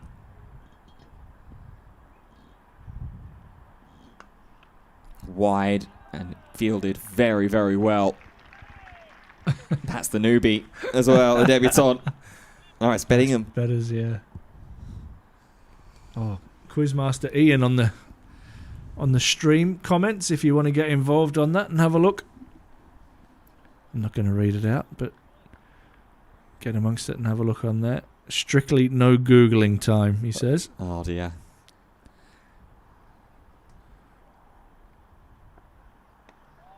Oh, an outside edge now for Oliveira. That one pushed up a little bit further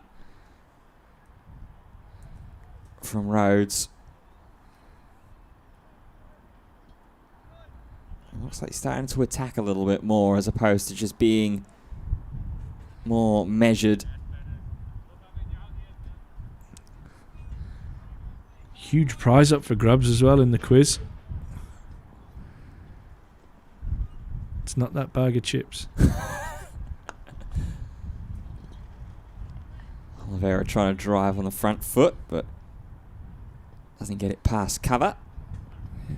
The prize in the quiz is an imaginary bottle of Worcestershire sauce. Oh!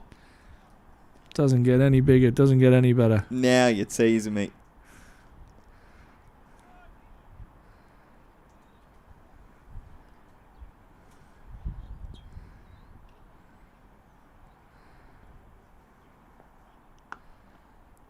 That one's timed quite nicely from D'Oliveira, just nursed through the gap past cover. Being from Australia as Ben and I are, how many variations of Worcestershire have you heard of? I think my mum's English and she calls it Worcester. Yeah, Worcester. I've heard, obviously, like the American pronunciation of it is like Worcestershire. Worcestershire? Yeah.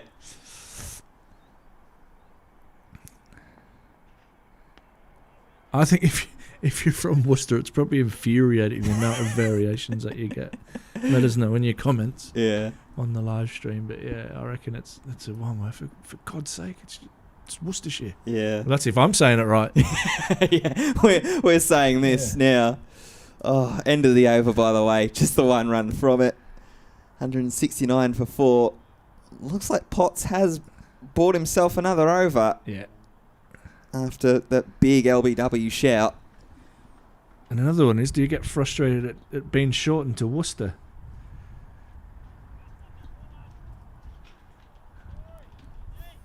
Let us know in the comments.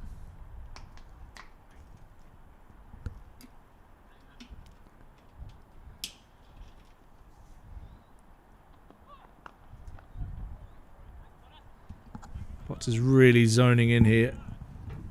Channeling that aggression.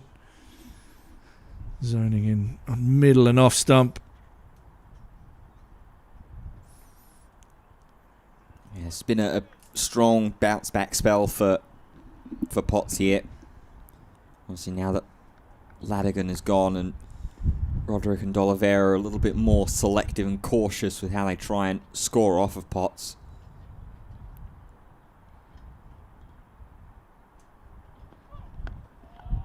Really good. Sam Blacklock, there's a few more likes on the stream, mate. Just letting you know for bonus time. I must be really enjoying the comedy duo. I think they're enjoying the quiz more than us.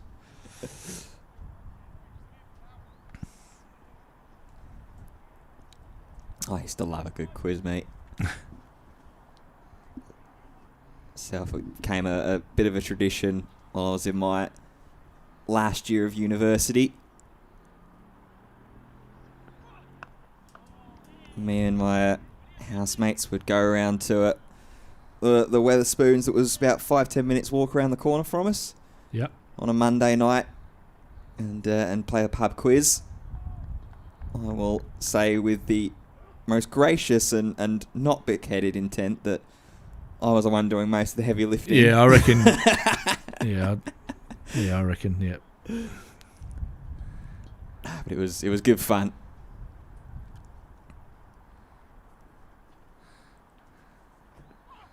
Oh, another good leave. Potts arms out. On any other day for Matthew Potts, he is carrying on that run-up with arms outstretched and giving it the full football-style celebration. But it's just not been falling for him here today.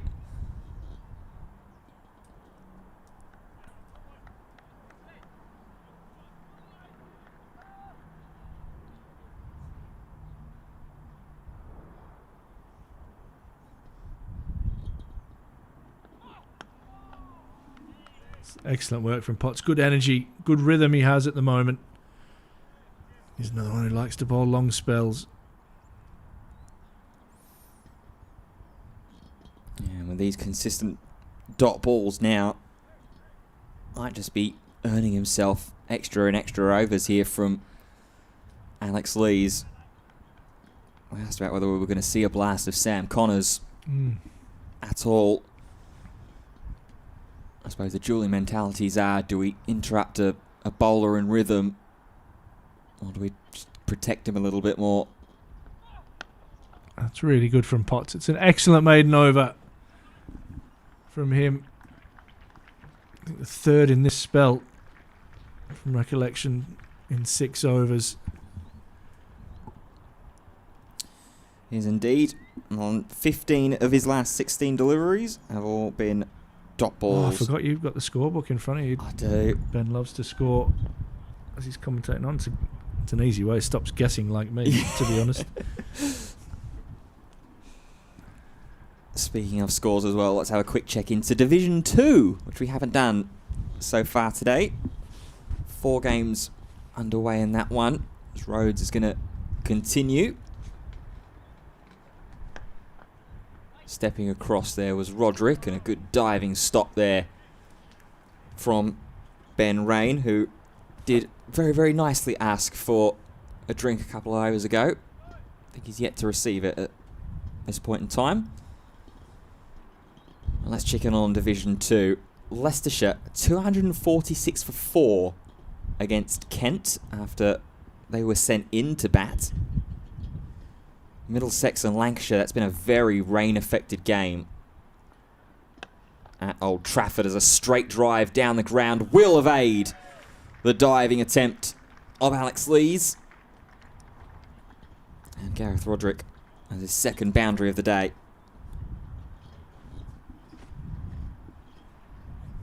Yeah, lovely shot. Just slightly overpitched from Will Rhodes. Hit past Alex Lees, who's just flexing his wrist as he's gone towards the boundary there. Hopefully he hasn't done himself any damage in attempting to stop that straight drive.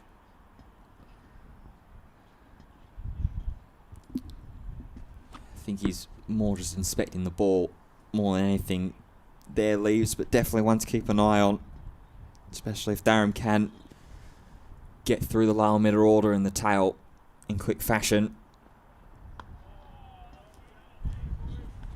I need Leeds to be strong with the bat in that first innings. The score, by the way, in Manchester, Middlesex 44 for 2 after they were sent in to bat by Lancs. Got Northants against Gloucestershire. Northants 170 for 5 in Bristol at the moment. And then Glamorgan against Derbyshire. Glamorgan 137 for 6 after being sent in to bat themselves as well. So it's been a week of teams winning the toss and sending their opposite number in to bat first.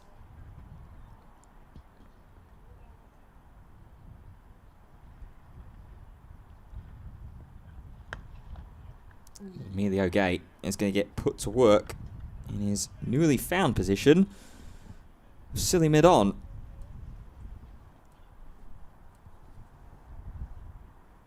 Come up very, very short here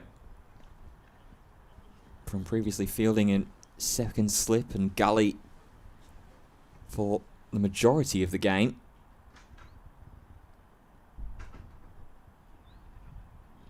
Now, غفاری just being brought in a little bit squarer. More a traditional mid-wicket.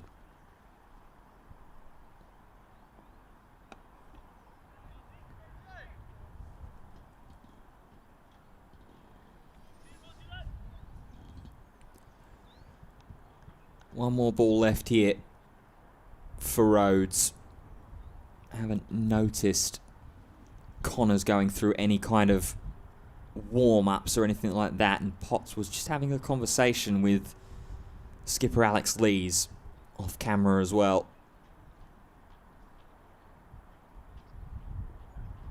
As Rhodes bowls full.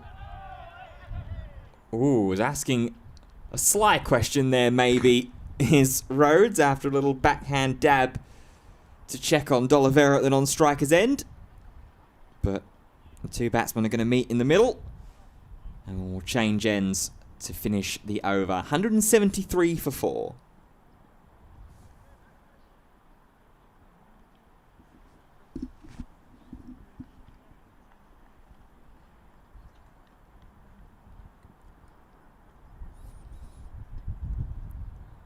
Well, the little conversation between Lees and Potts looks like it was one to say that the spell is done for now, because Sam Connors is coming back into the attack. Yeah, I felt that change was coming.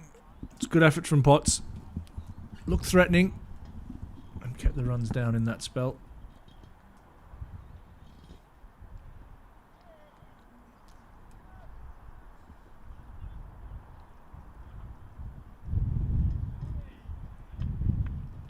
Bowled pretty well so far today as well. None for 28 of his 8 overs so far, Connors.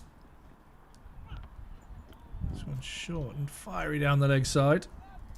Taken by Ollie Robinson.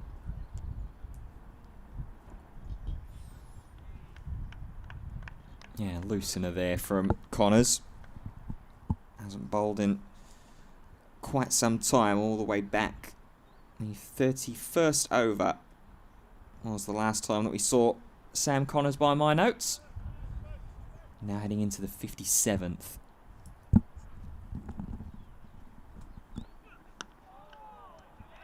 a good start from Connors.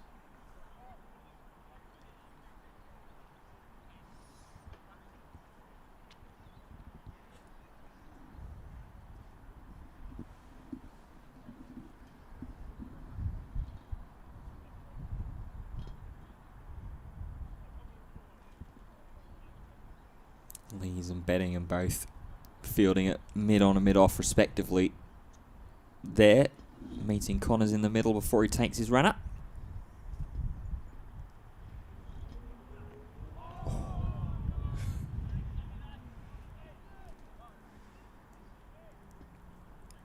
Well, didn't take long for Sam Connors to get back into stride.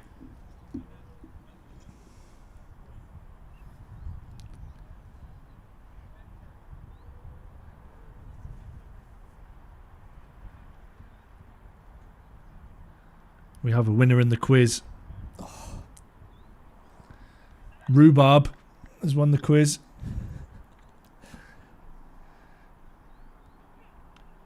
A little bit of shape away from Connors there. Down towards Ben Rain at third. I'll pick it up. So the question was, Asif Karim, the former Kenyan left-arm spinner,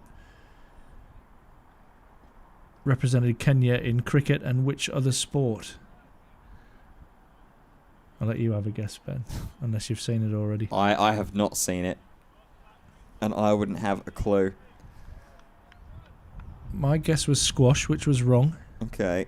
So my mind immediately goes to something like track and field. Okey-doke. You would also be wrong. I'll wait till the end of the over.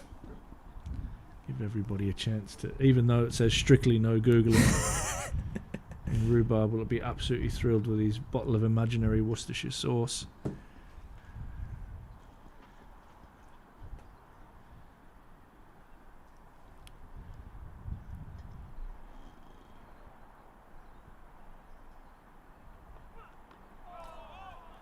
Yeah, it's a good start to this spell by Sam Connors. Just the one from the over. 174 for 4 Worcestershire. And he was a dual international with cricket and tennis. Oh. So there you go. Thank you, Ian, for keeping everybody entertained on the live stream. Unlike Ben and I.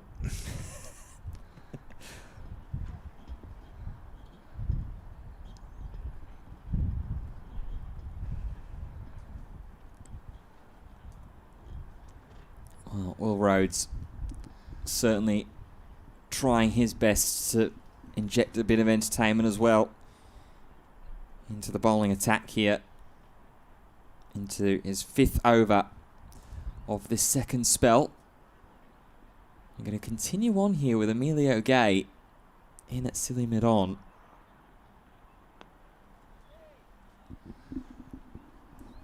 Got no play from him there. That one was quite handily wide and watched by D'Oliveira. For everybody keen to get involved, apparently strictly no Googling will return tomorrow with Ian. He says weather permitting.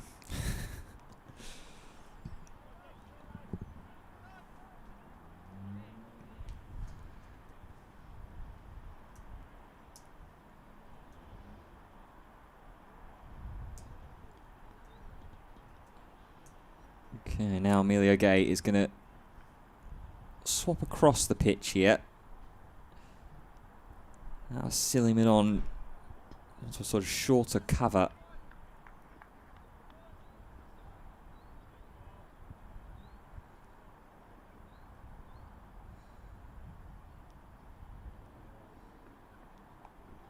That one's just guided through, but well fielded by David Beddingham there. He's been well involved in the field. That was nearly quick.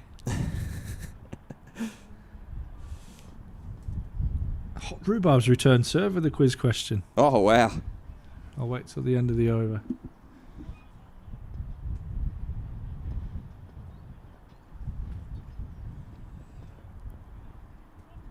A lot of fine adjustments going on here in the field as well for Rhodes. Just trying to get this right. An unsettled Oliveira has been there for 62 deliveries now.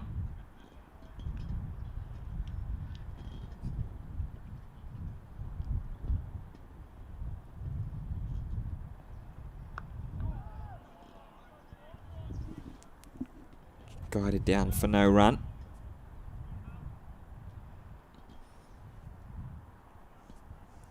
As we are coming up to, believe, about half an hour until tea, with the slight change in the times after yesterday's washout.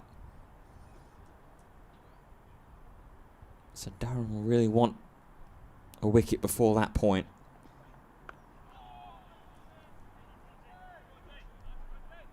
Rhodes at the moment just asking the questions, just trying to get that strong line and length at the moment. Not the only ones asking the question.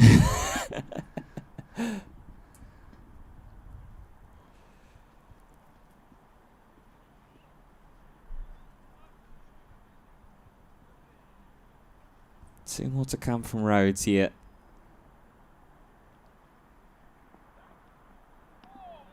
That one watched fine. So there's no traditional slip in play here. Is that McKinney who's at that sort of fourth slip gully? It is indeed.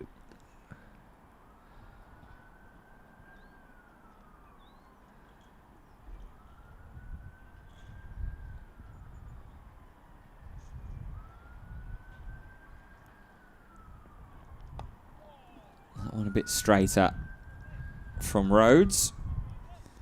D'Oliveira will retain the strike with what could have potentially been a maiden over. Will just be that run from it. 175 for 4. Right, so Rhubarb's question in return is, which club is notable for being the smallest community to host a professional football club in England? There you go. Jump on the comments in the live stream to fire your answers over. 175 for 4 here at the Banks Homes Riverside.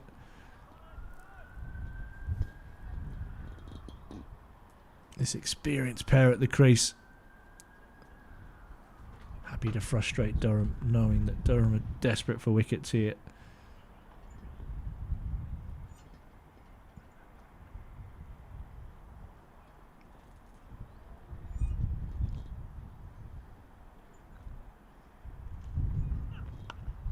Punched off the back foot, and it is in the gap. It will get the assistance of the square as it runs away towards the point boundary. And غفاری does well. Pull it back in before it goes across the boundary rope. D'Oliveira will pick up 3. Yeah, nicely timed shot though there from D'Oliveira. Been the first real chance that they've had in a little while to get a truly expansive shot going on. Really test the Durham field outside the circle.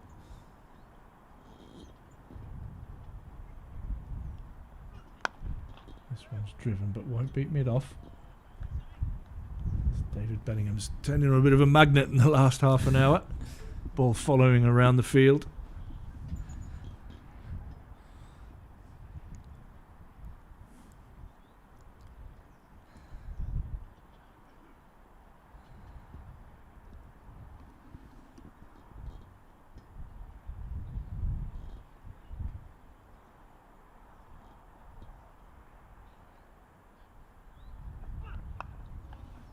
Connors hits the pitch hard. Roderick rises up and defends comfortably out into the offside. This wicket's really flattening out into a good batting surface. Yeah, showing the partnerships that have been able to be built now as well. Off the back end of the Edavalath and Ladigan partnership, that were worth 84. These two currently worth 39 together. This one's tucked away off the hip. Roderick will settle for a single. Moves on to 18. Still 45 overs after this one remaining in the day's play.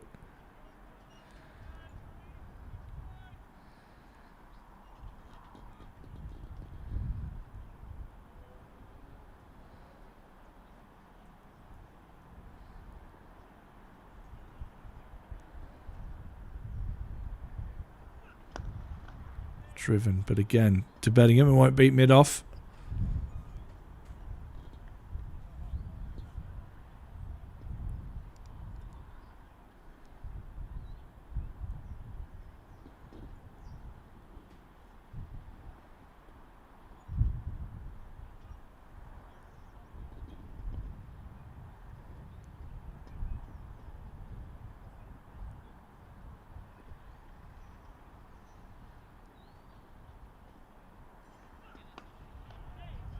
on the money from Sam Connors.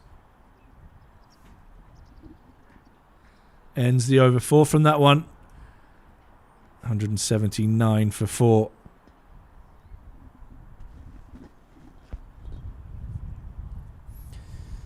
Yeah, solid over from Connors. Well, now getting back into a position where wanting something a little bit more than solid. About 25 minutes or so till tea. Worcestershire 179 for 4. Best case scenario, they'll want to send them in with 6 down, maybe. Get this partnership broken. Get that other second wicket firing quickly like Durham have been able to do so far today.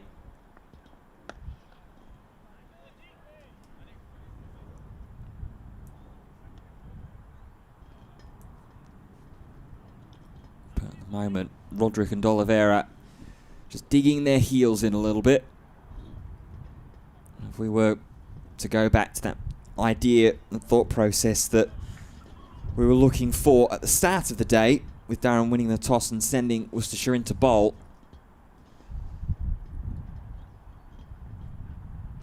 as that's down leg side. Yeah, if you're going back with that mentality that sending them into bowl and you want to ideally end the day with them all out, there is quite a bit of work to be done still before that point.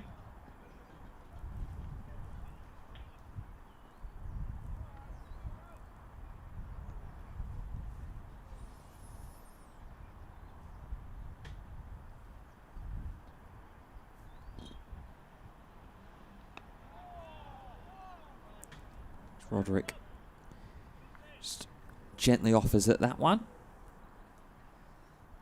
Still got Emilio Gay in at this silly mid-on position, which is really interesting to me, because there's not been too many shots from these two right-handers where they've gone across their body too often.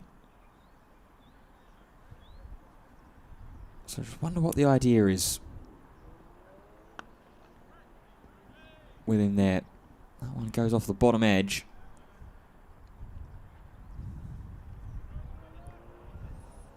I suppose at the very least it is a fielder directly in the batter's eye line.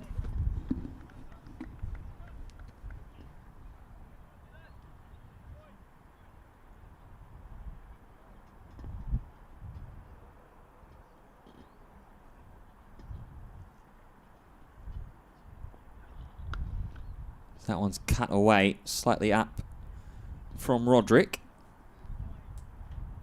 but into enough of a gap on the offside. Yeah, he'd be there just to keep the batter honest, so he can't just jump on the front foot and drive without consequence of being in control. So he'll want to make sure that the batter is trying to hit the ball along the floor, and just also hope just to distract him a little bit. Take his mind off actually just playing the ball.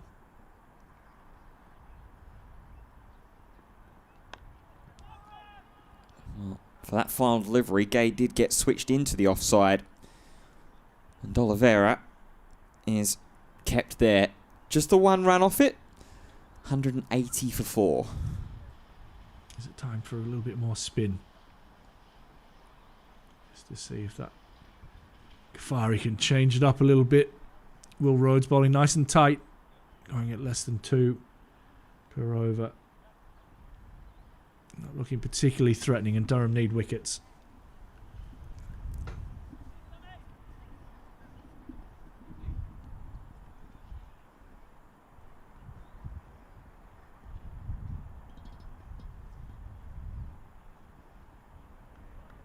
Connors to continue.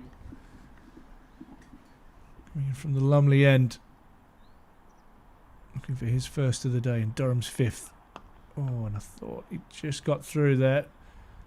Lovely control with the bottom hand from Roderick, and he'd pick up a single.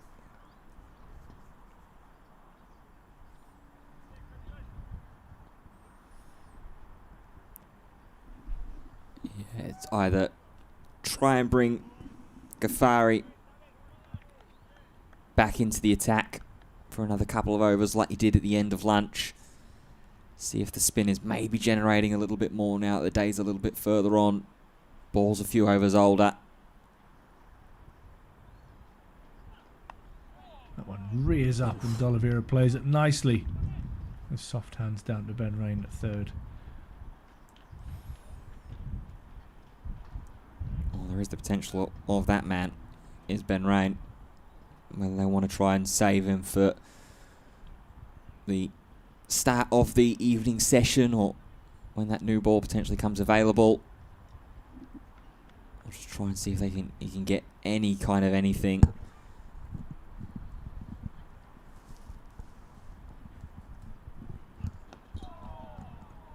Nice from Connors.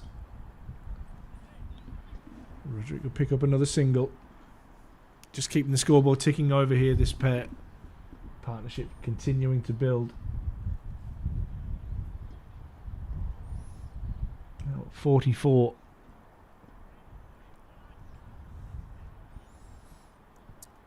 Yeah, it's starting to get a little bit too big now, that partnership.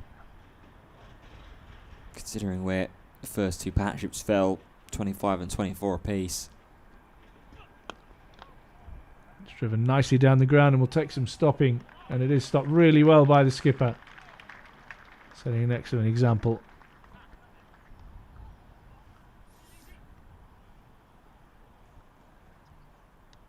Matthew Potts showing him some love, and I'm sure Sam Connors will do the same. Yeah, and again, said it I think earlier on in this afternoon sessions, one of the things that Durham have really done well is they've been sharp and strong in the field.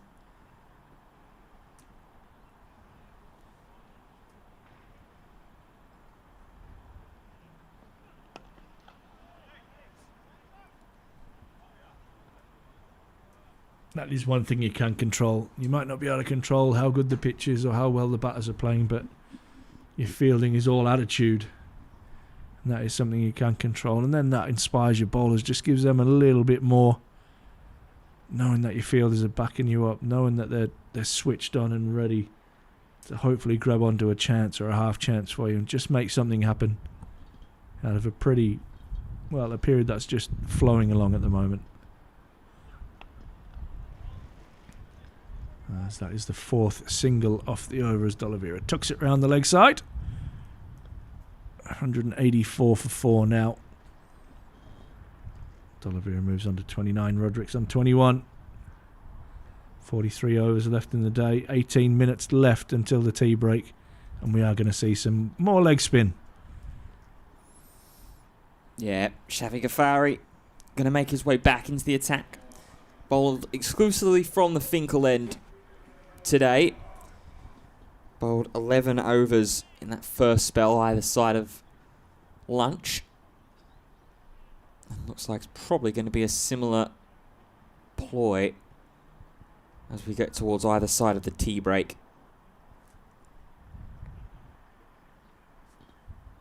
What wonders it would do for him and his confidence if he can get out of this session here with a wicket. غفاری, none for 42 in his first spell. One of the more expensive bowlers. Him and Potts, probably the two that are most up there.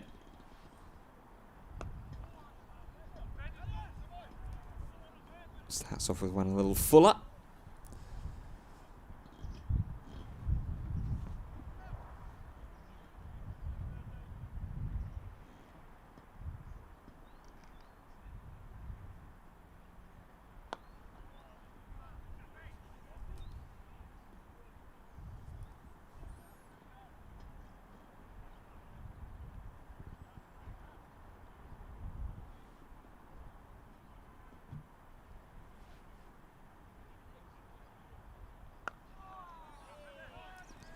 Getting a little bit of turn going at the moment, غفاری.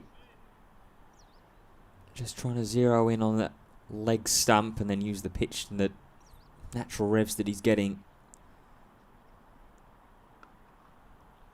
on the motion. That one's going to scurry past the fielder.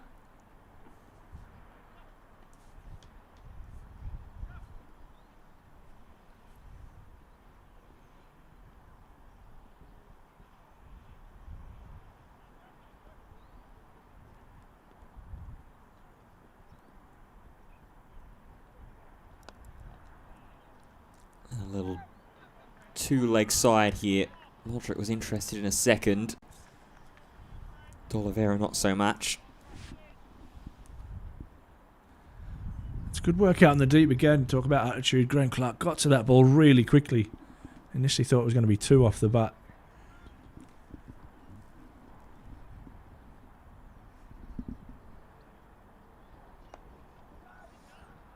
And a nice straightforward defence from D'Oliveira to end the over. Just the 2 singles off of it. 186 for 4.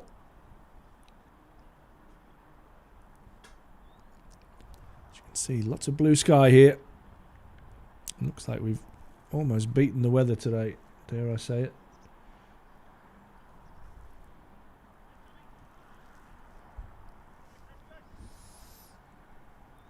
Yeah, one of the question marks maybe hanging a little bit around tomorrow and Thursday. Tomorrow, I think more so from the brief overview that I had a look at weather-wise. Port and Durham can try and capitalise and take advantage of this well weather.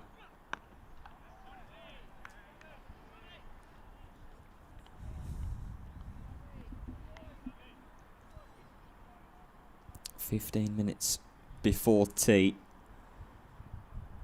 Durham really going to want a wicket in these last 15 minutes.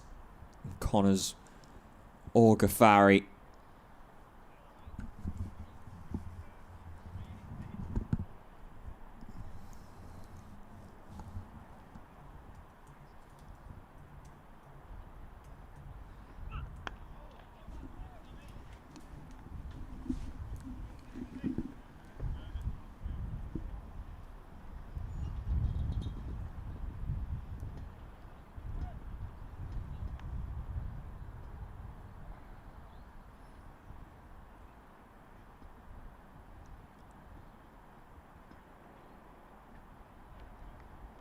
Two wickets in each session so far for Durham.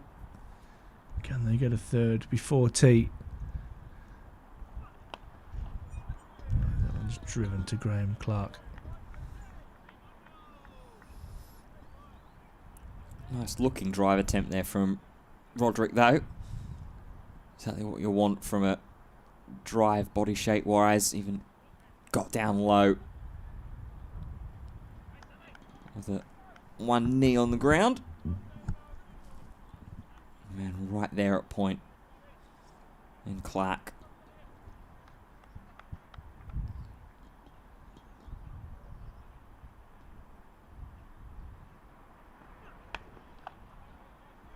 Clark again sprawling away to his right. Unable to stop that one. غفاری does the fielding. Roderick will pick up a couple.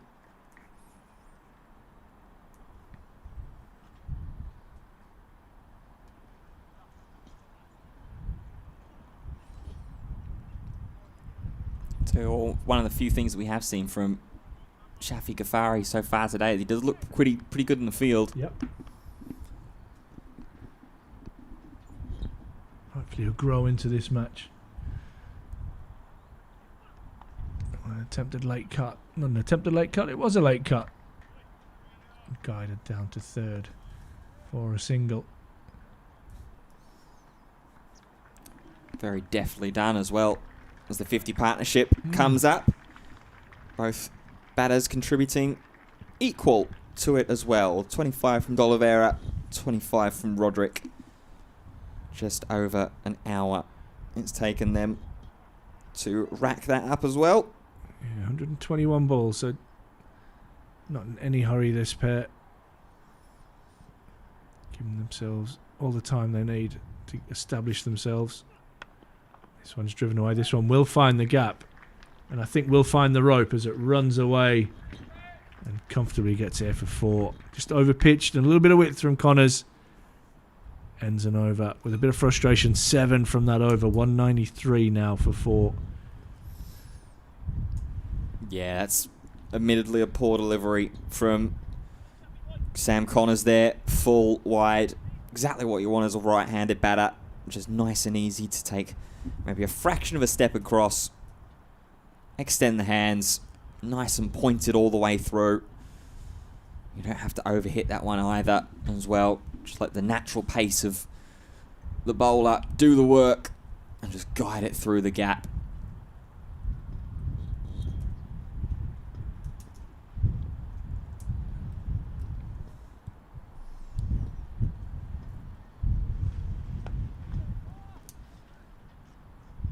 غفاری continuing to try to work very, very hard on this pitch as the sole out-and-out spinner. Pushed himself back there, but Roderick was wary to it, and was wary to it well. Tucked off the hips into the leg side for 4. He's just started moving along, hasn't he? Getting very busy, Roderick. The scoreboard ticking along nicely for him. This partnership continues to threaten to build and put Worcestershire in a strong position.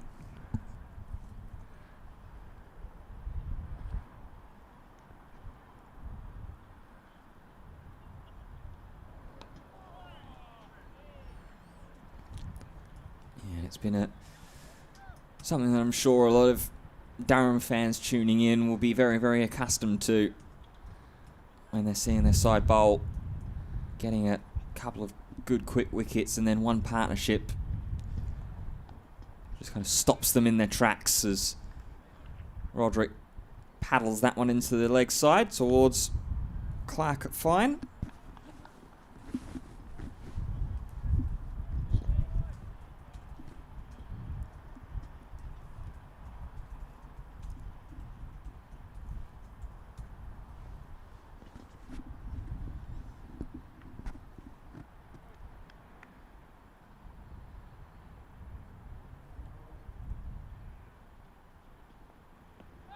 That one's on the pads.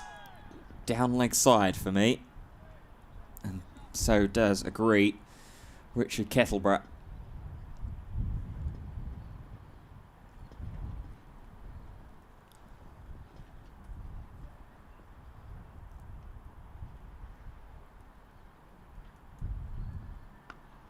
Last ball of the over. It's a little wider. Flashed out with a drive, but finds a man short. End of the over. 5 from it. It's 198 for 4. Yeah, definitely going down the leg side. I'm going to try and work out what that pack of chips is. I think it's a piece of tape, like a police crime tape kind of thing, but more in line with... Stay away from the side screen, please.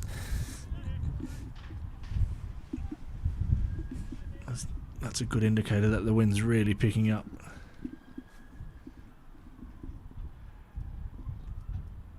Yeah, the flag and the pavilion stand as well. Starting to get a little bit more lively. 3 or 4 flags that are behind the Lumley end as well.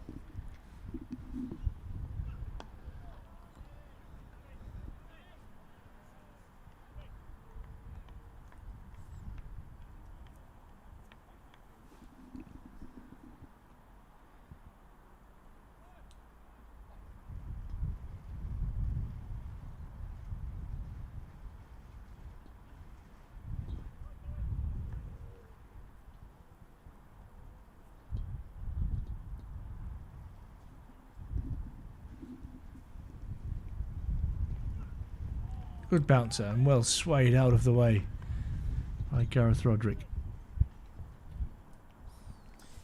Yeah, not seen a great deal of those throughout the day today. Wonder if maybe mixing a few more of them in just keeps the batter questioning. You've got the deep cover fielder out on the leg side for those attempted pull shots if batsmen do get a little bit antsy on the bouncer parade.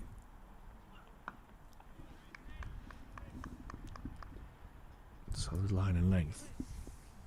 And solid in defence from Roderick, who's looking more and more comfortable as time goes on.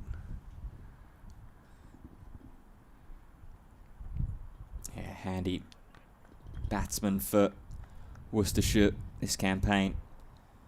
4th highest individual scorer before facing a ball today. Hooked around the corner. Will Rhodes, the man in the deep. Just a little check over his shoulder where the sun was coming from, not to throw it up into the sun and make Ollie Robinson momentarily blind. Yeah, but there is that illustration of the point that I was making a couple of balls ago. Try and mix some of those shorter deliveries in. If you want a batsman to sort of be encouraged to try the pull shot on, got a man right in the boundary. That's a deep square leg. Again, hammering a really good length. Sam Connors.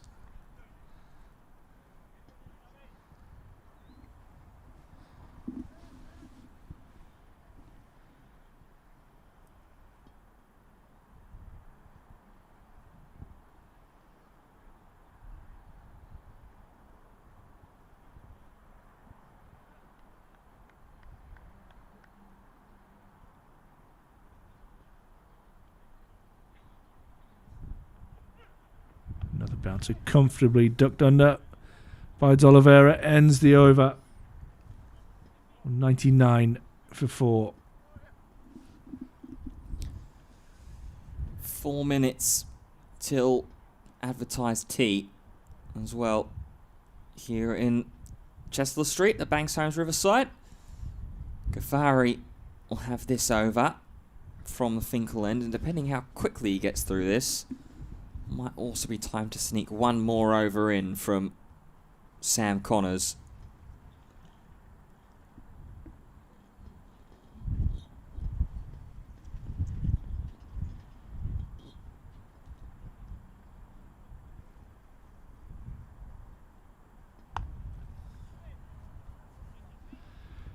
Yeah, that would leave us with 37 remaining in the day and pretty much on track with where you want to be.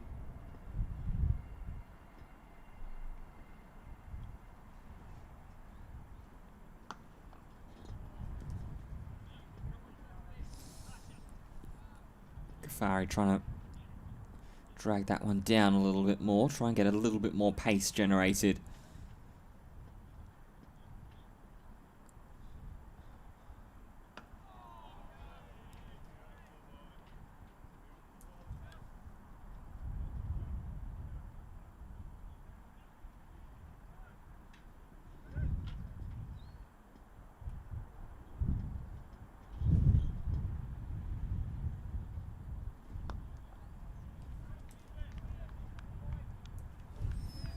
Racing through the over.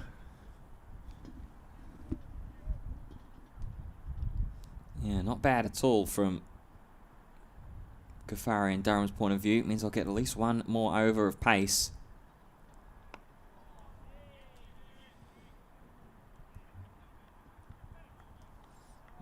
For Roderick and Oliveira, I think their main mentality is just don't do anything silly here.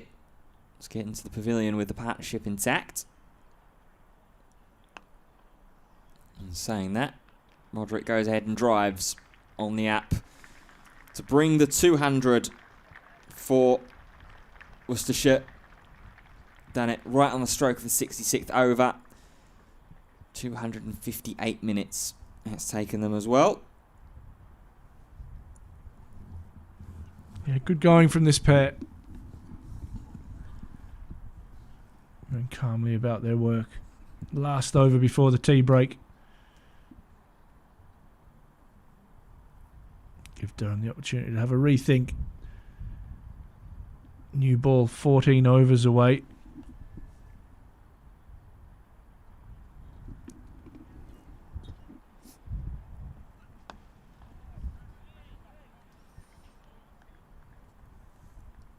Yeah, and that's going to be likely when you'll see the third spell from Ben Rain, is when that new ball gets taken. Ideally, Durham will want to have at least another wicket before that point, though. So I can use the advantage of that new ball, get through the tail end, and maybe try and have a little bit of a bat before the day is out. Ooh. Interesting short ball there. Just looping through really to Ollie Robinson behind the stumps. Love your optimism, Ben. Still a lot of cricket left to be played today. I say coming up to the tea break, there's another 37 overs.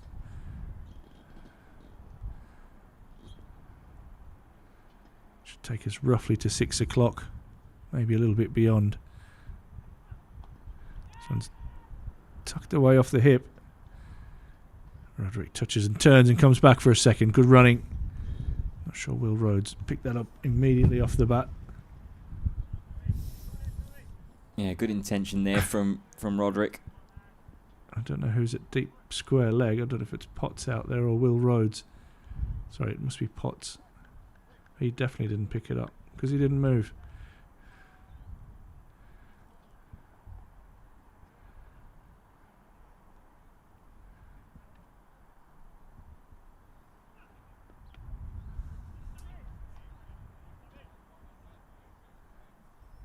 Almost a Steve Smith or a Marnus type leave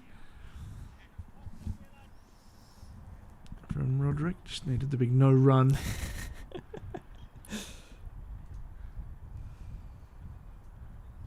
I'll be hearing a lot more of that. Yeah. This winter/summer.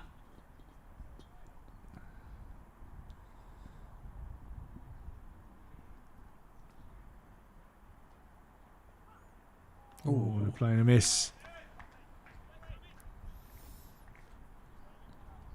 He's bowled well, Connors, better than those figures reflect.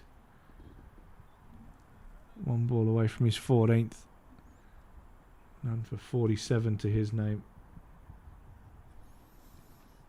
Yeah, he's only really had the one over in each spell where things have looked a little bit precarious for him. Steve Hancock says he just wants Worcester to get to 100 points for the season and maybe we can get a bonus point this afternoon. That one is driven out into the covers. Fielded by غفاری, and that is that for session number 2 on day number 2 here at the Banks Homes Riverside.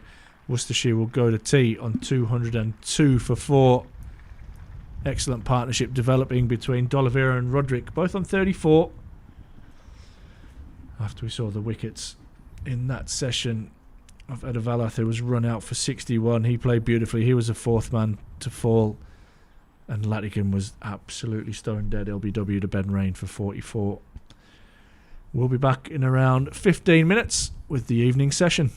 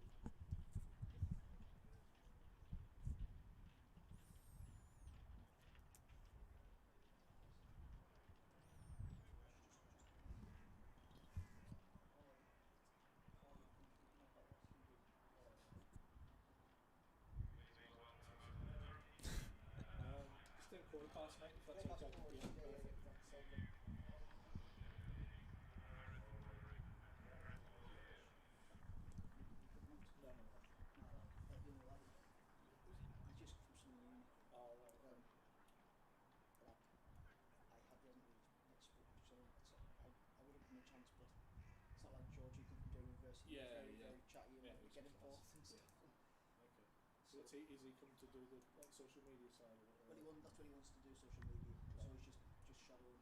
Whereas George wanted to do commentary. Yeah, so yeah. I was cool. Yeah, he's good. Really good, George. Right, no worries. Stay awake.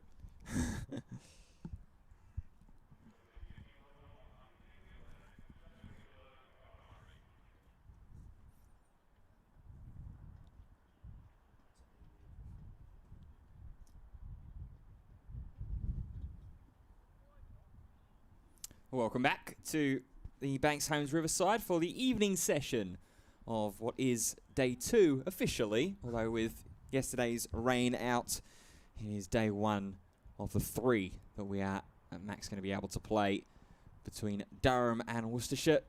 Worcestershire with a very strong conclusion again to a session here on day 1. 202 for 4 currently. Brett D'Oliveira unbeaten on 34. Gareth Roderick also unbeaten on 34. And Shaffiq غفاری is going to continue as he did off of the back end of the lunchtime session into tea. Going to bowl from the back end of tea into the start of this third and final session. Ben Fitzpatrick here with you with Ash Thorpe, as we have been all day. Big session needed here for Durham.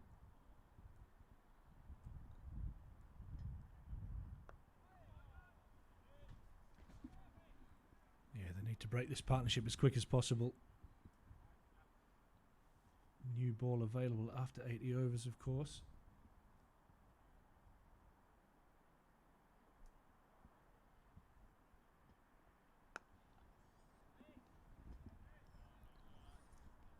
Can غفاری work a little bit of magic before that new ball? I'm sure he'll bowl up until that is taken.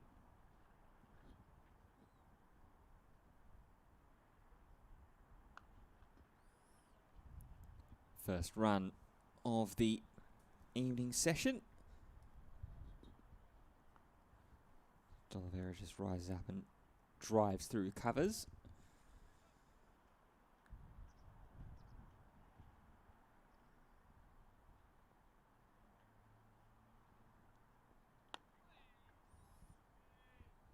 And that little drive will end the over. Just the 1 run from it. 203 for 4 as we return. Yeah, solid first over there for both. I think غفاری will be happy, and I think the Worcestershire batters will be happy as well. Be interesting to see who has a crack here straight away. Is that Will Rhodes that's jogging in? He certainly looked like he was the one that was stretching out the most during that over. Was Connors before the break, and it is Rhodes that is scratching out the mark at the they'll be takeoff thrilled that point. the groundsmen have just gone out and painted a fresh line and everything like that, and Will Rhodes has just kicked it all out.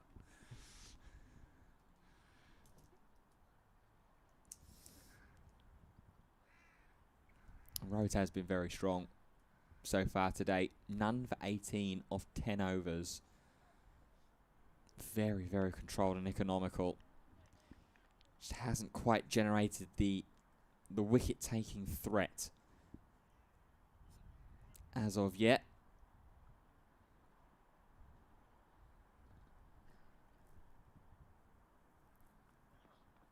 Oh, wow. How has that got through there? It's got between keeper and first slip all the way along the floor off the latest of late cuts. Incredible start for D'Oliveira.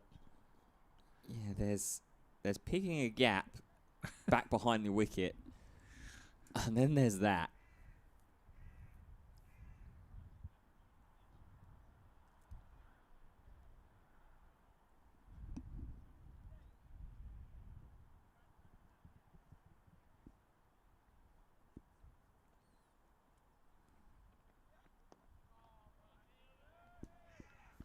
Have a little update from around the grounds.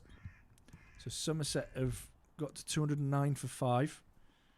Big partnership between Tom Abel and Casey Aldridge, who's Durham bound next year.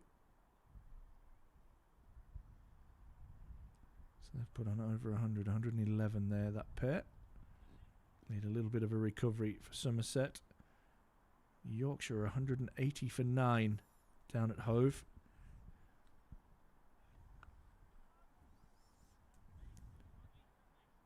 So it looks like they may well get bowled out without picking up any bonus points, which from a Durham point of view would be very, very welcome.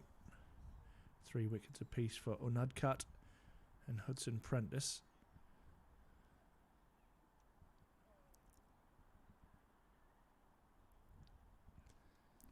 Amelia Gage is returning in from... Having a wander, wasn't he? Yeah, just come back into gully.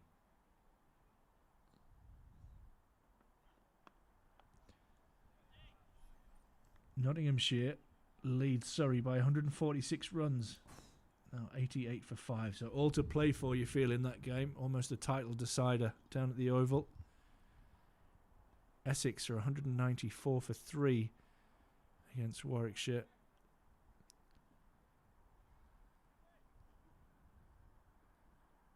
So that is your up to date with all of the Division 1 scores.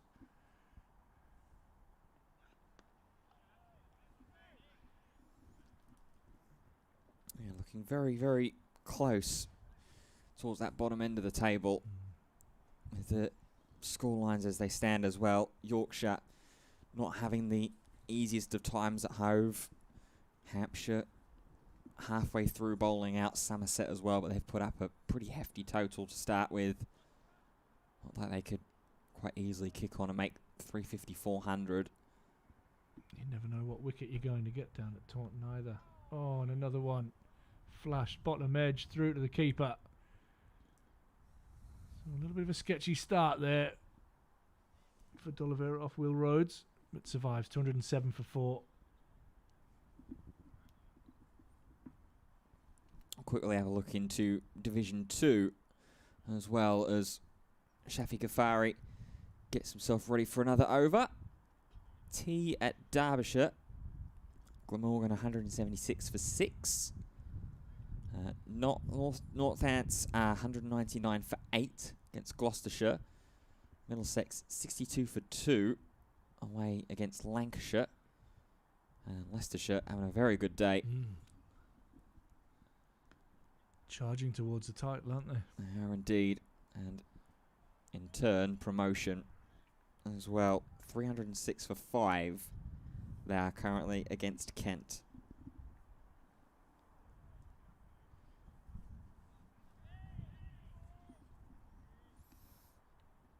Ghafari here, trying to charge himself into a wicket. Heaved up and away. And that will go over the rope for 4. D'Oliveira had a couple of scares in the Will Rhodes over, but takes on the spin.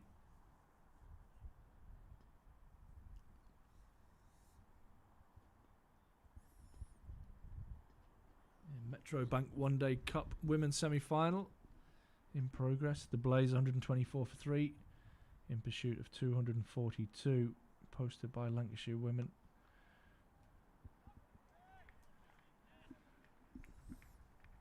Nice diving stop there from Lees in the covers.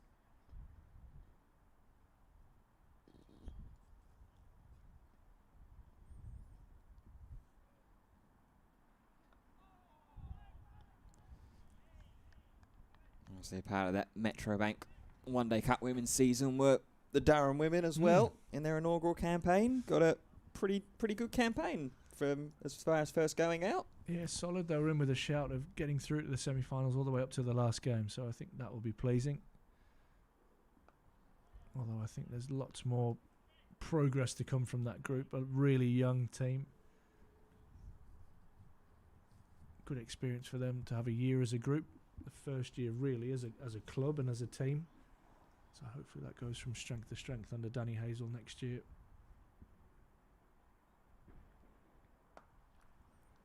Again, slightly appish there from D'Oliveira. Come through for one, and in turn, retain the strike. End of the over, 6 runs from it, 213 for 4.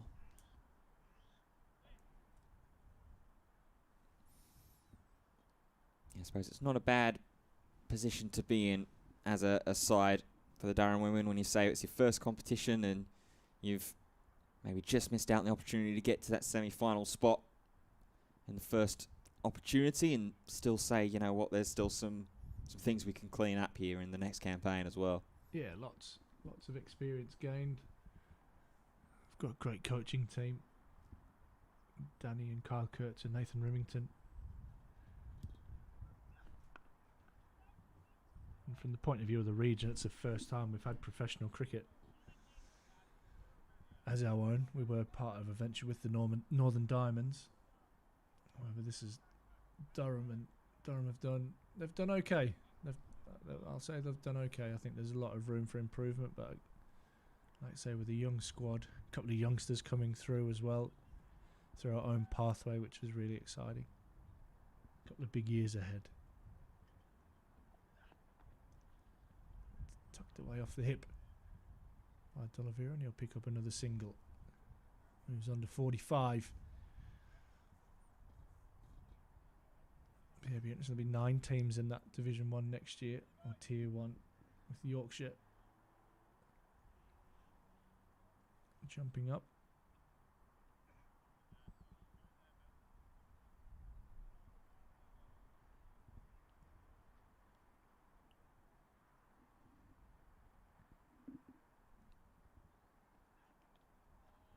Tucked away fine, and that will run away for 4.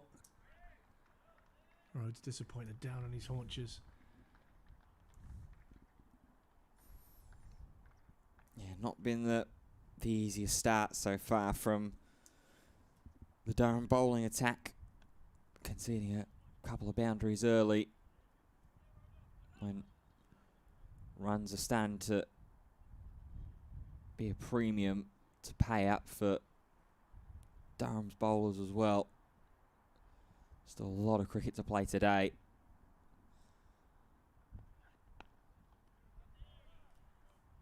The longer these two stay there, the harder it's going to be able to be to go kick on through the rest of the game and get a strong result as well, which is really what Durham are going to want to have in their back pockets going into that final game against Yorkshire. It'll be very, very important at Headingley.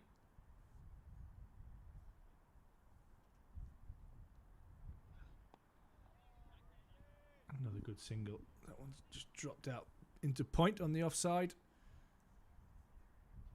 Get through comfortably. Yeah, every point's going to count here. Durham have up until the 110 over mark to get bonus points for wickets. Get them at 3, 6 and 9. Batting points start at 250 and go all the way to 450 at 50 run intervals. So the way this game's headed at the moment, that's what Durham will be looking at, trying to maximise those. And what looks like a really good batting surface here at the Banks Homes Riverside. That ends the over. 71 overs done now. 219 for 4. So, new ball will be eligible in 9 overs time from now. غفاری, we've assumed, is going to just continue on from the Finkel end until that new ball is taken. He's going to have 5 of them from this end. And then Rhodes, more than likely, will just see out the remaining 4. Take the new ball, get Ben Rain back into the attack.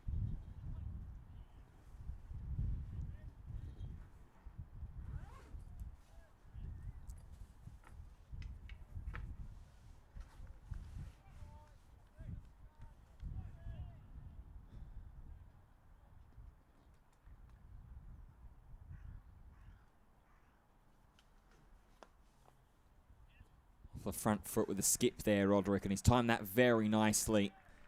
Through mid-on and going all the way to the rope.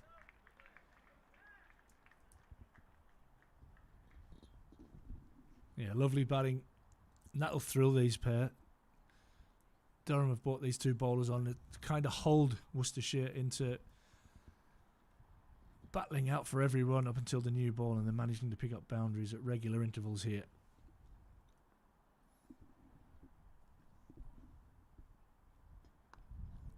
Now times this with a back foot cut. Roderick will go through for one. Both batters at this point moving to 45 not out as well. This partnership worth 90 odd between the two. Movement of the feet. D'Oliveira dancing down so much. Not going to matter that it's cannoned off with a front pad.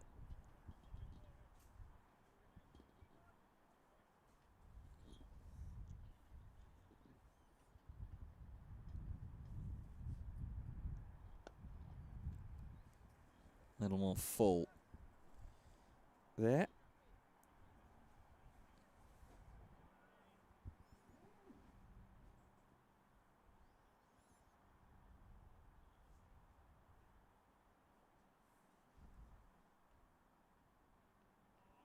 And that one with a little bit more width, but not tempted.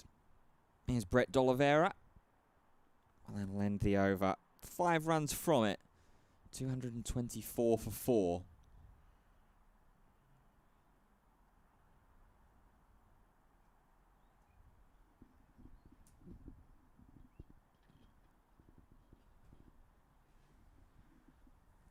Rhodes is going to continue from the Lumley end.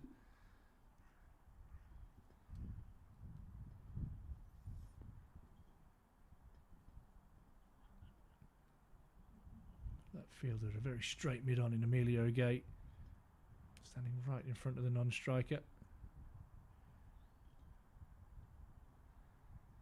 One slip in place. Sweeper out on the offside. One down at fine leg. That's edge down to third, and it will run away for 4. Just getting his hands a little bit out in front of himself there, Roderick. He moves on to 49. Gee, that's got to be frustrating. It's a couple of times now that those boundaries have been able to accumulate from little edges down towards the vacant third area. Very frustrating as a bowler, and for Durham as a team. Worcestershire will not mind one bit.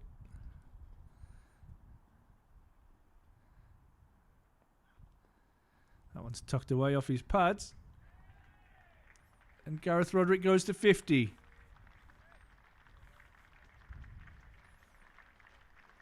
Six fours. Excellent innings for him. But he'll feel that he's just half a job so far.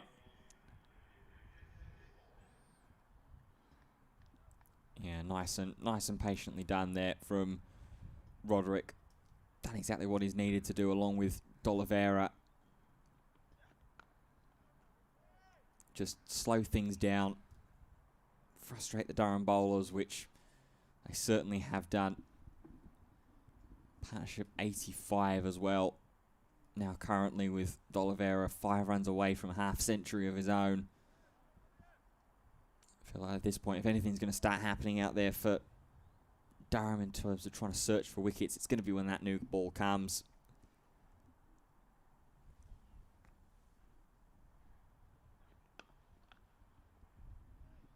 That new ball will also open up probably more scoring options as well for Worcestershire.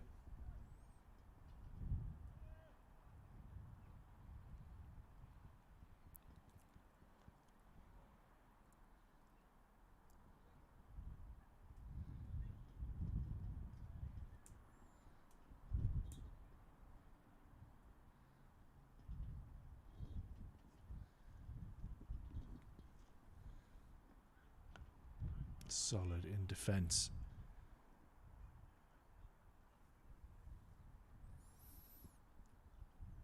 skills from Will Rhodes. Yeah, I've seen a couple of that out on display today. Yeah, he's definitely got David Bellingham covered. Can he play striker, though? The magical question. And if so, can I introduce you to a team called West Ham United? You are in big trouble. Yes, we are. Tucked away into the leg side for no run. 5 from that over. Partnership reaches 90. Worcestershire 229 for 4. Roderick bring up his 50 in that over. Calm, composed, this too. Experienced. You had the two young pairs. These two are the two right pairs, aren't they, at the crease? Been around, seen it all. And look in total control out there in the middle. Two batsmen you'd really, really want in the situation that Worcestershire are in. It's two nice composed heads here, especially with that new ball beckoning soon. غفاری valiantly trying to continue on.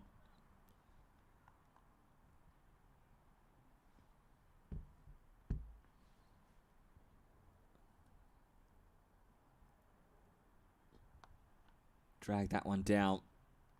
A little bit more pace for غفاری, but Roderick alert. And just happily cuts through the offside. Quick further update as well for other teams that are in and around that relegation style hunt. Yorkshire have been bowled out in their first innings and hove for 194. So Sussex will be taking the willow very, very soon.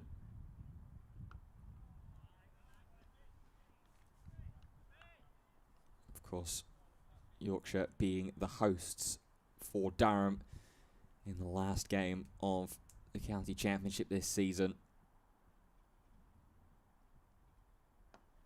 There's another big heave from D'Oliveira. That one's going to find the rope pretty handily. Couple of times there that غفاری has just been leant back and heaved over deep mid-wicket cow corner area. D'Oliveira takes himself to 49.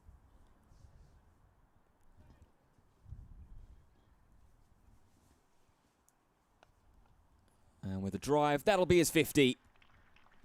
Very well batted for Brett D'Oliveira. Could have very, very easily let the run-out debacle of Rehan Edavalath affect him, but very well done by the captain. 6 fours, no sixes, 130 minutes and 114 deliveries. End of the over as well. So 235 for 4.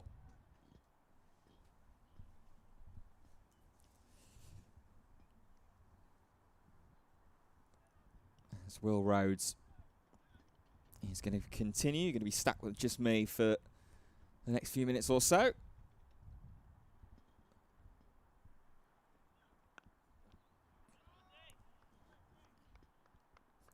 As Rhodes continues on. 6 more overs until that new ball is able to be taken. So it's going to give both Rhodes and غفاری at this point 3 overs each to potentially maybe ask a question or two before the new ball.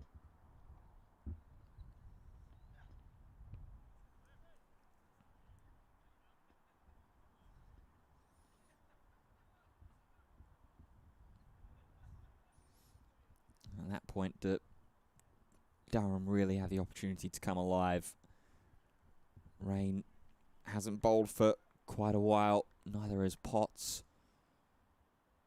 So you have to imagine that those will be the first 2 names that are looked at.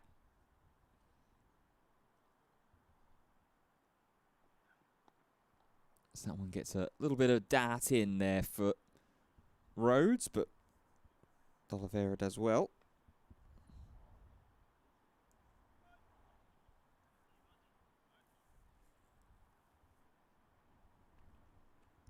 Wind starting to pick back up a little bit again as well. Blowing pretty consistently from right to left across your screen from where you're looking at the Lumley end. And where Rhodes is charging in. Too wide there for Roderick to have any kind of consideration on. Emilio Gay has taken back up position as the silly mid-on sort of distractor there, as he has been. Maybe hoping that one can just inconspicuously loop up and into his hands.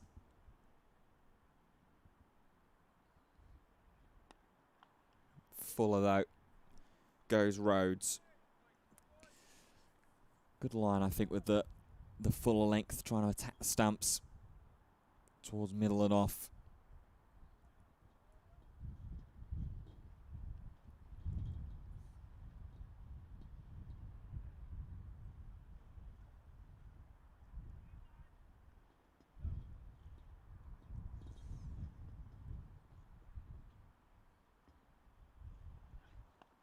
Stepping across there was Roderick for that final delivery. And that will be the end of the over. Just the one run from it, so Rhodes getting back to his economical ways. But economy can only take so far for Durham at the moment. They need wickets, and they need them as soon as possible. 236 for 4. As it looks like that Sussex are just about to get underway in their first batting innings in Hove. In terms of the other teams that are lingering in that bottom half of the championship table for Division 1, Hampshire still bowling against Somerset. That was an exquisite sounding little backwards cut there from D'Oliveira. Make their way back for 2. Yeah, Hampshire still bowling against Somerset. 238 for 5 at the moment in Taunton. Casey Albridge on 65. Tom Abel on 82. Unbeaten.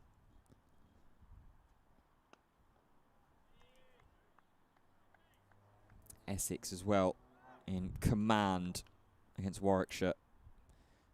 227 for 4. Charlie Allison 74. Michael Pepper, a fresh man to the crease though. 5 off 12 currently for him. Matt Critchley, the most recent to fall in that one, was caught behind by Davies and bowled by Booth for 47. Another backwards cut. Again, very, very lovely sound off the bat from D'Oliveira. We'll just get the one, but it will take the partnership to 100. D'Oliveira contributing 49, Roderick 51. It's just under 2 hours it's taken the pair. And just under 200 deliveries as well. Good stop there by McKinney. Has lost his place in the slips cordon.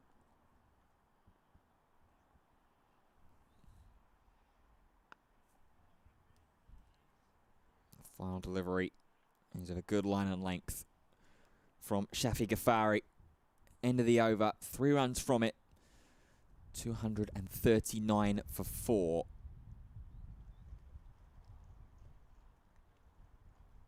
That partnership now reaching the Centurion status is going to be worrying Durham even more. It's the highest partnership for the Worcestershire batters so far in this match. Previously it was 84 between Ladigan and Ivadowolf before Latigan was trapped in front by Ben Rain.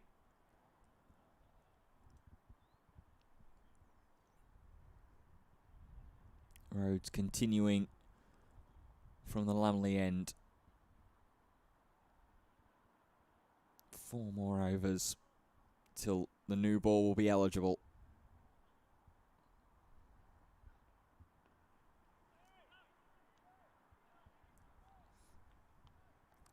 Calm leave by D'Oliveira.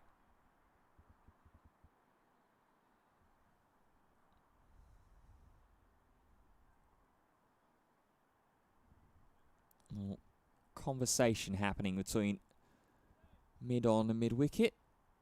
And Lees is in amongst that chat. And a wide drive and well punished by D'Oliveira. Gets the man there at Clark. But it was a ball that was asking to be hit and score on some kind of fashion.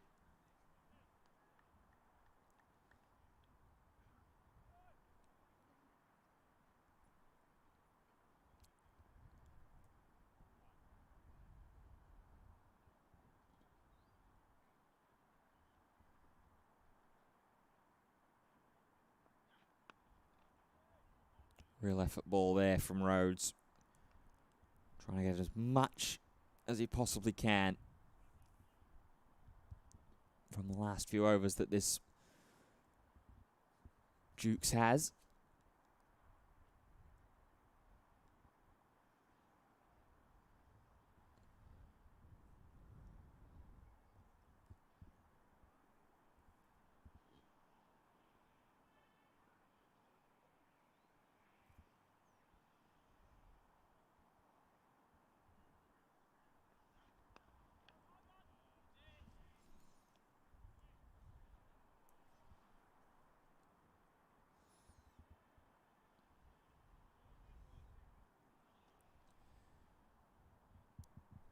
The man that was having the conversation with Alex Lees and is back in a little bit of conversation is Colin Ackerman, who's on the pitch as 12th man.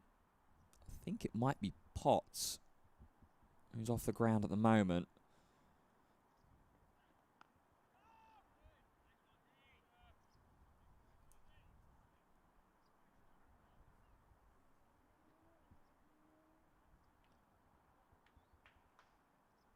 But certainly someone having a little bit of a spell.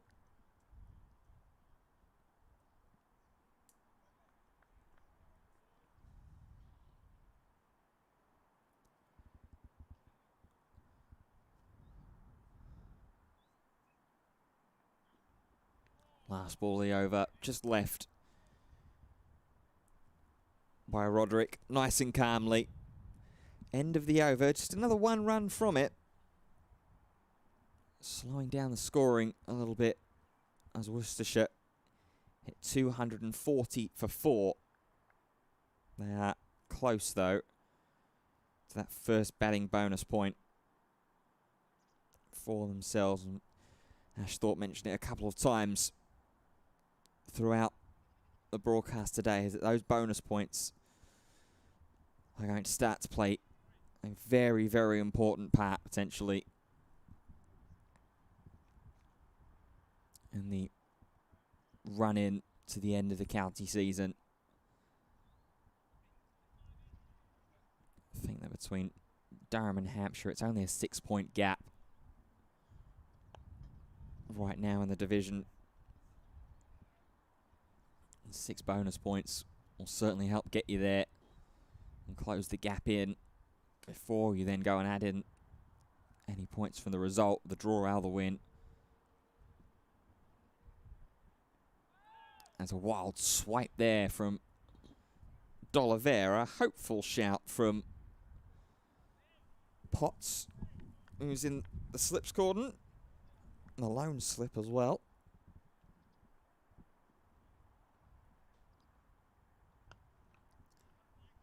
And a nice drive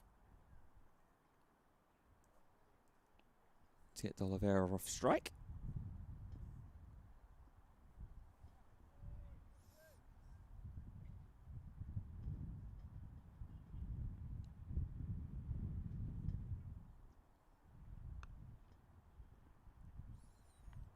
Again, continuing to step and play back against غفاری. Quite happy to just use that later cut shot through the offside. That one, though, a little more flighted. Clark is there. Coming around from deep square leg.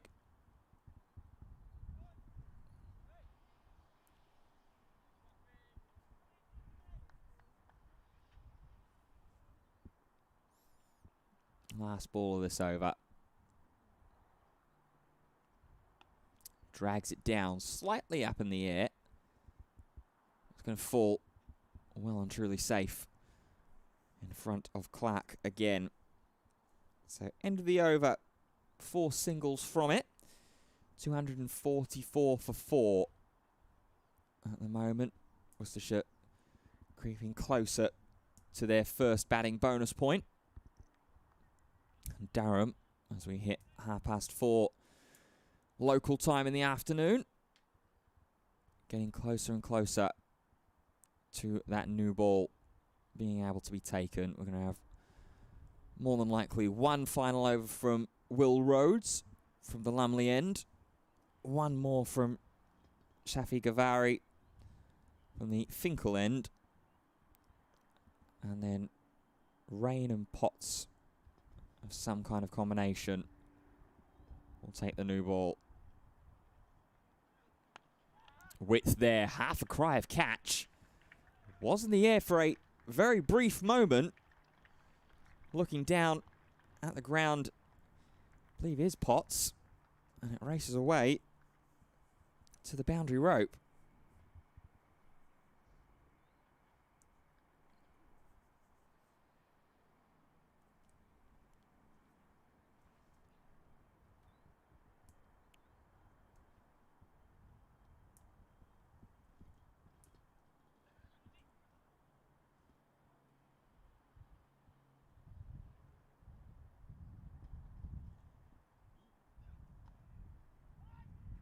On late dab. Call of weight there and well weighted on as well. The fielding of غفاری.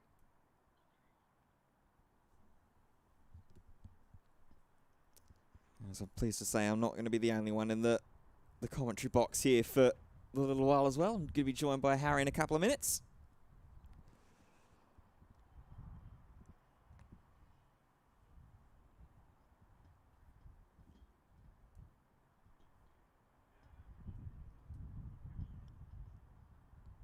Roderick on 57 not out. D'Oliveira 57 not out as well.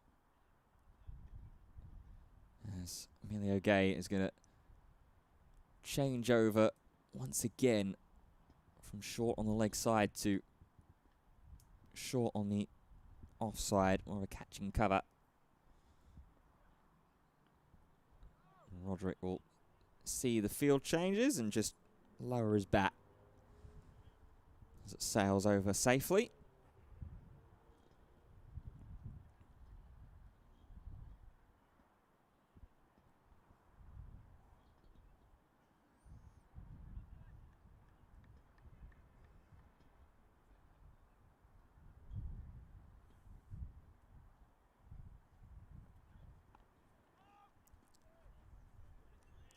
Bit bouncier there from Rhodes.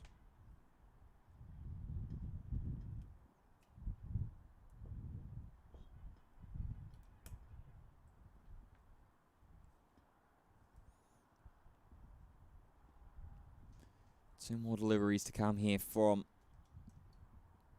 Rhodes, which will likely be the end of his spell. If the new ball does get taken in time. Figures of none for 39 right now with the one maiden. He has been an economical bowler throughout the day. Rate of about 2.5 per over that he's been giving up as well.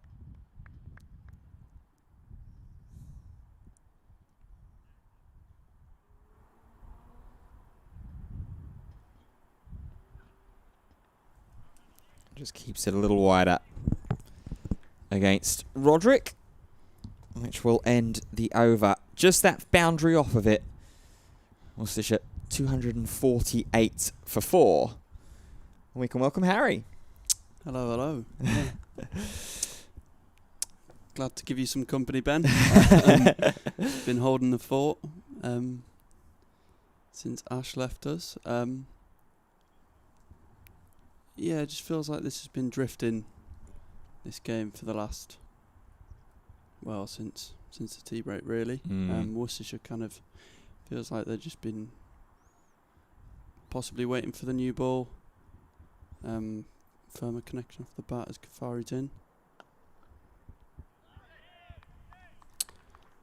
Diving stop by skipper Alex Lees. So yeah, hopefully, fingers crossed, we'll see some action from the new ball when it becomes available.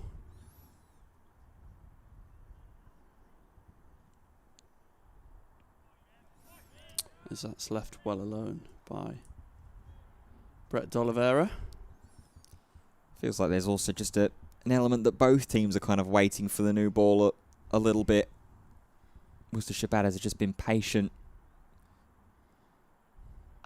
going through the scoring, and Durham have just been waiting till they can re-unleash bowlers like Rain and Potts at the top end of their pace. Yeah, absolutely. I mean, that's evident in just the two bowlers since tea, Rhodes and غفاری, who are likely to get a well-earned rest as Roderick plays that one behind square, and it looks like he will pick up 4,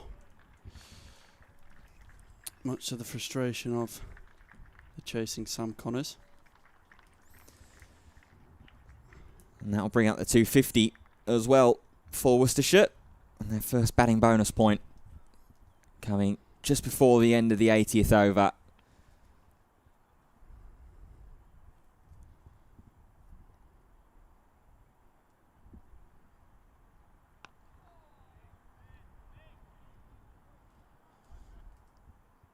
Ben Rain starting to go through a few warm-up motions. I was just going to say, yeah, it's got to be from the Lumley end. As that one's played straight back to غفاری. And we've reached the 80 over mark. Will we now see the introduction of the second new ball? Well, Ben Rain immediately has taken his cap off. Emilio Gay's even going through a couple of little shoulder rotations himself there. But Ben Rain is standing ready at the Lumley end. Umpire as well, I believe, has raised his hand up to indicate the new ball has indeed, as expected, been taken right on the 80th over. So with minimum of 24 more overs still to bowl. Will Rhodes heading up the steps. He's replaced by Colin Ackerman, who's going to be minding the fine leg boundary for now. After a lengthy spell for Rhodes. Yeah, 6 over spell there for Ben Rhodes. Will Rhodes, I should say. Here comes Ben Rain. Oh, and immediately asking the question of that outside edge once again.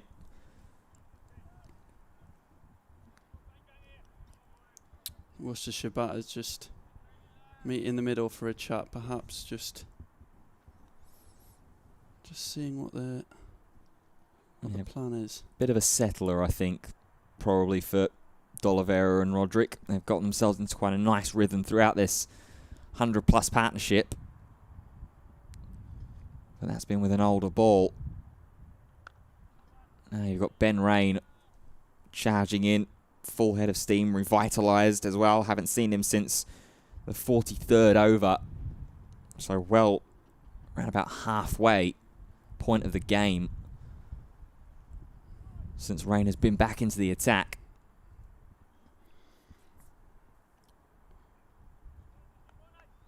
Yeah, it's his third spell, isn't it? He's just had one per session, so you could say well managed, but he'll be looking to make an impact with this second new ball. Yeah, both the opportunities there for him in the spells. Taken individual wickets across each one of them as well, with Jake Libby and Dan Ladigan was also bowling as parts of the Advertisements run out. So if there's going to be any man in Durham white in the ground that's going to be the chance to maybe get a breakthrough and crack this partnership. Already he's getting some good tail, some good shape in on this new ball. And that first one that, as he has done occasionally throughout this day so far, that's kept its line and just sort of flirted with going and moving in with the outside edge.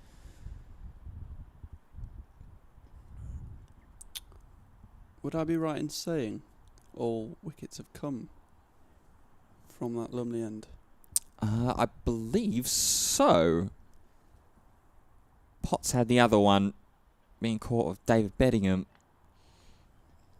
Which was in his, I think it was his second spell when he changed. Yeah, first over his second spell is when that wicket came.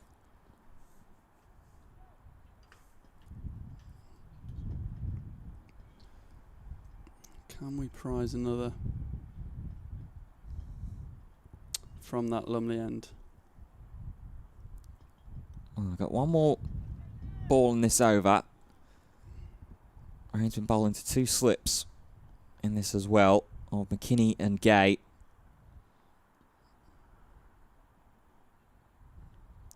That'll just be too wide there for Roderick to even be tempted. But a welcome return for Ben Rain with that new ball in hand. Just the 1 run off of it. 254 for 4. And very much unsurprisingly, Matthew Potts is the next one to take off his jumper and his cap as he's set to bowl from the Finkel end with his second new ball. Be looking for his second wicket of the day as he goes to mark his run. Yeah, it's been a difficult day for Potts as well. 1 for 46, 15 overs, his 5 maidens. A lot of those 46 runs compounded by Dan Ladigan deciding to really take on the England international.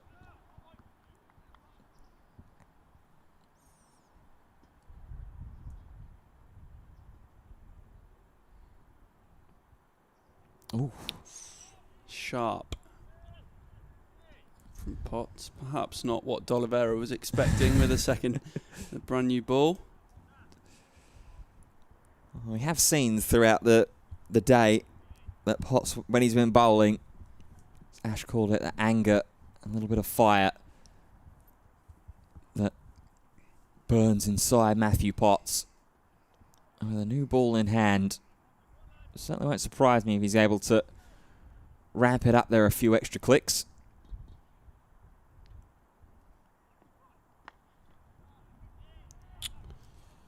Touch fuller this time. Well within D'Oliveira's capabilities.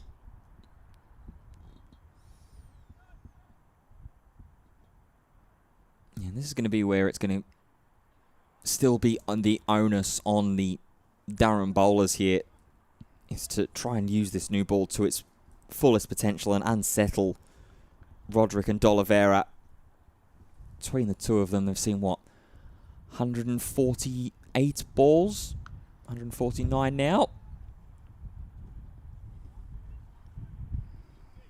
Yeah, it's very, very key that Durham find a breakthrough sooner rather than later. If anything, just to kick this game into life a little bit, and the old saying that 1 brings 2, and if that were possible, even if that was just to secure a second bowling point, and then you set yourself further objectives and look to push the game. It's straighter from Potts. And Oliveira just fends that one off. And well, that has been the way for the Durham bowlers when they have managed to prize a wicket. It has been that one has brought two. It's just the fact that two hasn't brought three in quick succession. And the gap between the fall of wickets 1 and 2 was just under 20 minutes. Roughly the same time between the falls of wickets 3 and 4 as well, when the partnership of Ladigan and Adavalath was broken.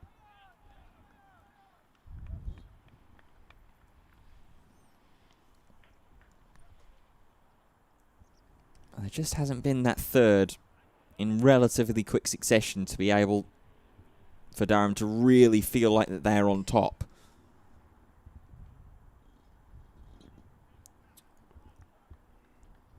yeah, Colin Ackman going through his batting repertoire.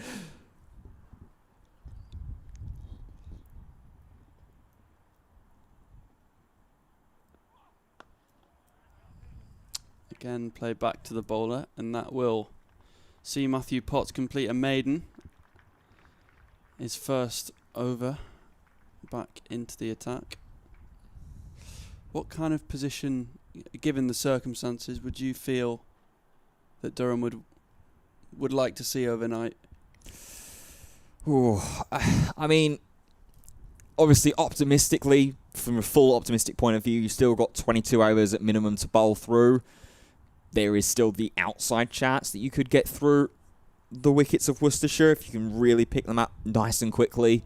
One brings two, and then all of a sudden you're into that tail order and start to pick those apart for single or low double-digit runs. From a realistic point of view, as that is another very, very close delivery. Just nipping away. That's an absolute beauty from Ben Rain. He's been doing that quite often for most of the day, but with his new ball maybe a little bit more pronounced and easier to generate that little nipping return movement. But yeah, I think from a realistic point of view, if you can get this partnership broken at the very least, then you're content. If you can have Worcestershire in for 6 or 7 wickets down maybe, keep them to around about 280, 300 at that point, then Durham might be a little bit more happy with that range. I think Worcestershire will still walk out of the Banks Homes Riverside this evening if that was the case, with their head held high, and say that we've done really the job that we needed to here, and that was not lose all the wickets in the same day. Feels almost like a free hit for them, Yeah. really, and I'm sure they'll want to maintain a bit of pride and keep their heads held high, and by that regard, if they can deny Durham a result or a much needed win, let's say, they'll perhaps be satisfied with doing that. But for Durham, as much as the bowling points are needed, the game needs to progress at a speed. Yeah, the overall result is equally as impactful here as Roderick just gets through for 1 run off of rain. Yeah, I was mentioning it earlier, both of those points actually, I think, Harry, that obviously the 6-point gap between Durham and Hampshire at the moment, those are bonus points, in theory. So if you can get some strong bonus points before the result points come through, you're not in a bad spot, but you still want the strong result point total to go through and make you feel a little bit safer going to Headingley later on. But then from that Worcestershire point of view, there is still with a decent enough and a strong enough result here and a couple of bonus points in the bag as well, there's still the possibility that they could still charge back on a late return and stay in the division. They will play up against Sussex at home in the last game of the season. Oh, struck on the pad. But that one's probably just sliding from Ben Rain.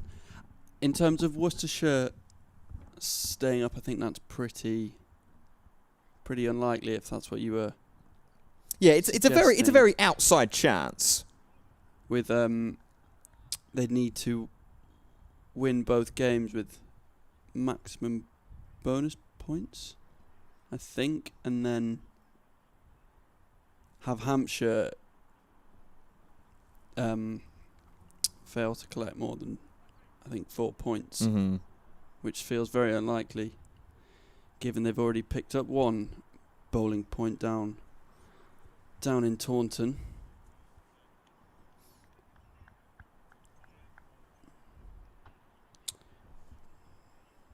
As Potts is in for his second with the new ball.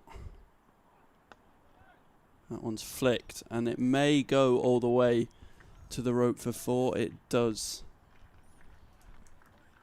As غفاری chases in vain. Yeah, and that is the danger of when the new ball does come. Not only is it very important for the bowlers and an advantage for them to try and get a few more things happening, also makes it very, very quick to score if you do time it right. And Gareth Roderick, there are a few that he has mistimed when he has gone to score a little bit more expansively.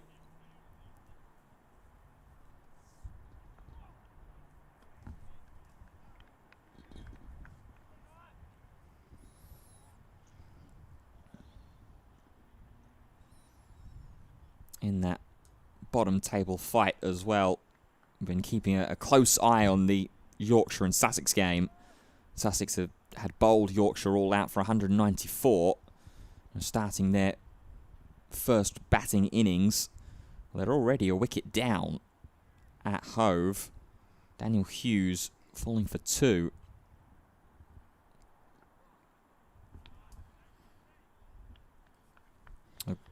Got Ollie Carter at the moment on 4 and Tom Haynes on 14. Yeah, not the start to a Sussex innings that would be pleasing from a Durham point of view, but you've got to say that just trailing by 174, you'd hope they would be able to at least deny Yorkshire victory, let alone if they could pick up a result themselves, Sussex.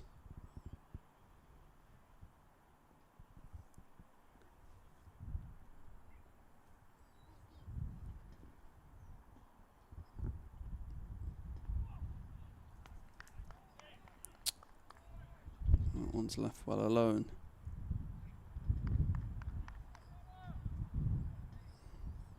Yeah, Potts just finding some rhythm here with the new ball.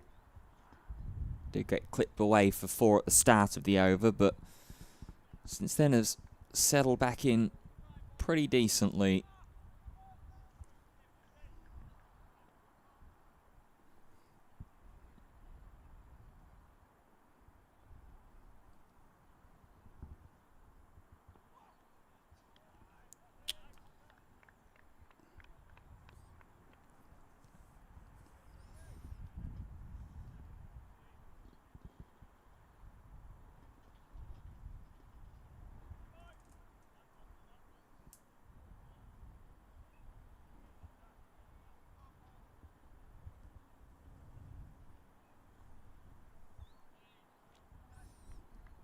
Ackerman still on the field,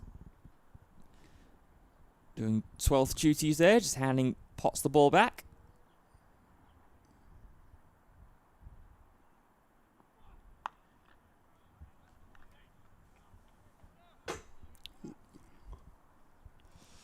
Just 4 from the over.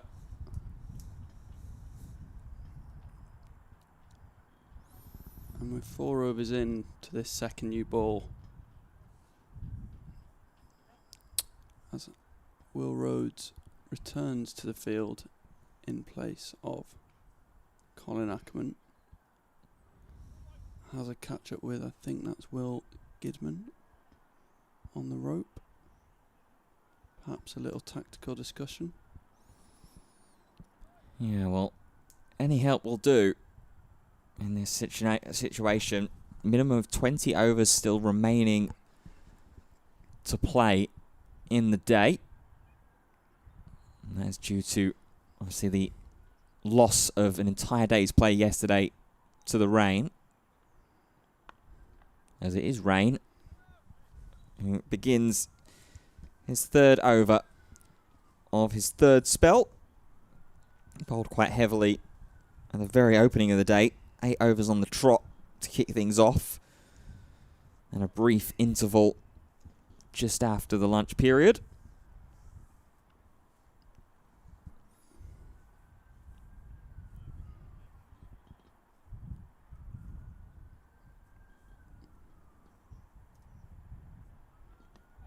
Oh, nice movement in there, aided by the toe end of the bat that cannoned on into the pads. But McKinney, the one with the hands on the head's longest. Rain always feeling like as soon as he's got that ball in hand that he's searching and he's toiling away.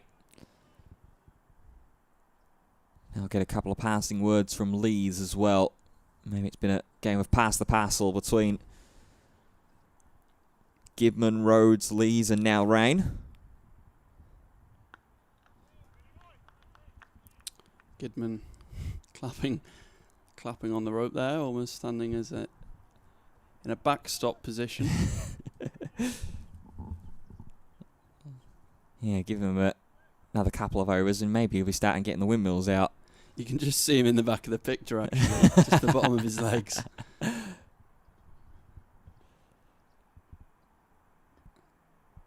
Getting as close to the game as possibly can. As that is clubbed by D'Oliveira. And that has gone with a couple of bounces over the rope. Not a bad answer when Durham bring on one of their premier bowlers with a new ball. See a couple of overs through and then lean back and heave it straight over towards Bannatynes. Yeah, it was a nice shot, that. Lovely sound off the bat. What will his reaction be and thought be to just having seen that happen as well? 2 to come for this over. And Rain goes the shorter ball.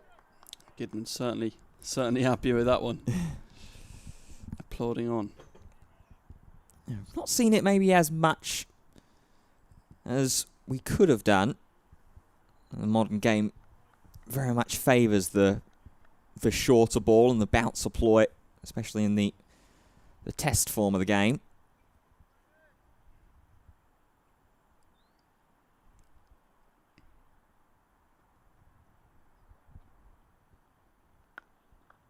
And that one just stays at a good length though, and back at that line that Rain likes to tease with. Just that clubbing boundary off of the over from Brett D'Oliveira as he moved on to 63 unbeaten. Roderick at 66 and Worcestershire in command at 263 for 4. Yeah, need a wicket here. Do Durham. Oh, talking about wickets, Sussex have just lost another one. Tom Haynes has gone for 20. He has been caught LBW by Milnes. So, Yorkshire fighting back.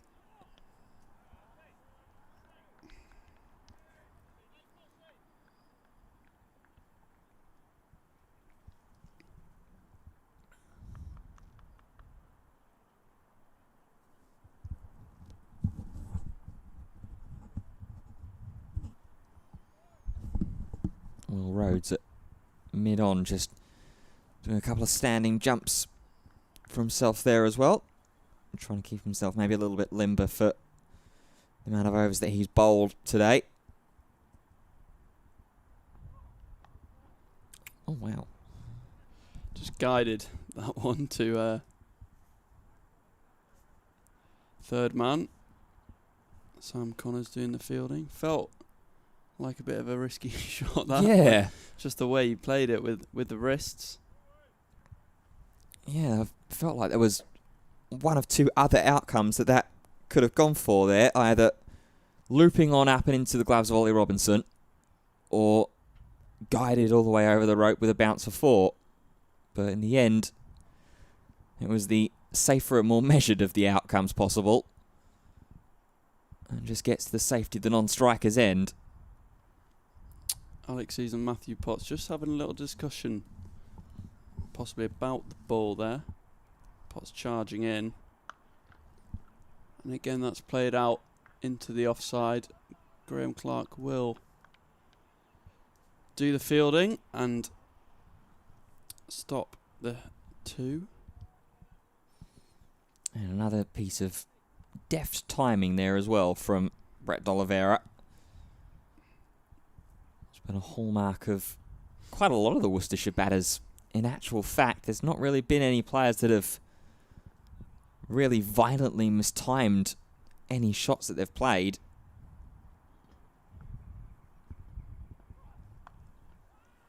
And 2 catching wickets have been more a case of shot misselection rather than sort of genuine mistiming.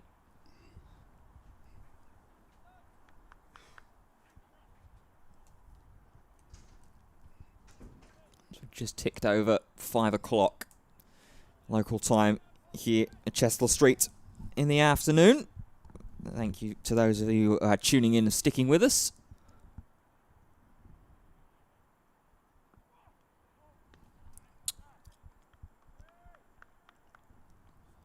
Please do hit that like and subscribe if you are if you have been with us, or if you just fancy doing it for the sake of it. Well, it is the last home game of the season for the 2025 county campaign. So if there was ever a time to show your support, now would be that time, and get yourself prepared for the 2026 season as well. Plenty of coverage of that, I'm sure.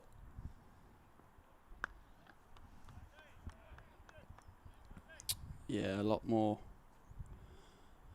to come next year. We look forward to it. Memberships are on sale via the box office for next year. If you wish to renew or join. Yeah, it's a beautiful, beautiful ground, as well as the Banks Homes Riverside. Always feels very, very welcome whenever I get the opportunity to come back here and be on this microphone.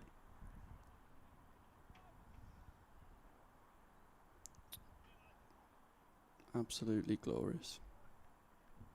As you can see, Yeah. As the wide shot pans off, Ben Rain back in. Yeah, it's turned out to be quite a beautiful evening here as Robinson and McKinney play hot potato with each other.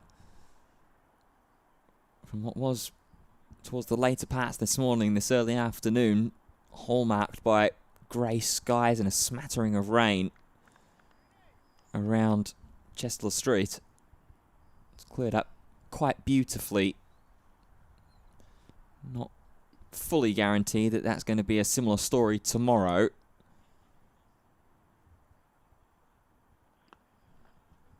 As D'Oliveira just clips this one into the leg side harmlessly for a run. Yeah, as I have a little look quickly at the weather forecast of my provider of choosing, 85% chance of rain. Looks like it's mostly going to be in the early morning periods though, so there is any, that might just be a shortened morning session that we look at, because from about lunchtime onwards, things will clean up quite nicely as Roderick sets off and then does a big loop around and thinks better of it. Yeah, that morning session being potentially wiped out could be will be a real frustration, I guess. We cross that bridge when we come to it. Mm-hmm. Yeah, can't get too overly fixated about what's potentially going to make its way across. As a genuine bouncer there from Rain, met by a genuine pull shot from Gareth Roderick.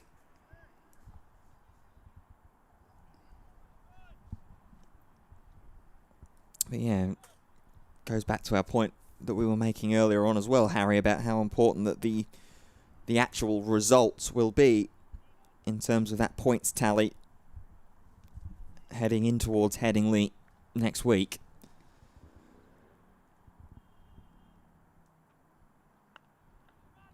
It's a little guided dab from D'Oliveira. Absolutely.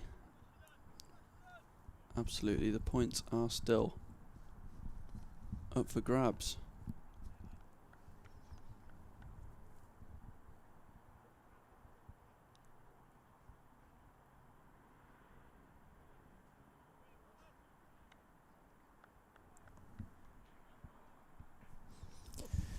Last ball of this Ben Rain over. It's been the fourth of the trot since the new ball was taken. And Rain tries to zero in on that middle and off. Again, staying economical, as a handful of the Durham bowlers have been, but not quite asking the questions that need to right now. 267 for 4.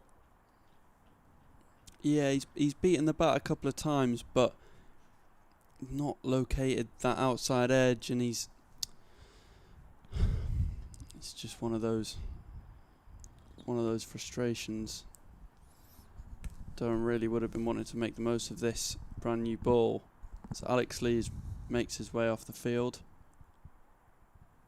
Colin Ackerman's been on and off the field all day. He's back on now at mid-off, with Matthew Potts in for his fourth over of the evening session. Yeah, he's gone for just 6 so far since the new ball. Rain has gone for 8 since it's been introduced. So they've not been expensive by any stretch of the imagination. But at the moment it's just sort of coasting. It's probably the word that I'd use.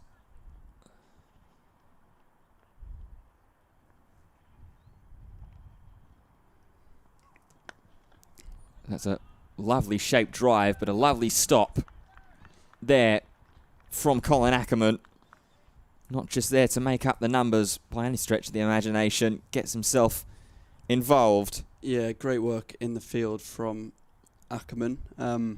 Just a quick update from Taunton, as the Durham player from, well, ahead of next season really, Casey Aldridge has hit 3 figures for Somerset as they pass 300. Yeah, very exciting talent to be making Chester Street his home in next year's campaign. Casey Aldridge.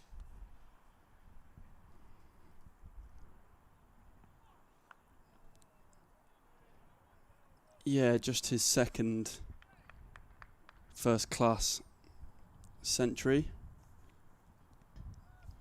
for the current Somerset all-rounder. Of course, was up here on loan for the Vitality Blast group stage. Picked up 5 for against Notts Outlaws. And he's gone to 3 figures for the second time in red ball cricket.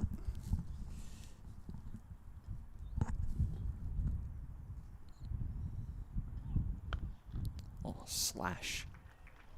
What a shot that is from Oliveira. Another boundary for him through the offside.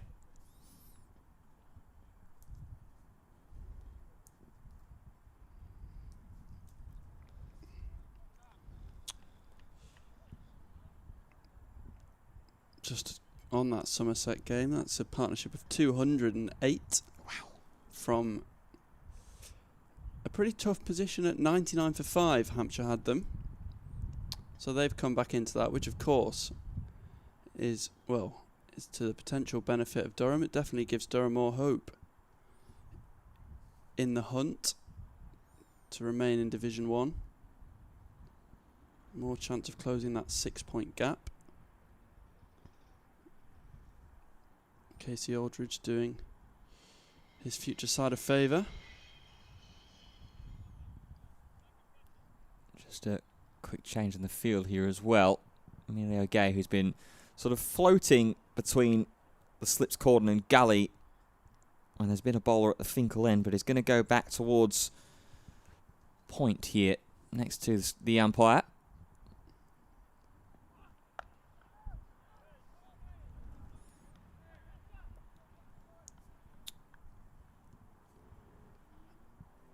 Yeah, just trying something a little bit different. Just Ben McKinney in the slips now.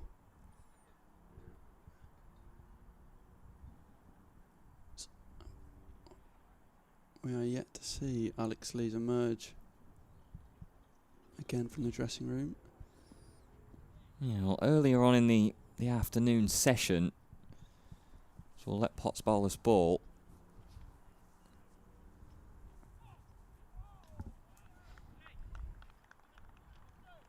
Just going to be left alone. 272 for 4 at the end of that over. Yeah, there was a point during the afternoon session where Alex Lees tried to dive for a shot that was played along the ground, pretty much straight back down through the Finkel end. And Ash Thorpe remarked that he thought that Alex Lees was favouring his wrist as he was coming back on past the boundary. So maybe it might be that has just started to flare itself up. Maybe it's just more of a tactical, we're going to have a chat with the skipper and see what we can inspire from these last 16 overs.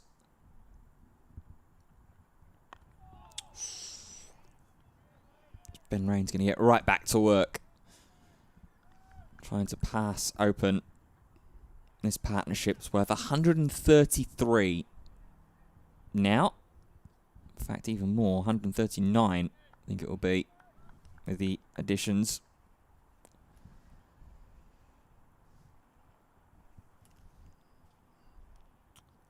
Where are you getting those extra 6 from? I might be completely wrong then in that case. I was going to say, because they've almost doubled their score from when they came together at 139 for 4. Yeah, so that 133 will be correct. I know that on occasion Envy Play can be a little bit behind what we're seeing in real time. But either way, this partnership creeping up to 150 now. There's a shorter ball, just guided down on a pole by Gareth Roderick. Going to come back for a couple.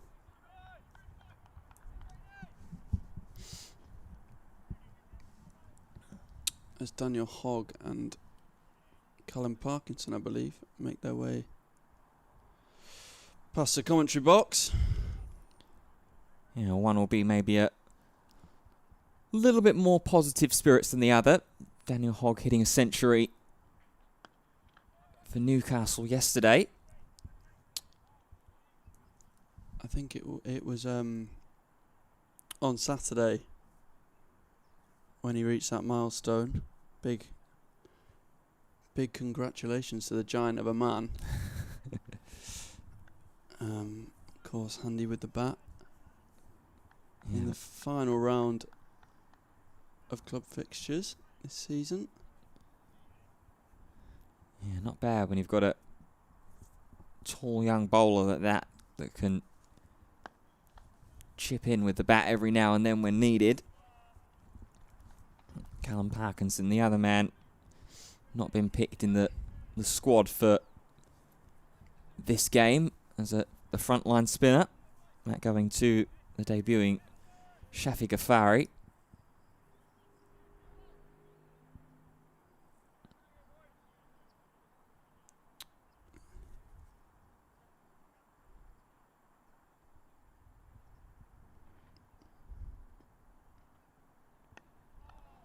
Last ball from Ben Raines.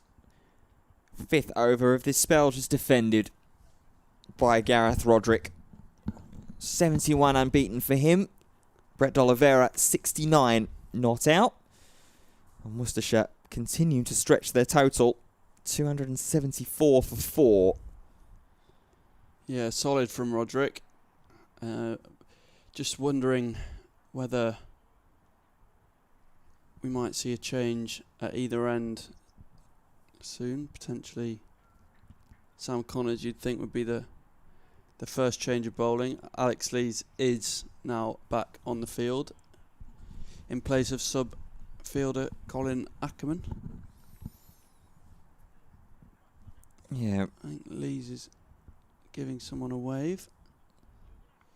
Sam Connors getting loose at third man, so a change could be in the offing in the next couple of overs. As D'Oliveira is back to that and defends. Yeah, has been an opportunity for Sam Connors, who hasn't bowled as much today so far. He's only bowled the 14 overs currently.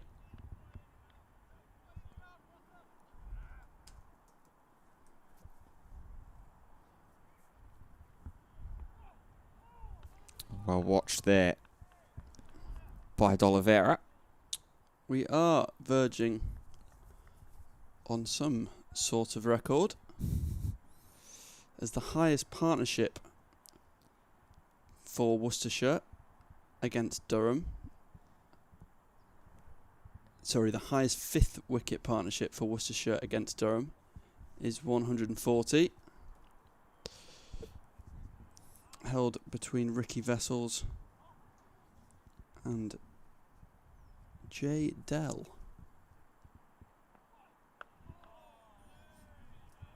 And so Durham will be looking to break that and make sure that this partnership between Gareth Roderick and Brett D'Oliveira does not go beyond that. Yeah, they've not got as many runs as they'd like to play with to stop that from happening, though. It's partnership worth 135 between the two, so only 5 more runs to equal that highest 5th wicket stand. 6 more to break it.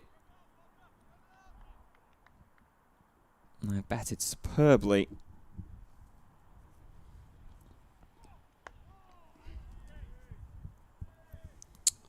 They've been somewhat defiant against this new ball, playing shots when they've had to.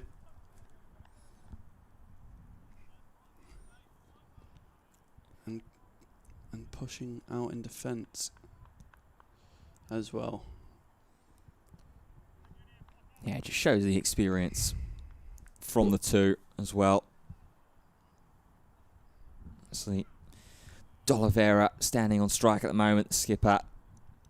Always important for your captain to chip in when they can. And here, D'Oliveira has done more than chip in.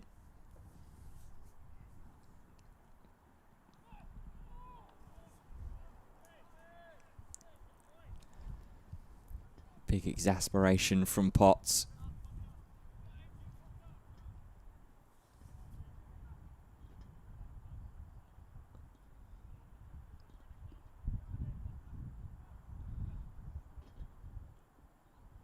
$14 more overs minimum remaining after this one. Will Rhodes, now standing at mid-on, is limbering up a little bit more.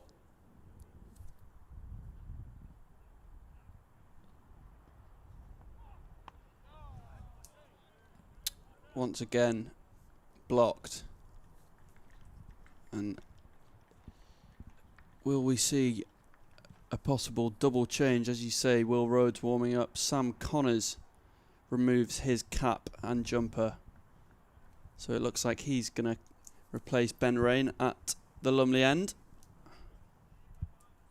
Alex Lee's in conversation with wicketkeeper Ollie Robinson. And now I think he's having a word with Will Rhodes as well, who continues to limber up. Matthew Potts is going to take a break from the field as well. Colin Ackerman back on in his place. Yeah, it's been a tough day for Potts, I think, especially with the amount of effort and energy that he tries to bring to his bowling. Every single ball feels like it's an effort ball with the work that he tries to do and put into. Connors back into the attack. None for 47 of 14. His numbers so far. So he's on the more expensive end of the Durham bowling so far. غفاری the most expensive, none for 80 of 21.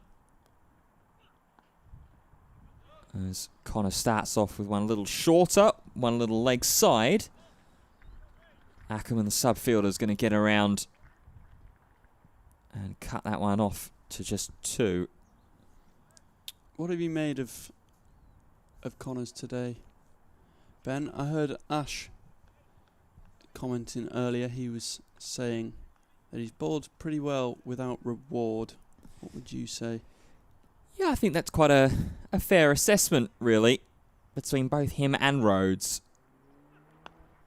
As that one is driven, but doesn't quite get the timing to see it all the way for 4.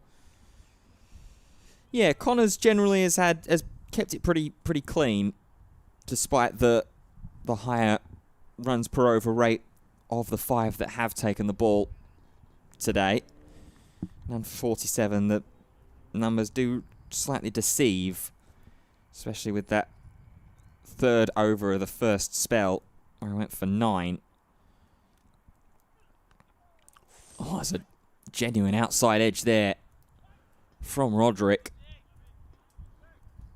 Flown away down towards the 3rd man boundary. Will Rhodes gets round. But that's a genuine edge, as you say. Not presenting an opportunity. Yeah, it's been very interesting to see that as the dynamic of this game has gone on, with Connors bowling and D'Oliveira just happy to push that one to Rhodes, who we're expecting to see take the ball in hand very, very soon.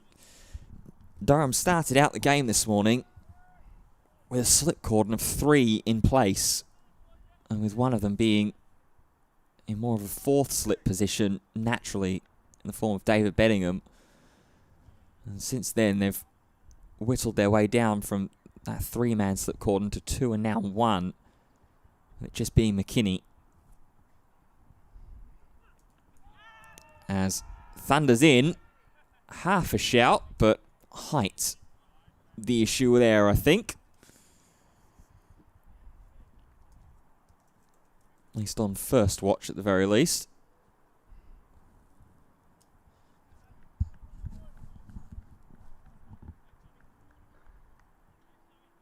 But not bad from Connors. Again, just starting to ask a question which hasn't really been put in the forefront of the minds of neither Roderick or D'Oliveira so far.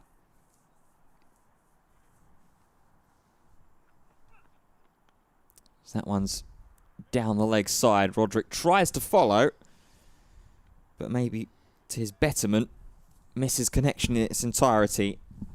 Just 4 runs off of that return of Sam Connors over. Worcestershire 278 for 4 with a minimum of 13 overs left to play out. As expected, it looks like Will Rhodes is going to take over the bowling from the Finkel end. Matthew Potts off the field now. So the 5 overs each for Ben Rain and Matthew Potts with a new ball. Now Rhodes is going to get his bite of the second cherry. Yeah, not much really garnered from the opening overs of the new ball so far.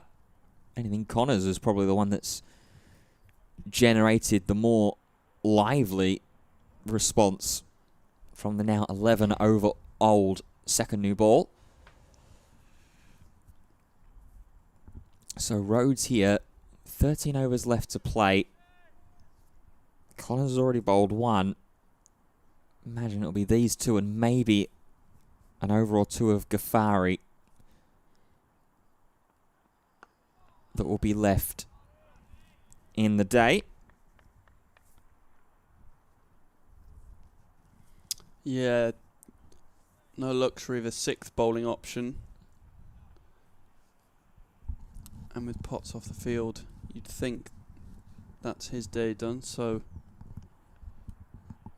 it would look like غفاری would be the one if there was to be a bowling change. Perhaps Ben Rain would return, but you feel that's probably unlikely given his workload today.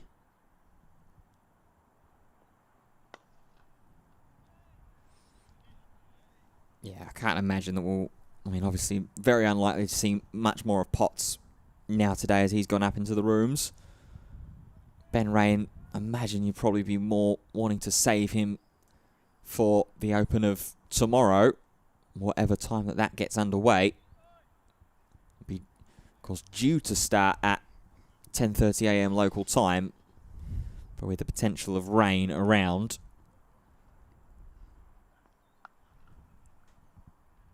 That might be very well different.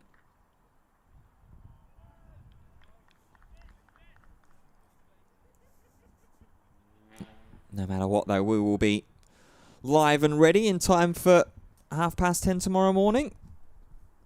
Of course, there will be plenty of updates either on screen before we join the coverage or over on the social channels as well.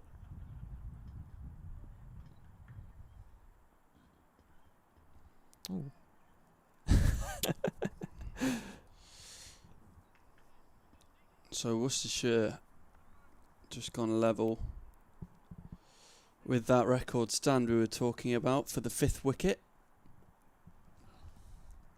in matches against Durham, worth 140. Just one more to break that mark and set a new record.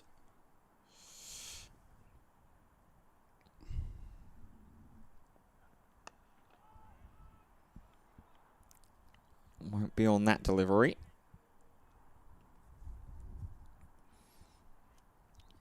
Sussex 59-4-3 against Yorkshire. Matt Milne striking twice for the White Rose, who lead by 135. Again, moving at pace down at Hove.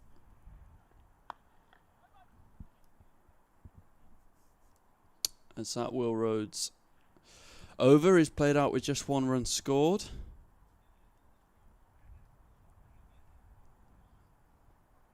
And we go back to Sam Connors from the Lumley end.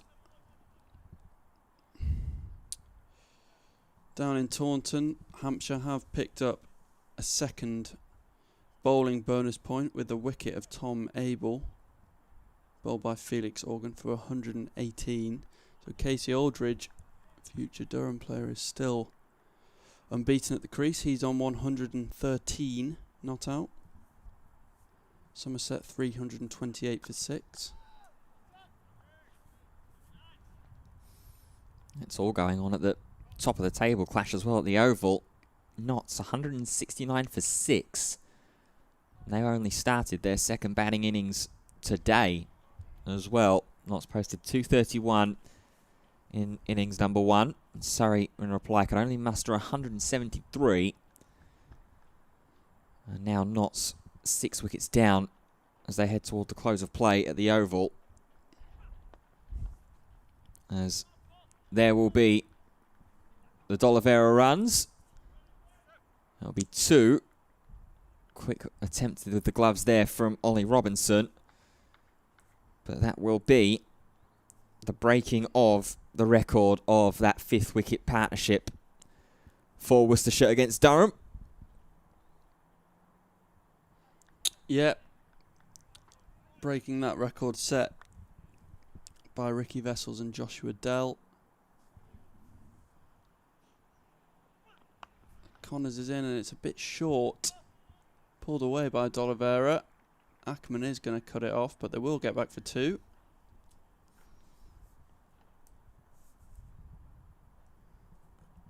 Two consecutive 2s.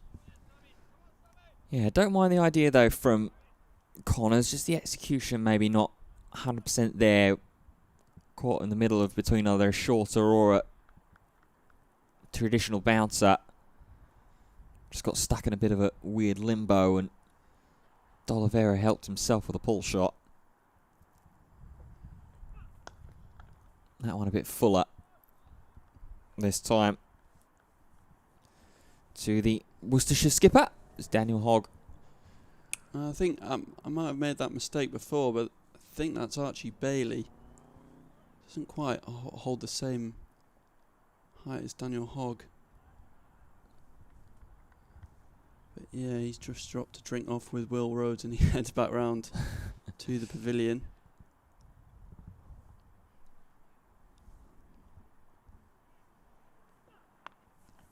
Again, a little bit back of a length there from Connors. I want to know if Ben Rain ever got his drink that he asked very, very politely for in the afternoon session at the to the pavilion.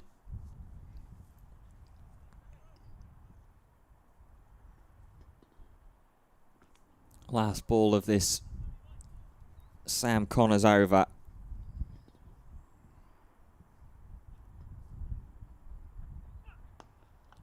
It's a measuring full toss there from Connors, but D'Oliveira more than happy to just bat it straight back and towards mid-on. End of the over, 283 for 4. Matthew Potts returns to the field then.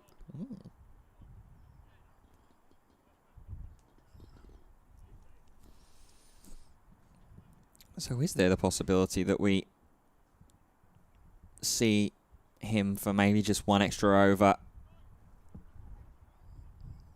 Well, you never know, do you? It's vitally important that Durham surely get at least 2 more wickets before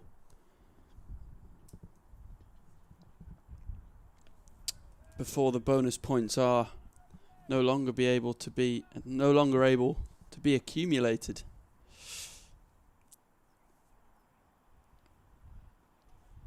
You'd hope for at least 2 bonus points, if not all 3. But Worcestershire's defiance with this 5th wicket partnership worth 144 has prevented that so far. Rhodes in again, 18th over of the day for the former Warwickshire man, as that's just defended back to him by the Worcester keeper, Gareth Roderick. Yeah, I mean, best case scenario, getting those 2 extra wickets and that extra bowling bonus point. Absolutely, but first order of business is break this partnership down. It's been needed to have been done for quite some time. So that one's just helped on its way with a flourish through the leg side from Gareth Roderick.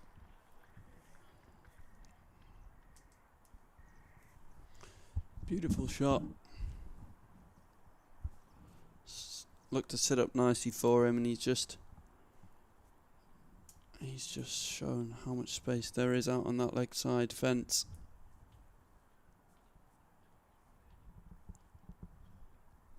Yeah, lovely little flick. Wasn't even necessarily hit that hard from Roderick. Just guided it across square on the leg side, completely vacant.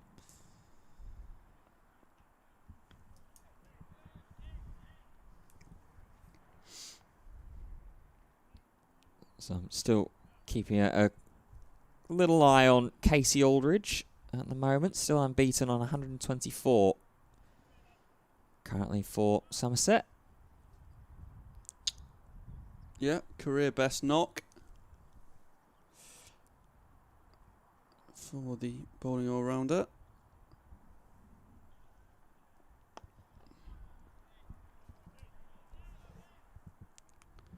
Got plenty of power as well. 5 6s and 12 4s in that knock so far.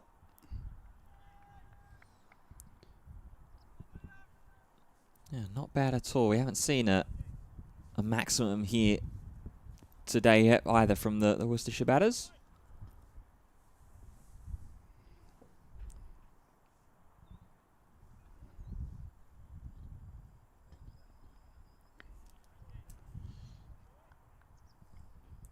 Left well alone again. Gareth Roderick. And that brings a close to the 14th over since the introduction of the new ball. 10 overs remaining in this extended day due to yesterday's washout. 8 extra overs can be added to the second and third day. So we've got 10 overs to go, with play scheduled to close at 6 o'clock. So we might not be too far behind that.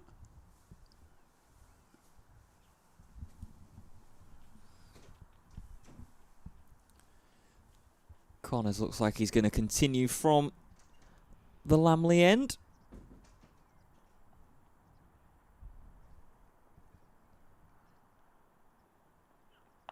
That's a short ball, and that is pulled and dispatched by Brett D'Oliveira.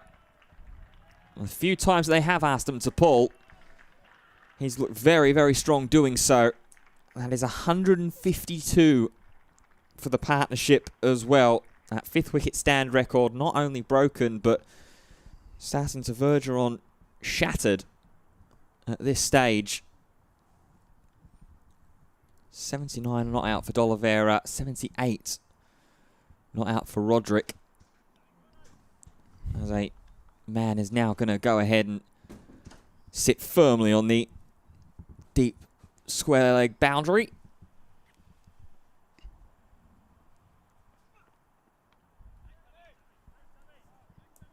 Bit wider from Connors, that one. Having seen himself pulled to the fence before, he angles one down the offside.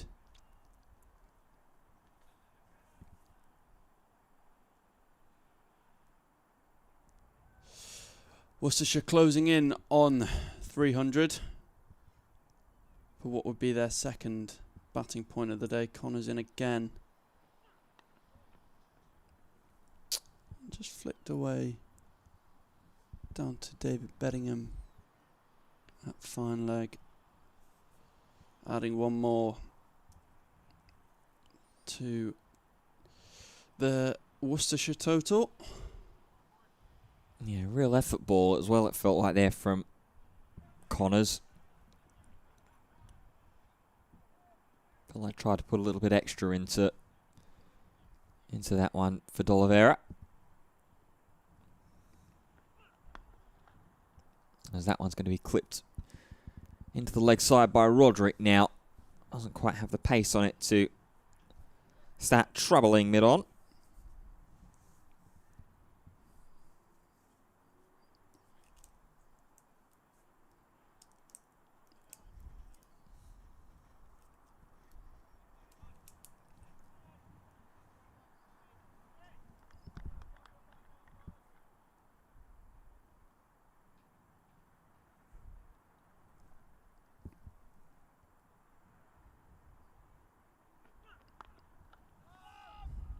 On guided to Shaffiq Ghafari.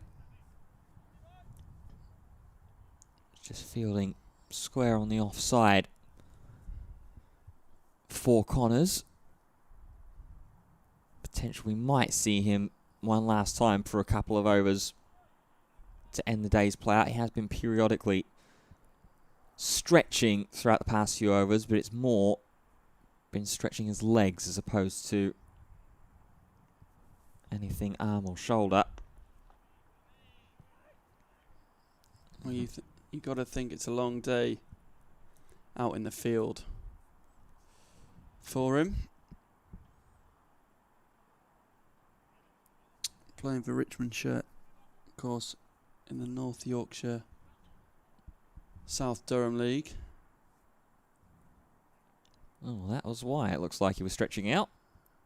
He's just taken the cap and the jumper off. We are indeed going to get some more overs of leg spin. Maybe a couple more than we were expecting to see to close the day. Yeah, interesting change from the Durham captain. Will Rhodes being removed from the attack.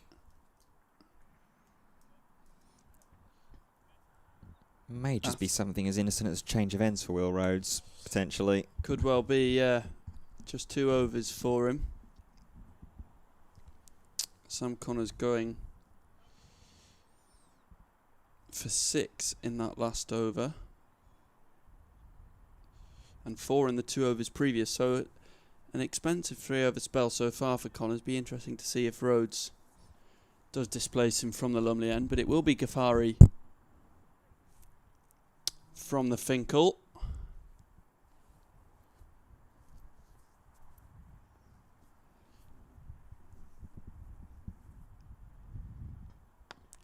Well, that was very short, and that is very put away as well.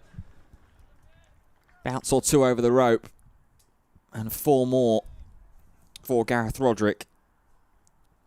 Yeah, I was just talking about it being a long day for Ghafari, possibly. You question when he last played out in the field for such an amount of time, when you're predominantly playing 50 over stuff for Richmondshire. And that ball just kind of reflected it may have been a long day for him. It's not been the most straightforward day. Certainly a welcome to first-class cricket, I think, for Shaffiq Ghafari. None for 84. Welcome to the county championship, yeah. Yeah.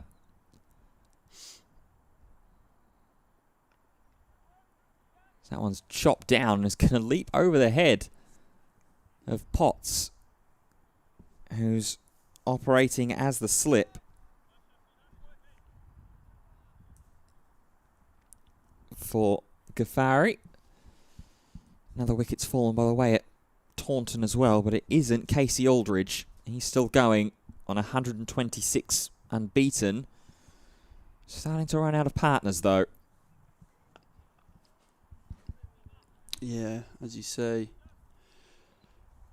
Aldridge still out there, but Ben Green has departed. Somerset notching their 3rd batting point. Nicely guided there by D'Oliveira. Connors will try and chase and will just get there as well, ahead of the rope. Yeah, great effort from Sam Connors. As there is the 300 up for Worcestershire as well. Off the back of that 3, played the entirety of the day so far. A couple of points where Durham very well could have had the opportunity to make things look very scary.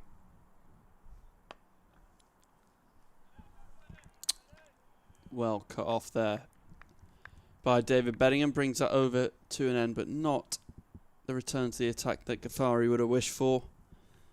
8 runs come from his first over as he's reintroduced. And it looks like we will see a continuation of Sam Connors from the Lumley end. Yeah, definitely an interesting one here from Alex Lees and the Durham backroom staff to bring غفاری in that early. Maybe it's just an extra couple of overs from Connors that we're going to get here and then sneak the last, what will be 2 from the Lumley end with Will Rhodes or Raynor Potts potentially.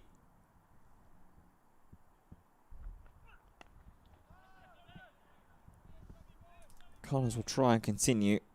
He's been the more expensive of the 2 bowlers that have come on post Rain Potts combination with the new ball.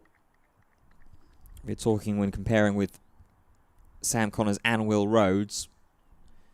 Harry highlighted it earlier that 14 runs off the first 3 overs of Sam Connors compared to just the 5 of the 2 of Will Rhodes.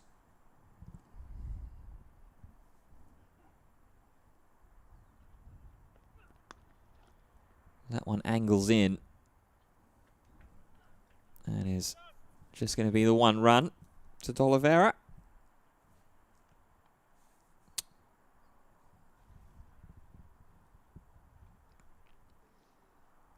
That 300 as well, marking the second batting bonus point for Worcestershire.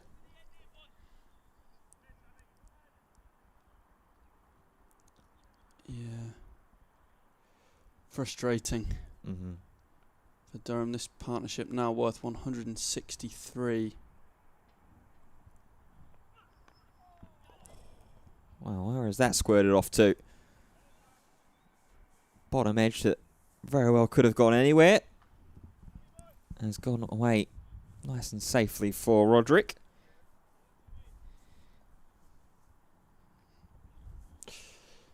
We are, of course, into the added 8 overs of the day.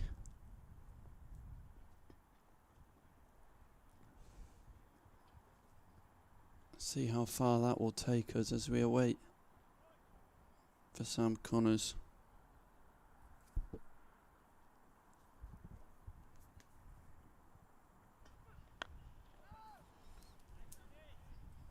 Again, firmly played by D'Oliveira.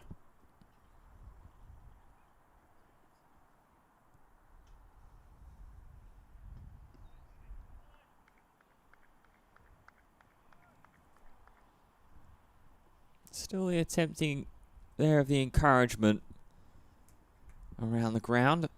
As I look around, quite a few of those that were in attendance have started to make their journey homes and onwards.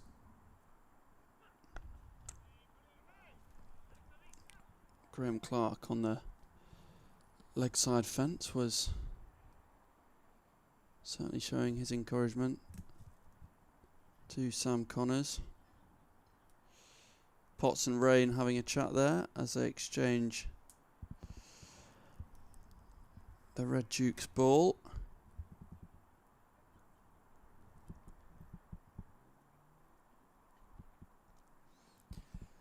Last ball of the over for Connors then. It's full up. D'Oliveira drives it straight back to Connors.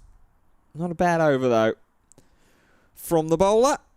Best of this spell for him with just the 2 off of it. 303 for 4.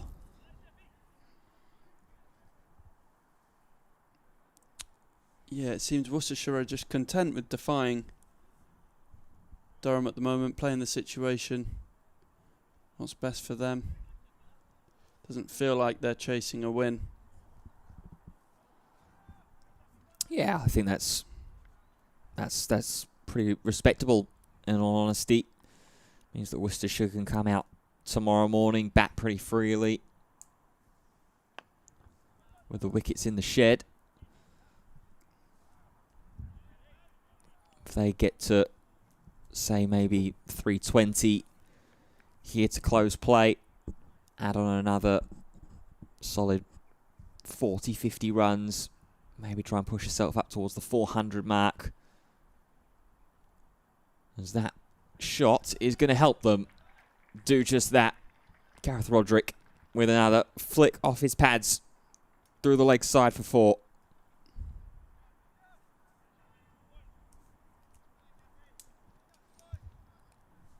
Yeah, if Worcestershire are maybe looking at maybe 400 all out at this point in time, and that could be by around lunchtime tomorrow, maybe even towards the middle of the afternoon session, depending on what happens with the weather and the rain that is forecast for the morning at the very least.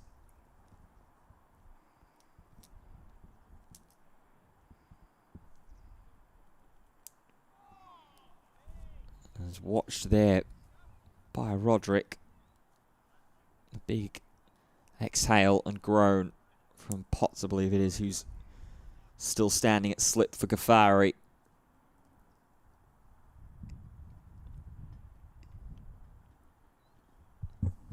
There's a little paddle around the corner Roderick has used a few times against غفاری. Does bring into the equation the one that we've seen from the young Afghan spinner a couple of times today, where he's just dragged it down, getting a little bit more speed and pace on the ball.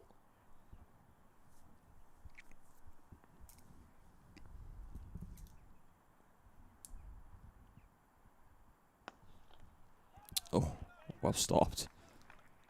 Yeah, tossed up that one a little bit more. Roderick hit on the full. As you say, a great stop by the Afghan spinner.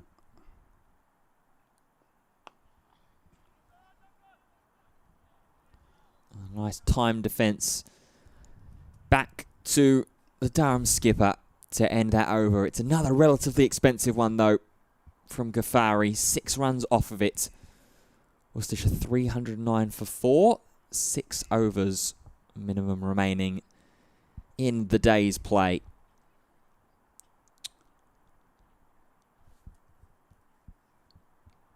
Yeah, Gareth Roderick, 91 not out. His highest first-class score of the season so far, surpassing his previous best of 80. He is possibly, well,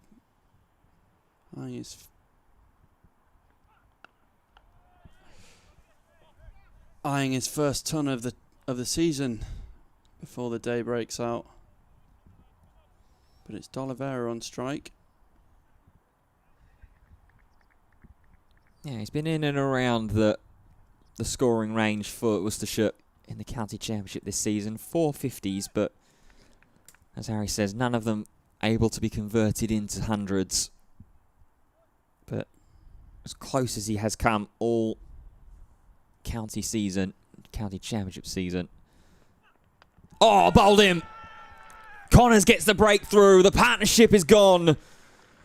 And D'Oliveira, who's looked in really, really good touch throughout the day, has to walk back to the pavilion before the day breaks out. We said, Harry, what were those 8 overs take us extra that get added on to today's play? Well, it brings the breakthrough of the highest record 5th wicket partnership and stand for Worcestershire against Durham. Yeah, it just, you can see how much that means to Sam Connors, both personally there, but also the team. A big breakthrough towards the end of the second day here at Banks Homes Riverside. Sam Connors delighted. Pure passion in that celebration. And the Chesterley Street crowd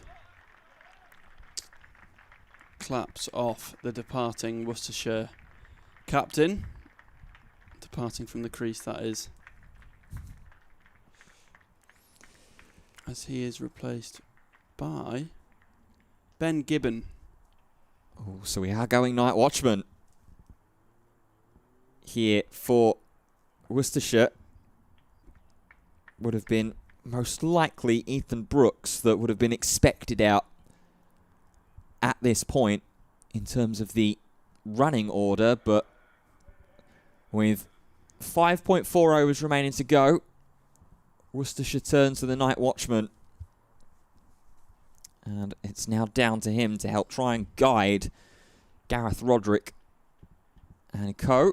Not only to the close of the day's play, but for Roderick, selfishly, he'll be eyeing up that ton before the bails are removed by umpires Bailey and Kettleborough at the end of the evening. Yeah, big breakthrough that for Durham.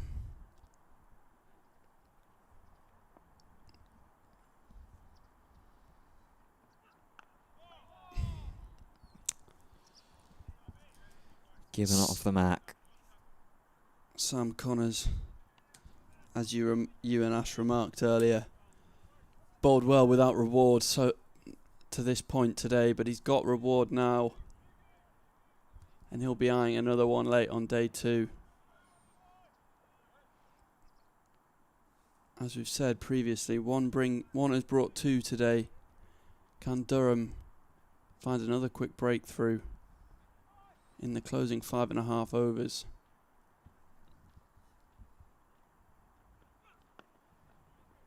Bowling straight at there, allowing Roderick to get off of strike.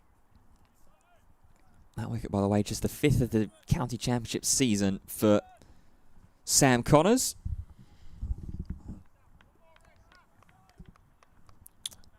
Yeah, he's struggled for game time, obviously,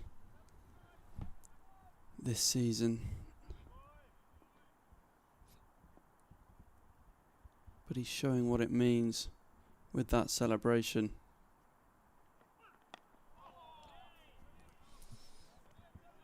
Of course, all of the chatter now going to be high and loud against the night watchman, Ben Gibbon, who has only in his 3rd match in the county championship this season for Worcestershire, has only had 4 runs, and that all came in one match. And it will be interesting to see, perhaps nothing on show yet, whether we see a change at the Finkel end.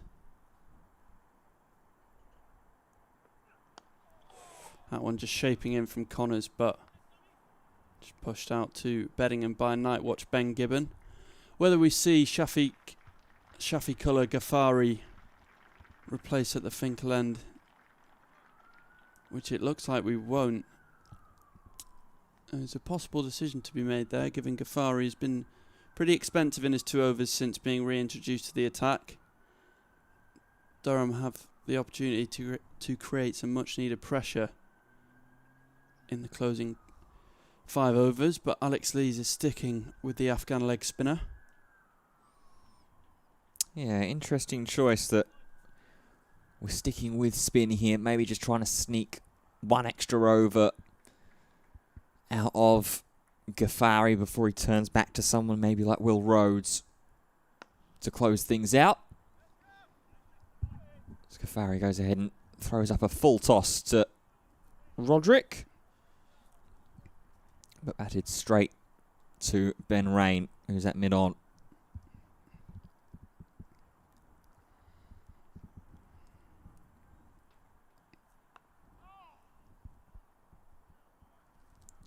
Played nicely by Roderick, just rotating the strike there. Out to the wicket-taking Connors. Oh, now we're going to see something we've not seen all day. Man under the lid on the leg side for غفاری to bowl to. Sweeper from the offside coming in as well to cover point. Yeah, I think it's Graham Clark under the lid. It's his usual place when it's required.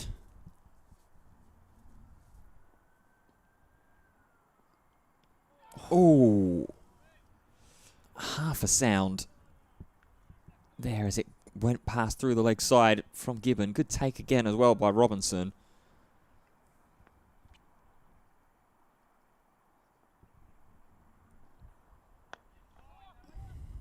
Whipped away from Gibbon. Benningham will track it down. The night watchman to the safety of the non-striker's end.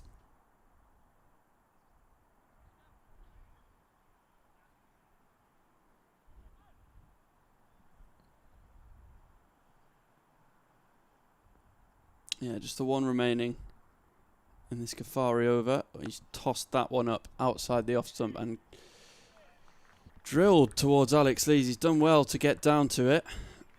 And there will be no run, so just 2 from that over. From Shaffiq غفاری. That is the 100th over concluded for the day's play today. We've just hit 6 o'clock local time. 4 more overs to come, 2 from each end.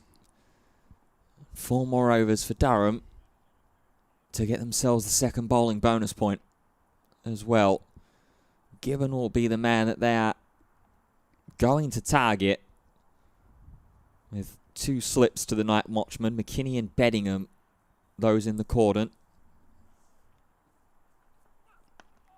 Connors continuing and getting a little bit of shape there against Gibbon.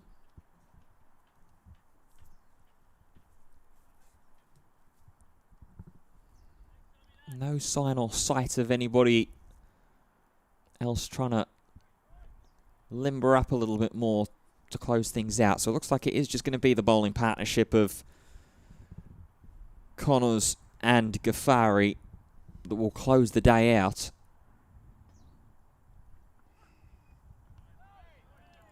Connors goes the bouncer.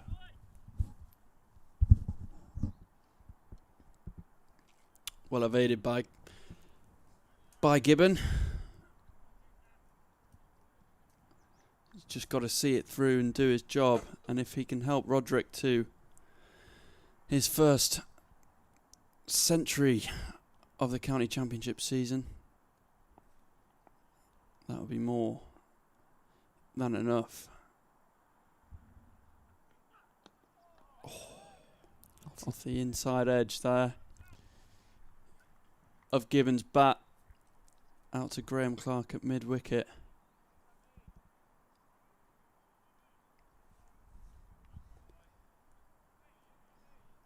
Connor's keeping things tight here.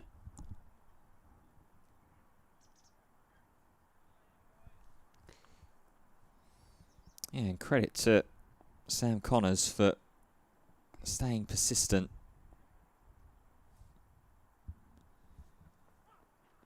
Oh, complete pull away there from Gibbon,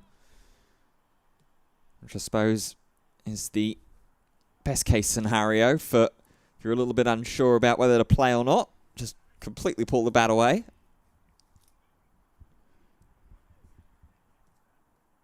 True night watchman's shot.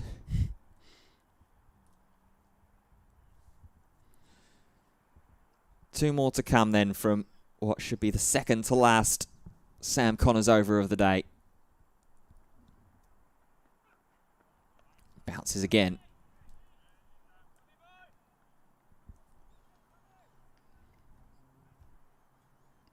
Umpire signalling that Sam Connors one ball over shoulder height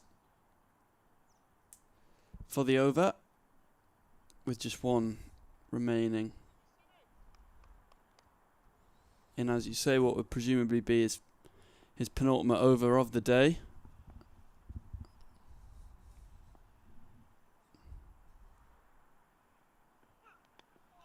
Oof, bottom edged from Gibbon there. Hand on head, but still asking some good and probing questions here is Sam Connors. Just that one run off of the over, the 101st of the day, with the extension that we had. 314 for 5.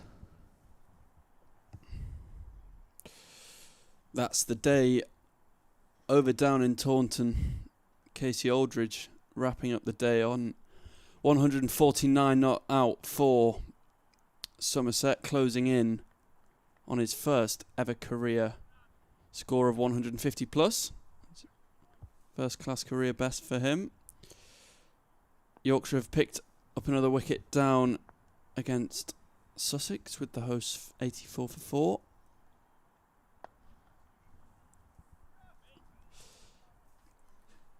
And غفاری is back in for his 25th over of the day here in Chester Street.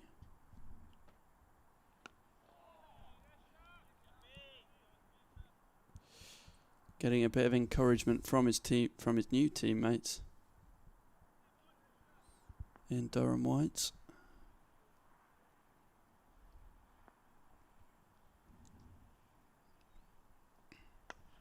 Dragged down and crunched into David Bedingham there.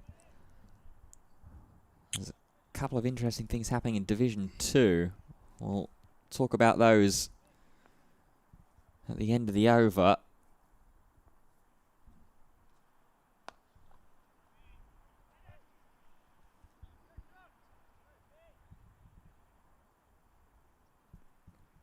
Meanwhile, still in Division 1, Notts holding on to 3 wickets at the moment at the Oval. I think they've just lost another. Ooh. Dan Worrell found his way past Liam Patterson-White. Ollie Pope catching.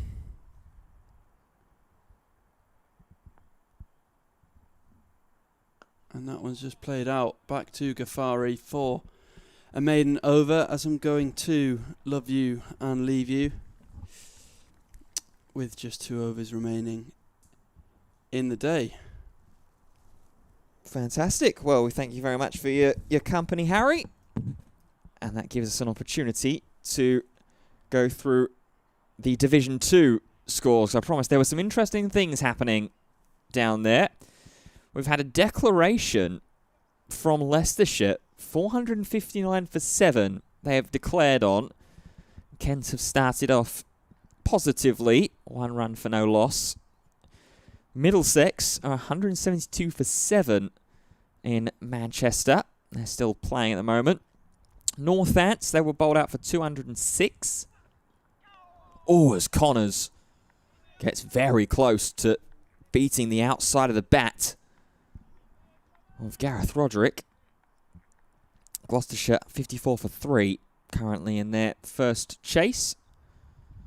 And Glamorgan still holding on to their final wicket at the moment, 259 for 9 against Derbyshire.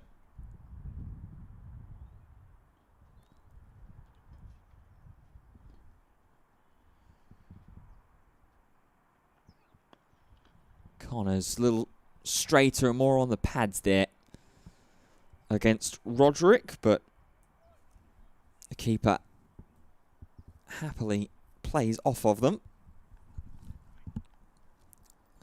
As Glamorgan have just lost that final wicket as well, so depending on time, that very well may be the end of play at Derbyshire. Glamorgan 259 all out down on Division 2.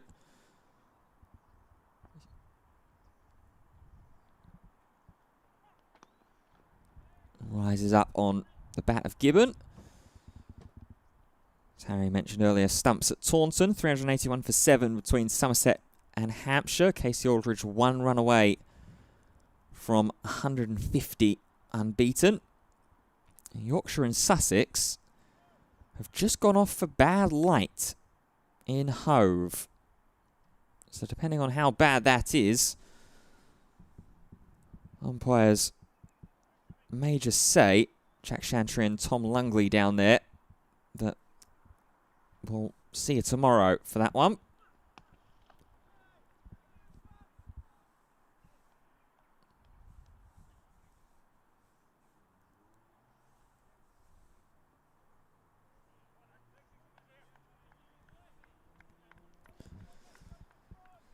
Two more balls to come from what will be the last over of Sam Connors, who's responded very well in the back end of this. Well, it's the fourth spell for Connors. 1 for 67, his numbers so far. That one darting in quite nicely to Ben Gibbon, who's been staunch in his night watchman's role so far.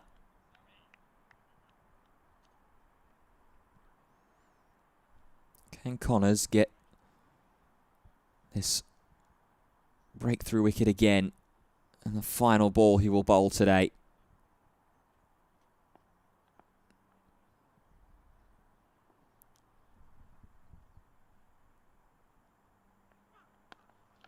No, he will not.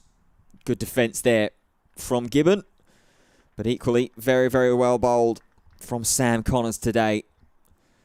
And of the 103rd over, 315 for 5.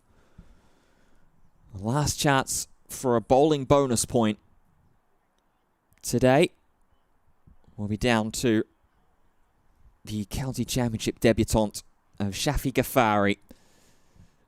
None for 96 off of the 25 overs that he has bowled today in two long form spells.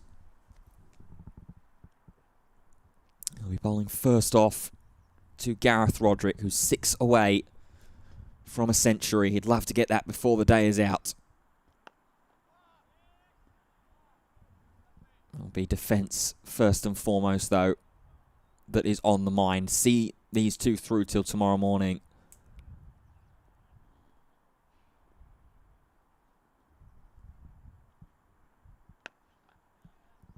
Flicked towards mid-on. Ben Rain, who's maybe eyeing up the back nine with the golf strokes that he has been mimicking at mid-on for the past 10-15 minutes or so.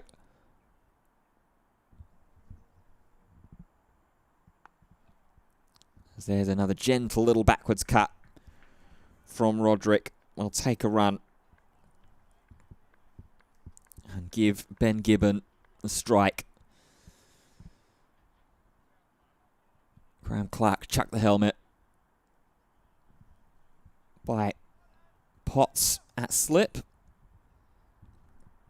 So there will be the catching back pad under the helmet. Pretty much everyone up in the circle and around it as well. Oh, and Ghafari, that is a scene we've seen a couple of times today from the Afghan leg spinner. He knows a couple of deliveries have been good and have been close. That one wildly swiped at and is going to go all the way for buys.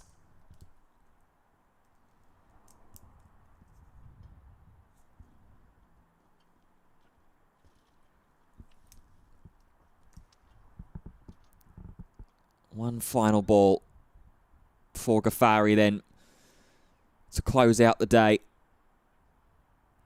What has been a tumultuous time for both of these sides. Oh, it hits the pads. Going backwards, big shout. But sliding down leg may be the call. And that, as umpire Richard Kettleborough whips off the bails, is close of play on day 2 here at the Banks Homes Riverside between Durham and Worcestershire. Very back and forth morning session between the two sides. The afternoon probably belongs to Worcestershire. The evening certainly does. Gareth Roderick heads into the end of the day's play on 95 unbeaten. And the night watchman of Ben Gibbon doing his job as well 3 off of 25. Sam Connors getting that breakthrough of the 170-run fifth wicket partnership between Roderick and Brett D'Oliveira. Sets up a very intriguing day 3 tomorrow, and even more so with the threat of potential weather that could affect things. No matter the weather, though, I will be here alongside Ash Thorpe, ready and waiting from 10:30 a.m. local time tomorrow morning. So we hope that you will join us there on the coverage. Thank you to everyone that has joined us in here today. From myself, on behalf of Ash and Harry that cameoed here in this evening session, thank you for tuning in today, and we'll see you tomorrow.